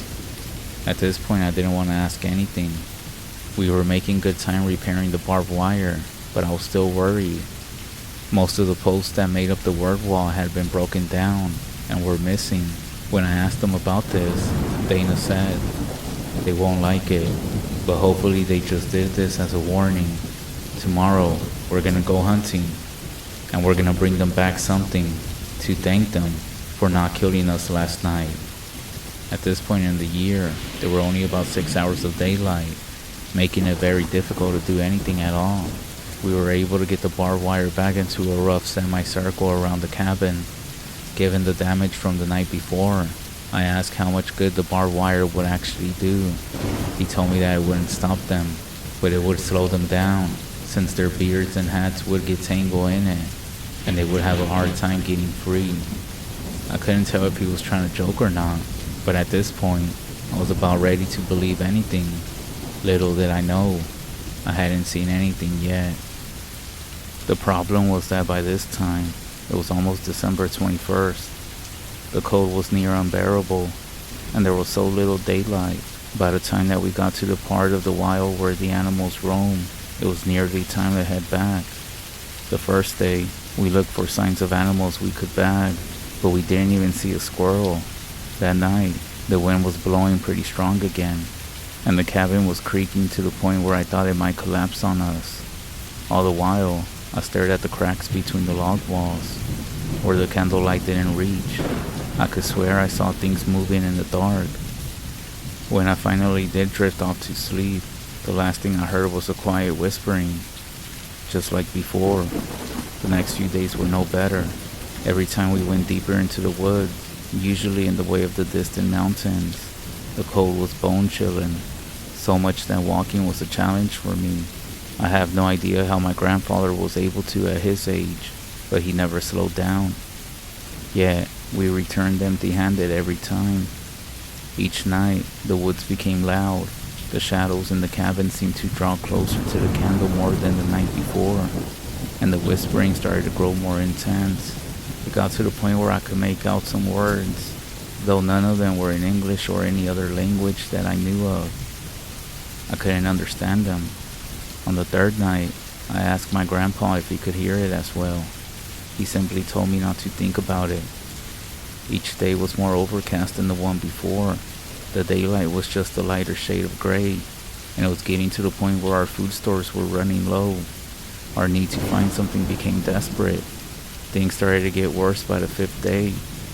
It started to snow again, but not the soft, puffy snow that you see further south. This was big, heavy, wet flakes that seemed more like little snowballs falling everywhere, clinging to everything and weighing us and the trees down. All the while, we went through the misty forest, where we could barely see anything more than a few meters in front of us. I swear I kept seeing things out there, little shapes sitting on rocks or in the branches of trees. They would be there one moment, then disappear as soon as I looked directly at them. I asked my grandfather about it, and he told me not to pay attention to them, but just to keep moving. The longer the days went, the more of those shapes I saw. On the 9th day of trying to hunt something, we returned to the cabin and were greeted by a troubling sight. Along the tree line surrounding the cabin, a few meters from the barbed wire fence, were a number of stones, big boulders, each about chest height. Some of them were shaped weird, with their tops curving off in different directions. They were all pointing at the cabin, and had been placed every few feet along the tree line. When my grandfather saw this, he stopped and said, "Pack your things, we're leaving at dawn." I wasn't gonna argue at this point, even after we got past the fence and closed the door. I felt like we were still being watched from somewhere out in the snow. It was too dark to see any of the little shapes anymore, especially the ones that had been following us whenever we went outside, but I knew they were still there. We didn't sleep long.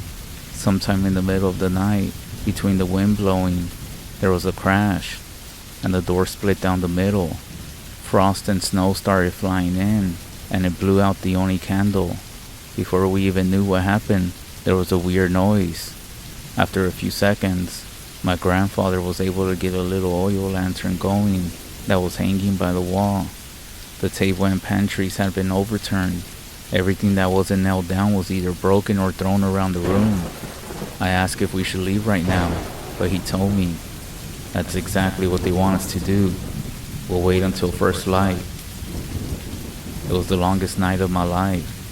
We sat there, shivering and staring at the broken door, the lantern's light just barely keeping the dark, and who knows what else at bay. Several times, I thought I saw something there, just outside the door, watching.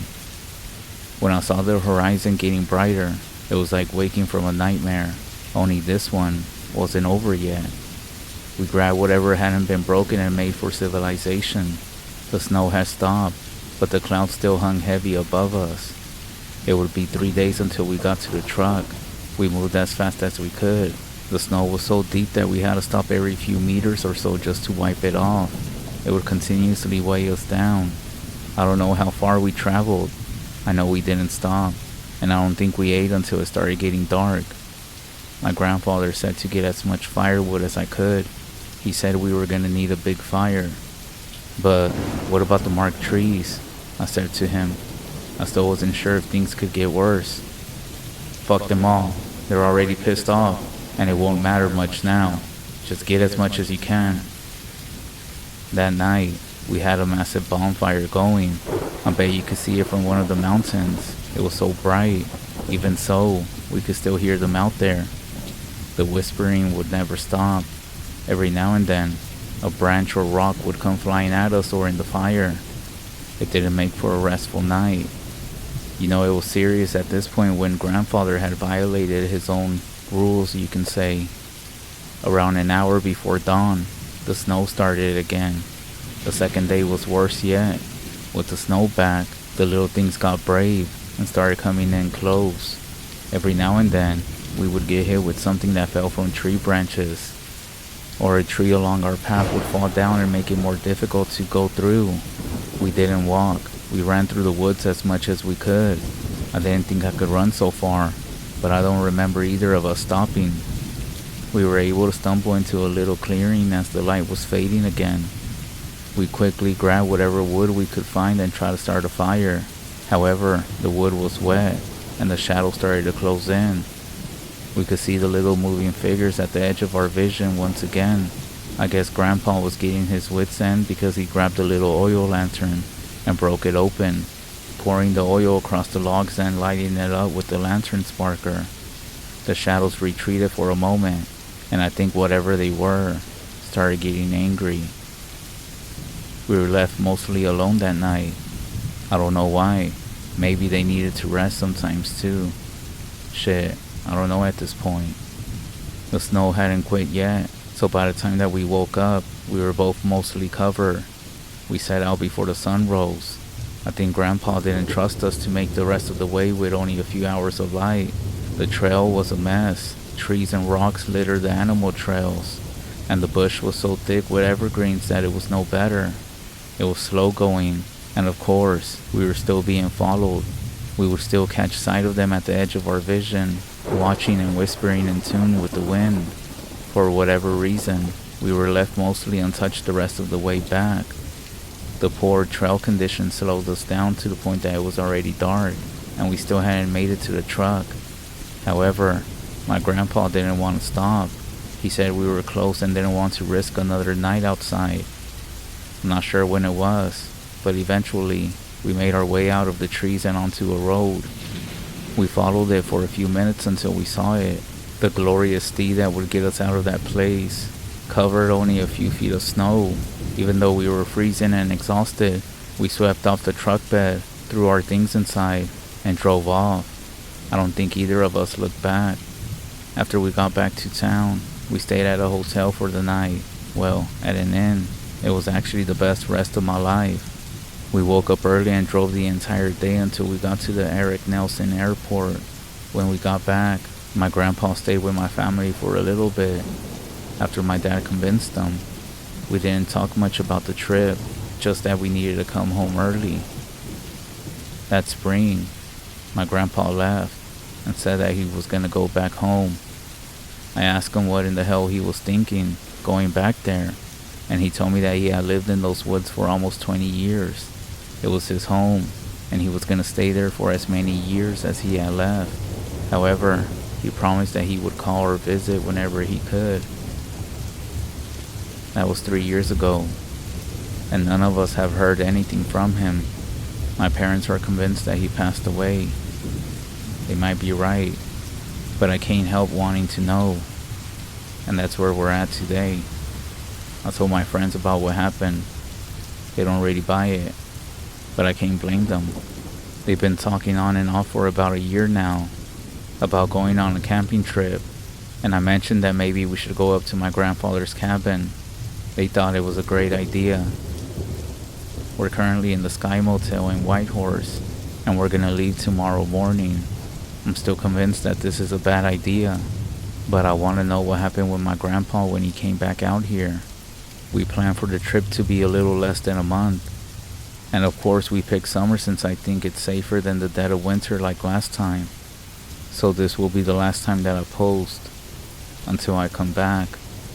I hope to update you all pretty soon, but if you don't hear from me, there's a reason why I told you the name of the locations, including the motel.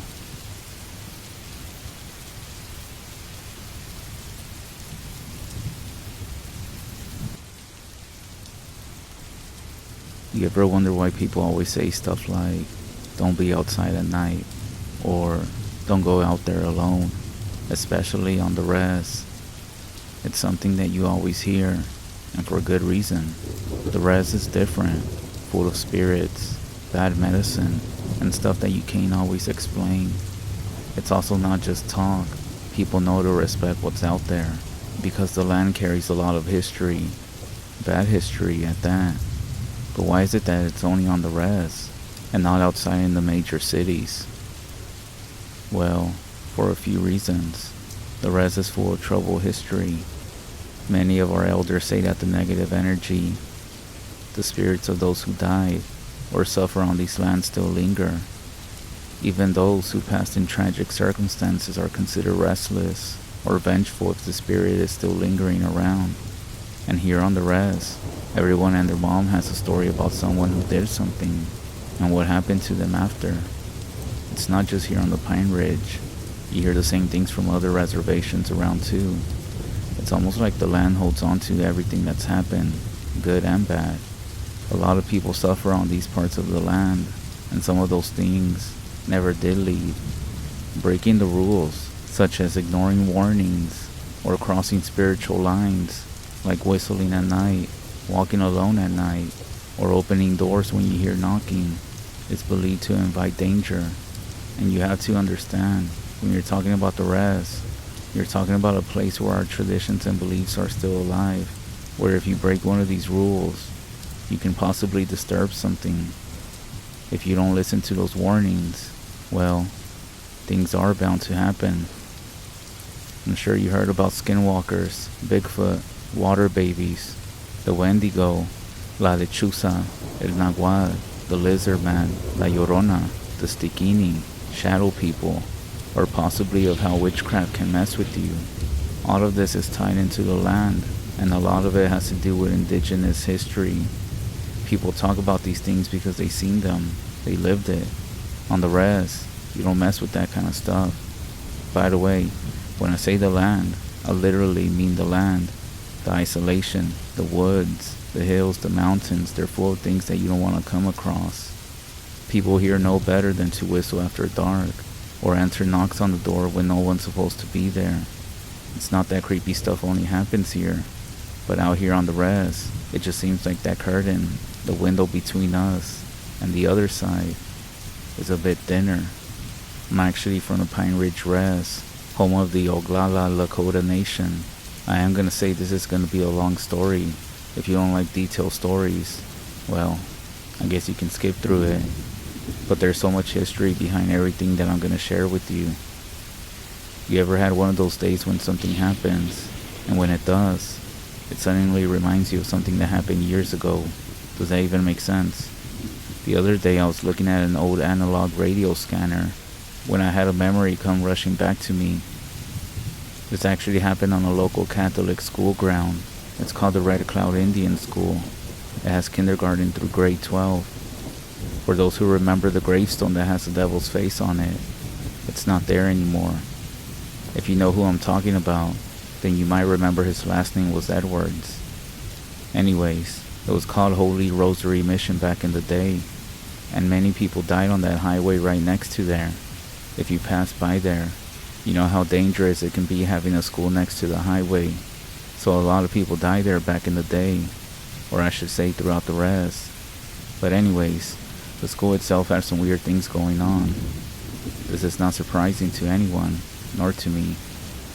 It's not there anymore, but there used to be a payphone in front of the school that people would use. That payphone is part of the story that I'm going to tell you. That payphone used to be located across the school. Where it used to be, now there stands the new building that was built a few years after this happened.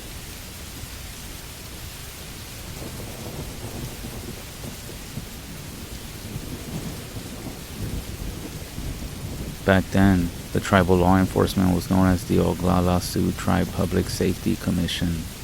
It had the responsibility to enforce tribal laws, respond to requests for medical assistance, and more.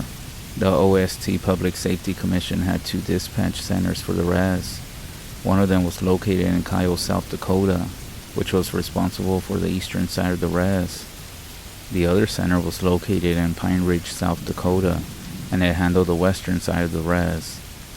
One of the best things about working for the tribal court and tribal law enforcement agencies is the stories that you hear, or sometimes the stories you become a part of.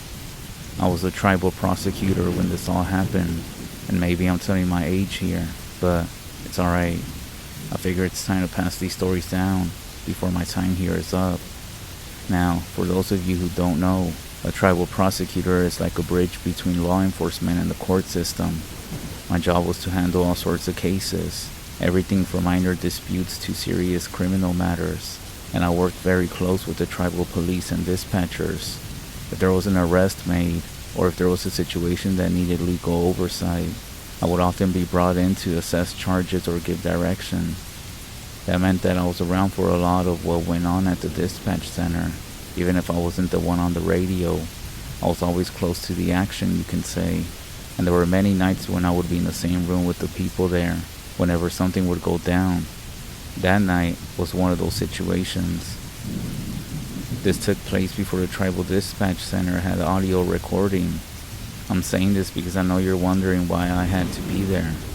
Back then, every call came in on a landline, and dispatchers used legal pads to write down the calls.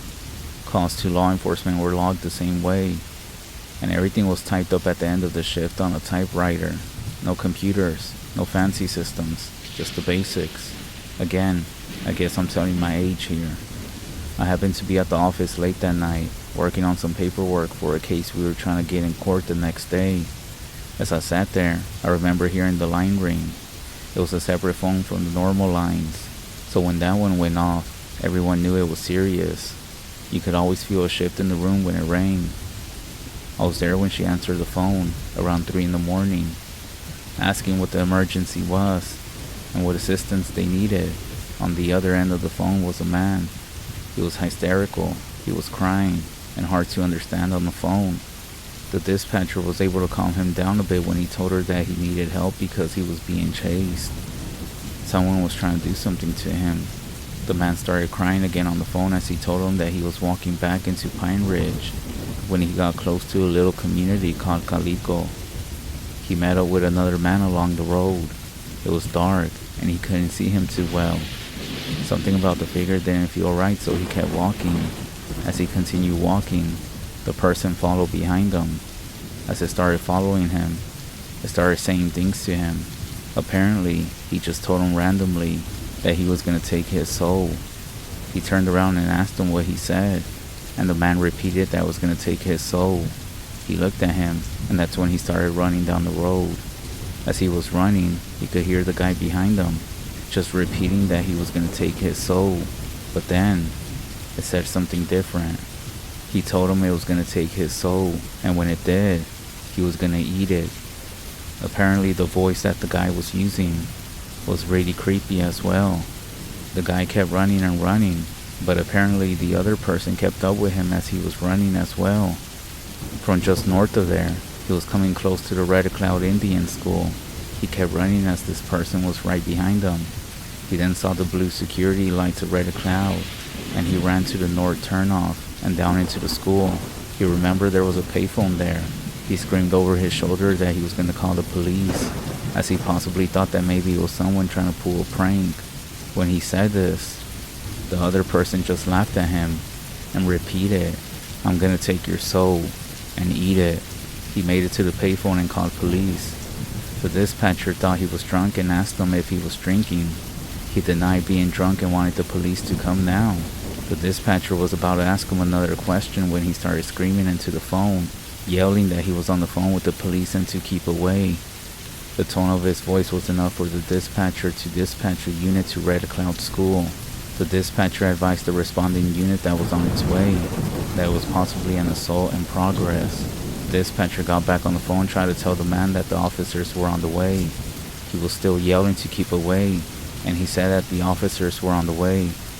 Then, this is where you know it was serious and true. The dispatcher heard a very deep evil sound, a voice over the man yelling. It told him that it didn't care, that he was going to kill him, take his soul, and eat it. The voice alone made the dispatcher get chills. She got back on the radio and told the officer to step it up. She advised that she could hear the man yelling and a voice in the background threatening the man on the phone. Another unit was coming south from Oglala, going towards Red Cloud School. She dispatched that unit to the same traffic. As the units were on the way to the school, she could hear the voice repeating that it was going to kill him, take his soul, and eat it. The man was hysterical, screaming to keep away, crying and yelling at the voice. Then, the voice just laughed and repeated the same thing. But then, it added, "The police won't be able to save you from what's going to happen." That's when the man started crying again, yelling into the phone to hurry up. The dispatcher advised the responding units that she could hear the other person on the phone. Both units ended up arriving at the same time. The dispatcher could hear the sirens off in the distance on the phone, and the siren got louder as the units arrived. The dispatcher could still hear the man yelling crying, and at the same time the voice was repeating, "I'm going to kill you. I'm going to take your soul and eat it." That's when she heard laughing as the sirens got loud, and the units both advised that they were on scene on the radio. The dispatcher advised that she could still hear the other party on the phone threatening the man. The man was still crying and now yelling. Then she heard officers in the background as the voice said one last time, "I'm going to kill you, take your soul, and eat it." The officers' voices could be heard by the dispatcher as they came up to the man. He was crying as they came up to him. The Pine Ridge officer came on the phone and told the dispatcher that they had arrived and were going to bring him in. Relieved, the dispatcher started going through the normal questions. "Okay, can you give me a description? How drunk is he? Was he carrying a weapon or anything?" The officer's response surprised her. "No, actually, he's sober. He looks like a normal guy. No weapon on him." That didn't make sense. She assumed both of them were drinking or something, but maybe it was just the fear. She decided to move on. "Alright, and what about the victim? Can you give me his information?" There was a long pause on the other end. "What do you mean?" "The one who called us. What does he look like?" More silence.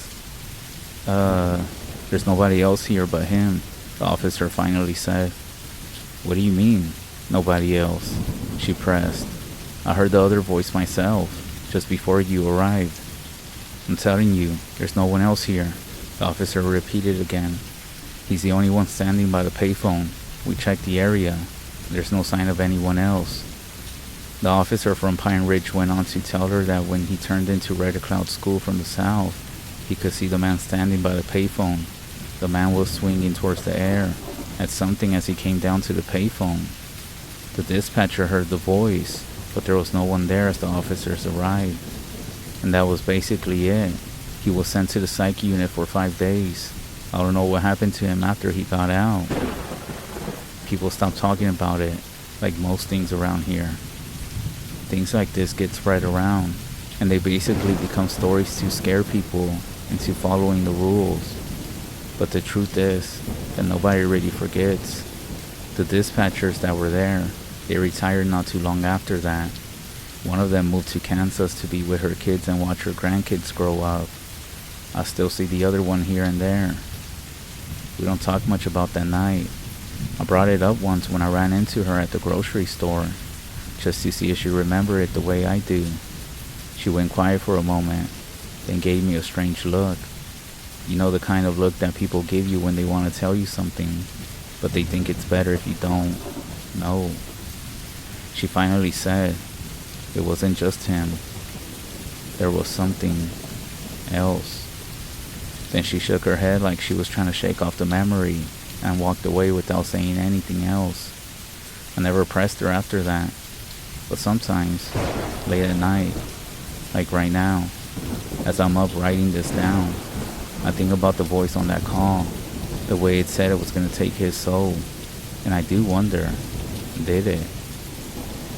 I mentioned earlier how people say, "Don't be outside at night," or "Don't go out there alone." It's not just made up.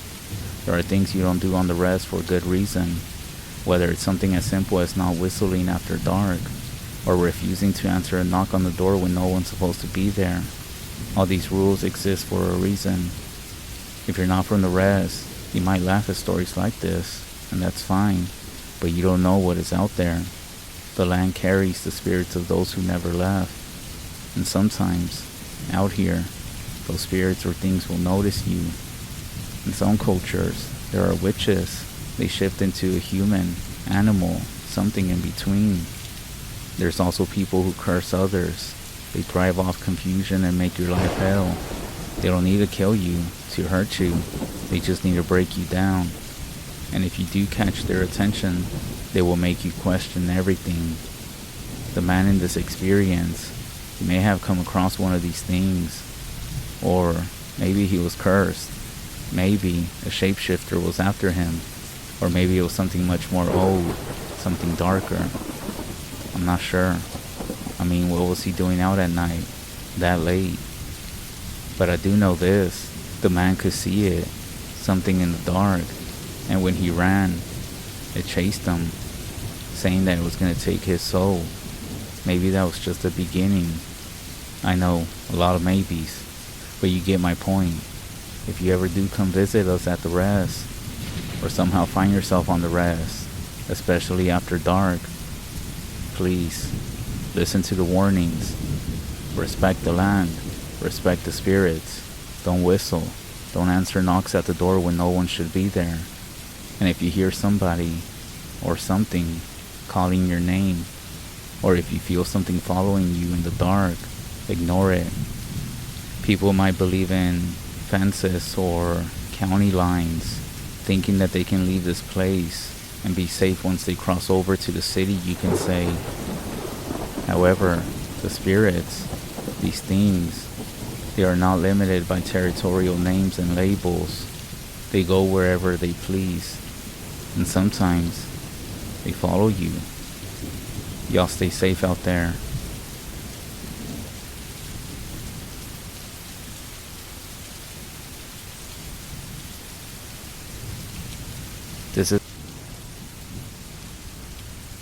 I have never shared a story with anyone before, in the hopes that you all get a glimpse of what actually goes on in the res from someone who actually went and experienced something. But I'll cut to the chase. I got to be part of a Navajo ceremony not long ago. It was for a book that me and some friends were working on.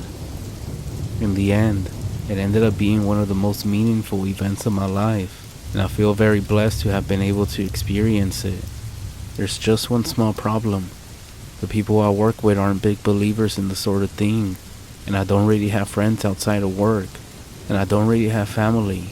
I mean, I do, but that's actually a long story. Basically, I have nobody to talk to about my experience, but maybe you'll be kind enough to listen while I ramble a bit. Or maybe you won't, and that's fine too. Either way, it's always useful to put pen to paper, so let me start from the beginning. It was spring, a couple of years ago. Me and some friends are working on a short textbook for students containing interviews with Native Americans from different tribes. I happen to be the natural pick for the Navajo, since I recently completed a brief assignment there.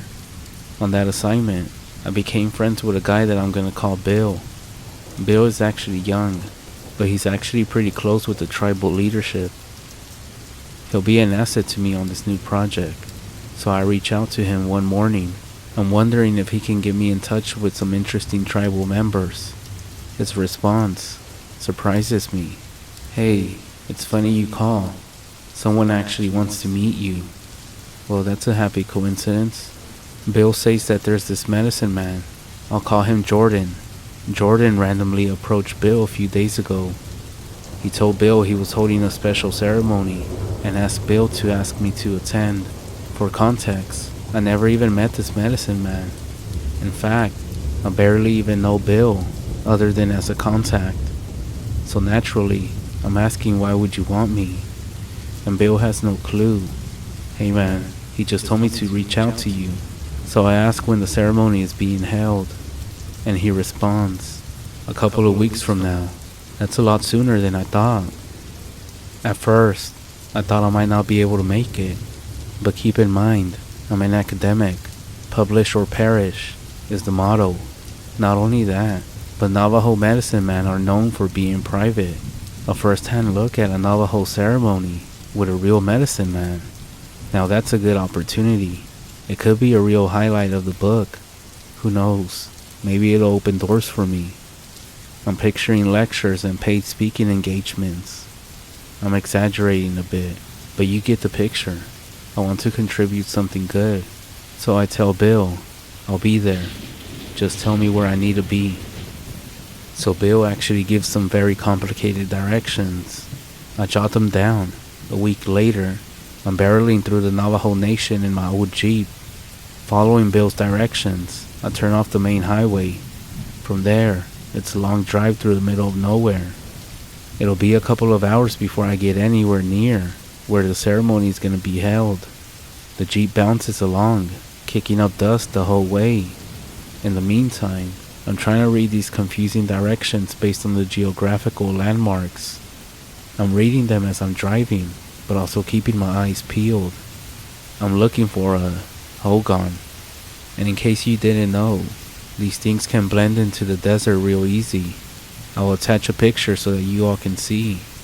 I don't want to miss it, but before I know it, daylight is beginning to disappear. Now I'm getting worried. This is actually taking more than a couple of hours. I'm starting to think maybe I took a wrong turn somewhere. I'm secretly cursing Bill and his awful directions. So the sun is beginning to set.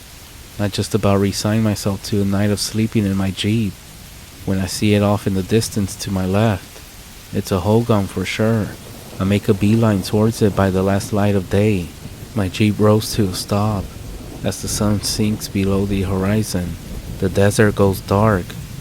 I breathe a sigh of relief. Later on, I note that this is the first moment when I felt that something wasn't quite right. I'm relieved to find the hogan, of course, but in my stomach, I feel butterflies, and not the good kind. So I do something weird. I sit there. I don't get out. I don't even move.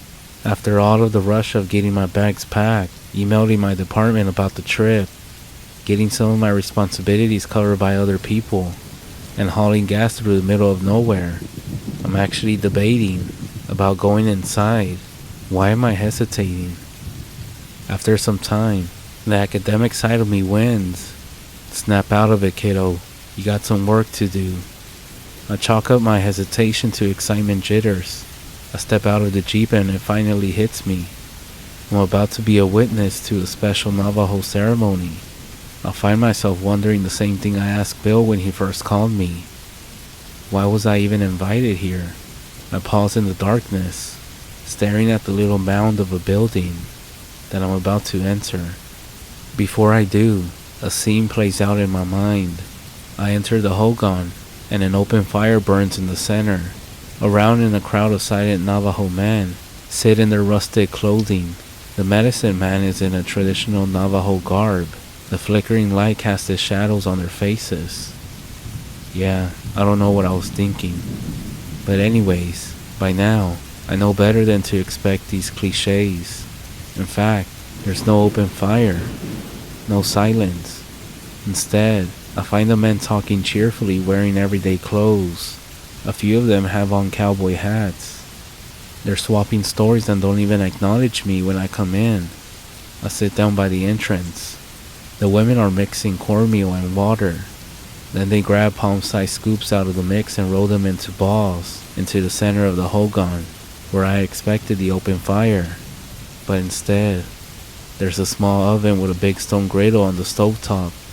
The women slap the cornmeal balls flat onto the hot stone. They sizzle. The aroma is amazing. I'm reminded that I actually haven't ate in several hours. A woman offers me a bowl of steaming food, and then the grilled cornmeal cakes start coming off the griddle. One of the women hand me one, and I begin to stuff my face. As I begin to eat, one of the men says something. It must be funny because all the others start to laugh. And then there's this one older man who lets out this big, booming laugh. And just like that, I'm back with my grandparents. So let me give you some background on my grandparents. My grandpa was a big bear of a man, enormous hands, big snow white beard like Santa Claus. Grandma, on the other hand, was a small southern woman, very outdoors. She had a garden that I helped her tend. In the summer, it was packed with cucumbers and tomatoes, and all kinds of other veggies. That grandma would turn everything into soup. She actually baked cornbread too, and it's still one of my favorite meals. As the aroma filled the kitchen, Grandpa would steal me away. He would take me under the sycamore and tell me stories. In a way, my grandpa was a very old world guy who knew a lot about spooky folklore. Most of the stories he told me involved trolls and elves. He used to tell me the story that I remember so much. As a boy, Grandpa and his friends would spend hours in the woods back in his hometown, not in the US. One day, they found something in a clearing in the trees. This specific area of the woods was not unfamiliar to them, but none of them had ever seen this clearing before. It was like someone just came in overnight and cut down a circle of trees in the middle of the forest. Only the clearing was totally flat and grassy like nothing had ever grown there. And in the center stood these very big stones, taller than any of the boys. There were 6 stones total, covered in moss. Grandpa and his friends went up to touch them. They noticed that the stones had big ugly faces carved into them. They had noses, a mouth, eyes, and ears. One of the boys said that they are trolls. This idea scared them, and they all took off running for home, scared, but laughing. The next day they teased each other about being scared of the stones. They decided to go back, but they could never find a clearing again. They looked around for months without luck. Eventually, they just gave up. Grandpa would end the story by pointing to the woods surrounding the house, and he would say, "Those trolls are still out there somewhere." Then he tells me that the trolls always turn to stone in the light of the sun, but at night, the spell was lifted. The trolls would wake up in the moonlight, stretch their limbs, and shamble down the mountains. They moved quietly through the towns, and if you ran into one, best of luck. That troll had found its meal for the night. These stories spooked me pretty good when I was a kid. Grandpa knew this, so he would always finish by reassuring me, in the middle of the day, the trolls are asleep. There's no need to worry. Besides, I'm here to keep you safe. I always felt safer when he was around. He told me tons of other stories like this, always from his life back home, and most of them involved magic. And being a little curious kid, I wanted to know if magic was actually real. So one time I asked him. Keep in mind, my grandpa had a funny way of putting things. I can't remember the exact words that he used, but I do remember the essence of what he said. So I asked him, is magic real? And he says, magic actually works backwards. You have to believe in it before it becomes real. Obviously that confused me, so instead, I asked him if he believed in magic. You know how some people forget their dreams when they wake up, and then they claim that they don't dream, but they do. They just forgot. What the heck? Now I'm even more confused. So I would pester him about it all the time. Do you believe in magic, Grandpa? Yes or no? People who don't believe in magic are like sleepers who don't dream. It was always something like that. Nowadays, I find those responses kind of funny and kind of beautiful in a way, but at that time, I wasn't sure what the hell he was talking about. So the days would pass like this. Grandpa would tell me stories for hours. Then Grandma would come outside. She would bring iced tea bowls of soup, a plate pile high with cornbread. We would sit together under a sycamore and hold hands. Grandpa would say grace, then we would eat right there on the ground. Grandma would pile extra pieces of cornbread onto my plate as I ate.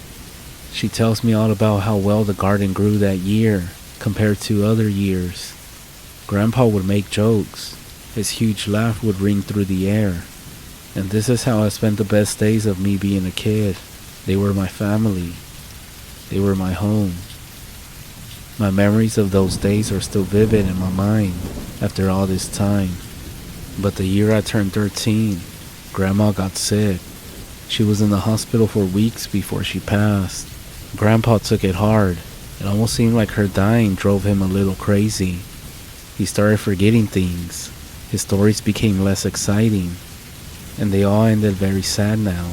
He would barely even laugh, and not long afterwards, he passed away too.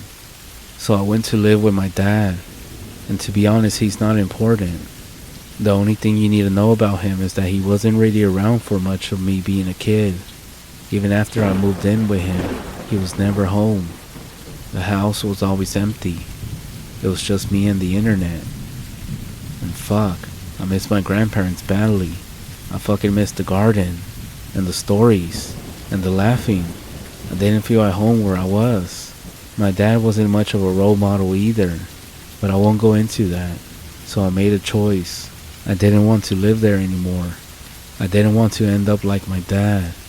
Somehow, I would move away and never come back. So I put my head down and focused on school.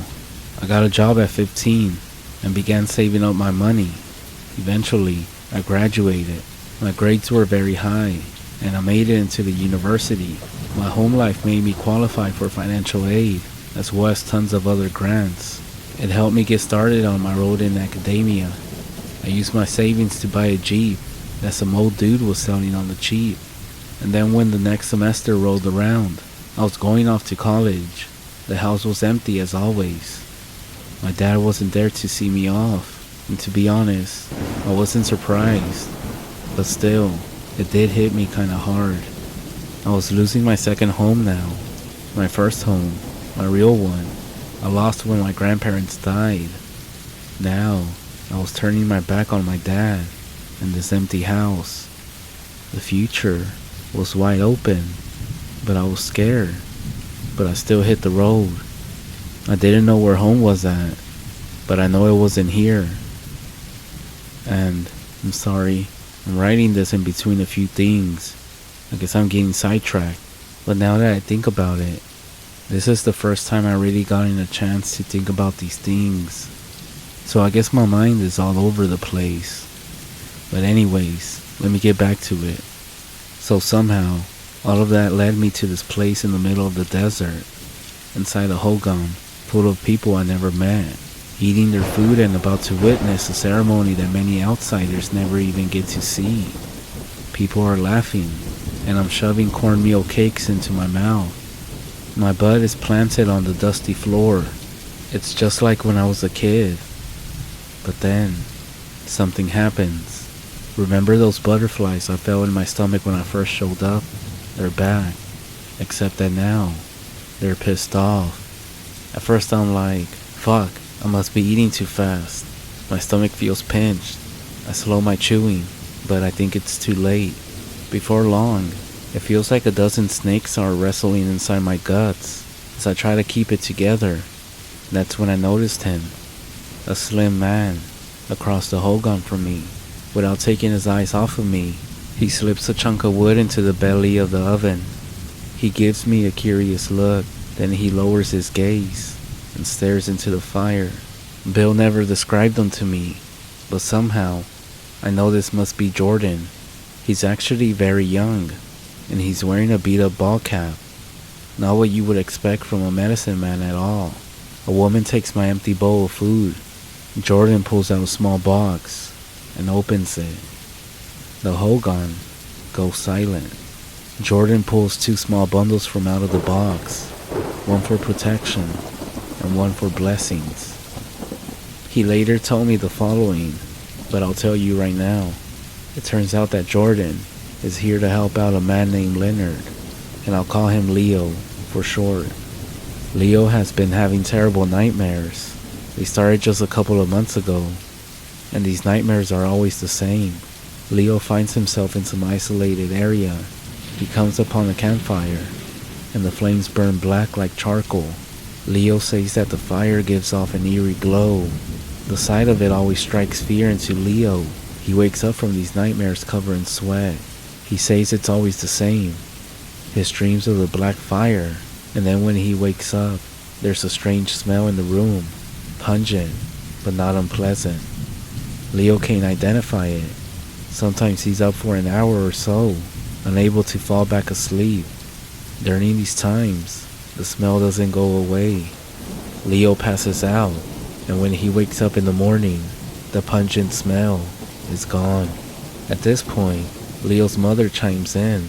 She says that her son began to change when the dream started. He's always been a quiet, serious young man, but he's become paranoid and violent, and he's always angry.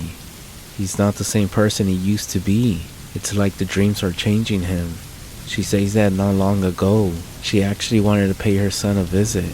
She walked as she normally does, and as she got closer, she could see from a distance that someone was outside of Leo's home. She said that this person seemed to be peering into the house through the front window. It was kinda late and somewhat dark outside. She said she couldn't tell who the stranger was, but she thought it was a friend that was gonna check on her son. But then, as she got closer.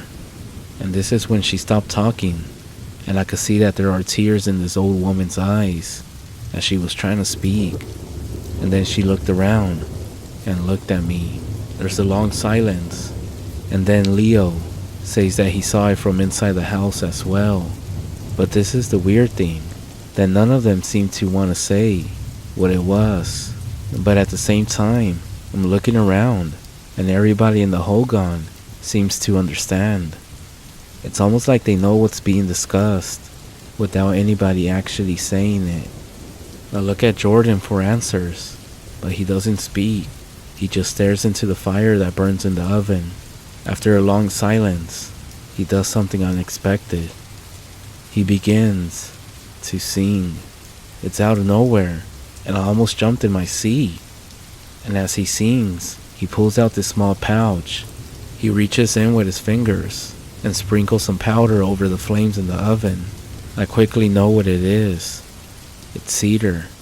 The aroma is pleasant, but I look over at Leo, and he reacts strangely. His body becomes tense. He seems dazed, with his jaw slack and his head tilting back. He almost looks like he's been knocked out cold, except that his lips are moving, which reminds me of my old roommate who used to mumble in his sleep. Jordan keeps singing, and the song is beautiful. Soon, despite Leo's weird trance, I'm pulled into Jordan's song. This next part is hard to describe. I'm not sure if maybe I went into a trance too, but as I was listening to Jordan singing, the sound of his voice seemed to quiet everything. I began to feel the music in my ears, then my chest. Then, it seemed to resonate throughout the wooden frame of the hogan itself. The only thing I can liken to it now is that feeling of being next to a speaker when it's blasting music. It wasn't exactly like that, but similar. At this point, it seems that Jordan's singing seemed to be literally all around me. It seemed to be coming out of the walls. I could almost see it like the hogan was moving itself. Like I said, it's hard to explain. It seemed to only last a few moments. I thought maybe my eyes were playing tricks on me. Jordan's voice grew quiet, and then he pulled out a pipe and began to stuff it with tobacco. He took a few, and then with one last big puff, blew a huge cloud, and pulled out the smoke with his fingers, hanging himself all over with it. And then he took one last puff, and this time he blew the smoke all over Leo. And as he did this, Leo seemed to come out of his trance. His eyes were wild, like he had just woken up from a terrible dream. The pipe went around the room, and everyone followed Jordan's example. When the pipe came to me, I blew a cloud of smoke and patted myself all over with it, similar to the way that Jordan did. As I did this, I heard a knock at the small door of the hogan. Everybody went silent. Something was skittering around outside. I naturally thought this was an animal that was trying to get in, but there were more knocks, and they were coming from different sides of the hogan. Jordan then put his hand on Leo's head and started to pray. I then began to feel strange. For the record, I did dabble in drugs while in college, but never to a significant degree. My classmates all smoked pot. A few others took shrooms, but I never wanted to mess with that stuff, because to be honest, my dad was a fuck up, and I was worried about becoming like him. With that said, during a deep period of depression, I smoked pot twice, and I took shrooms once, but I never messed with alcohol, so I'm very familiar with the sensations, both positive and negative. I'm familiar with the off feeling of a bad trip, and to be honest, for a moment, I did wonder if Jordan just had to smoke something, but what I felt was not like that. It didn't feel like a high or a chemical sensation. It didn't feel like a bad trip either, even though I was beginning to feel scared. It was something else, something familiar, something I hadn't felt in a long time. At that point, the butterflies returned, and they hit me like a truck. My stomach was starting to jump all over the place. I once heard someone describe their food poisoning experience as their stomach feeling like a sack full of cats. That's what this felt like. I felt very ill. I tried to get a grip. I tried to tense up my stomach and get the sensation under control, but I could tell I was about to throw up. I was breaking out into a bad sweat, and nobody seemed to notice. Nobody, except Jordan. I found myself staring into his eyes. After the ceremony, Jordan would explain it all to me. However, the ceremonial smudge is different. How people react well to the tobacco, and that's a good thing. But when it doesn't sit well with people, that's not necessarily a bad thing. It means that the spirits are working on them in an uncomfortable but necessary way. The medicine man pays attention to these things. He watches carefully. Then he picks out the appropriate prayers based on what he sees. Jordan also tells me that on most occasions, everyone in the ceremony reacts the same way to the tobacco. Either the smudge goes well and everyone feels peaceful, or else the smudge makes everyone feel sick. It's one or the other. But what is strange is for the smoke to single out one person. If it was gonna be anybody, it should have been Leo. The ceremony was for him after all, and that's when Jordan began to suspect that he had been right to invite me. He explains all this to me later in private, but in that moment, I'm clueless. All I'm thinking is I'm gonna shit my pants, and I'm not exaggerating. I'm practically belly dancing in my seat at this point. The others are starting to notice, and the knocking at the hogan has started to match the feeling in my stomach. It's gotten violent. Then Jordan lets out a piercing scream, and it all goes away. The sound of his voice settles my stomach. It's like it shoots through me, pulls out the board of snakes wrestling in my stomach. I have no other words for it. It's like someone unclogged the drain. I let out a huge sigh. I have sweat dripping down my face, my chest, and my back. The others are looking at me now. They must be wondering what the hell Jordan was thinking by inviting this non-native man into their bed. Leo is still in his own world, oblivious to me or the pounding on the walls. He's rocking back and forth. Jordan looks concerned. He passes something else around the room. It's a small bag or pouch. Each person pulls something out of it and then passes it to the next person. When it comes to me, I reach in and find that it's full of arrowheads. For the first time, someone speaks to me. The woman to my left leans over and whispers, "Don't let it touch the ground." I notice that she's eyeing me with concern.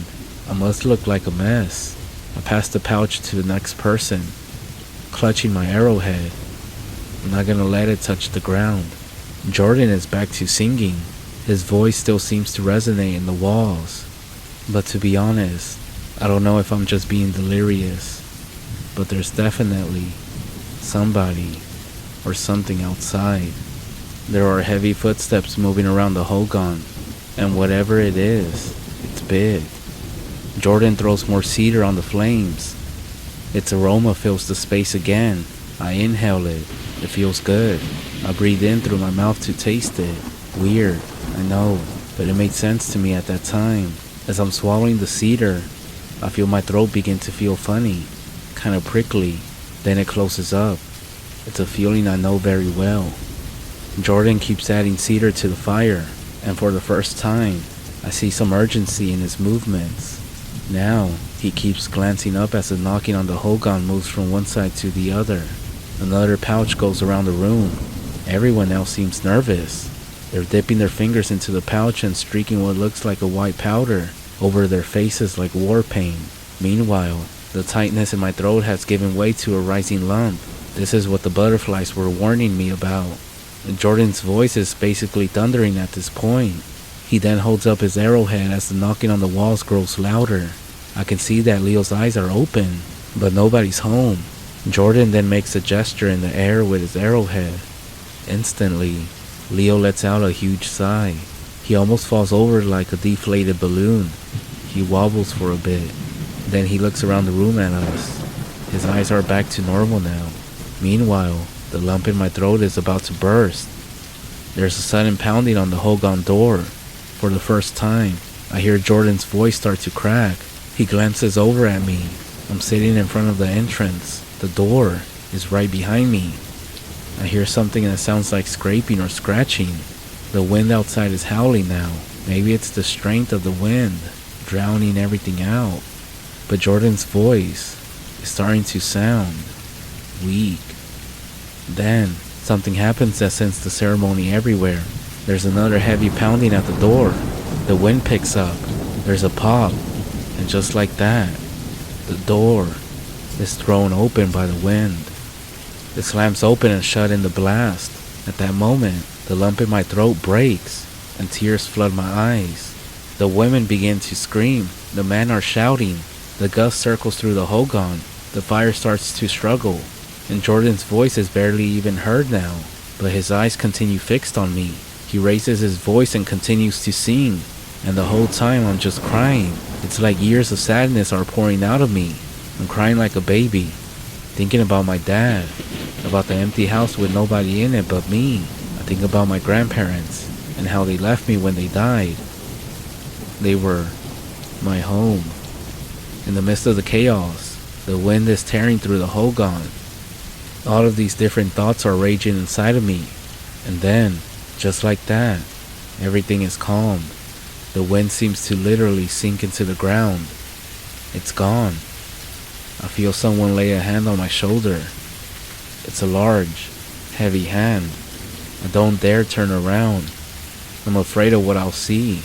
I keep looking at Jordan, whose song is now ringing through the air again. It fills the space and resonates in the walls. I can feel it all around me. The tears are still running down my face.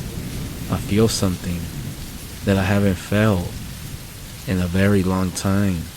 I feel like I'm with my grandpa again. It comes from out of nowhere, but it feels completely real. I know he's gone, but I have this distinct feeling that he's right there. That it's his hand on my shoulder. All the anger I felt about him dying and leaving me behind, it all goes away, and all I can think about is how sorry I am.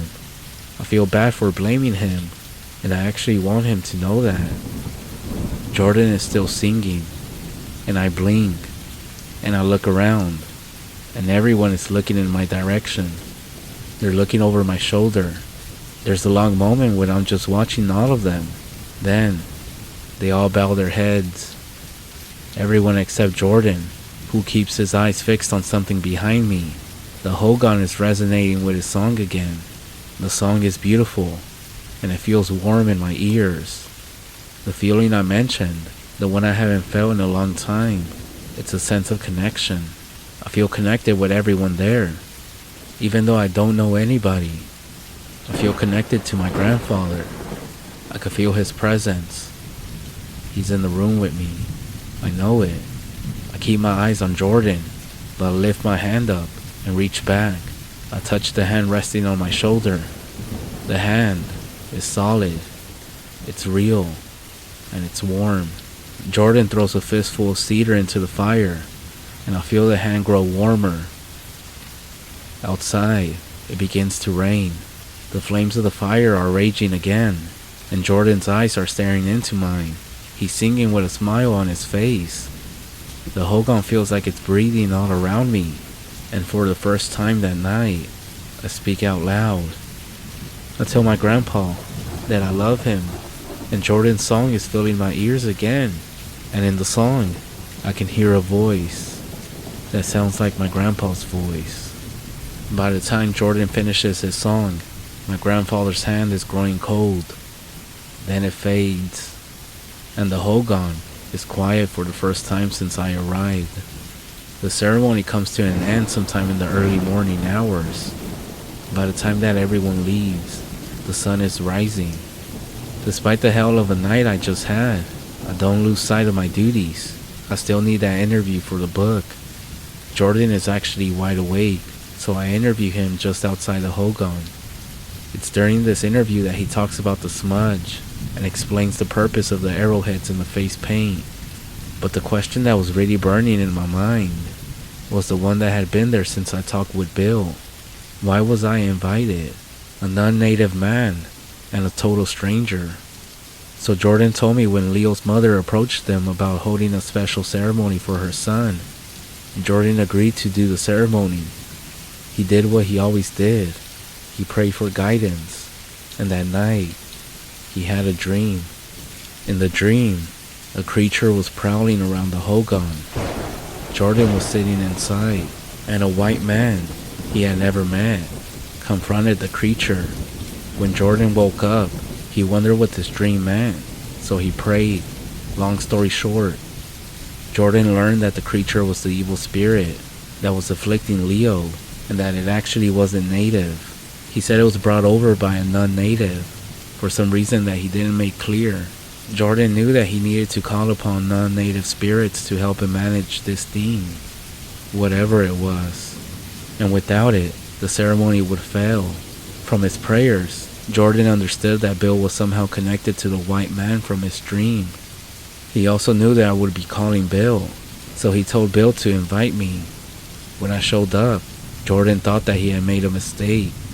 I wasn't the white man from his dream, but it was too late to do anything about it, and he carried out the ceremony as planned.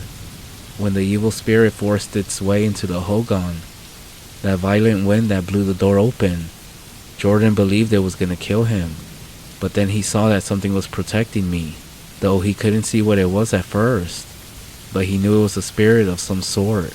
Jordan then interrupted himself and asked if I knew what these ceremonies were called. I told him I wasn't sure, and he said, "We call these ceremonies sings, because the singing is crucial." He told me that songs are like food for the spirits. The same way that a good meal can comfort you or make you happy, the right song can give certain helpful spirits and make them stronger.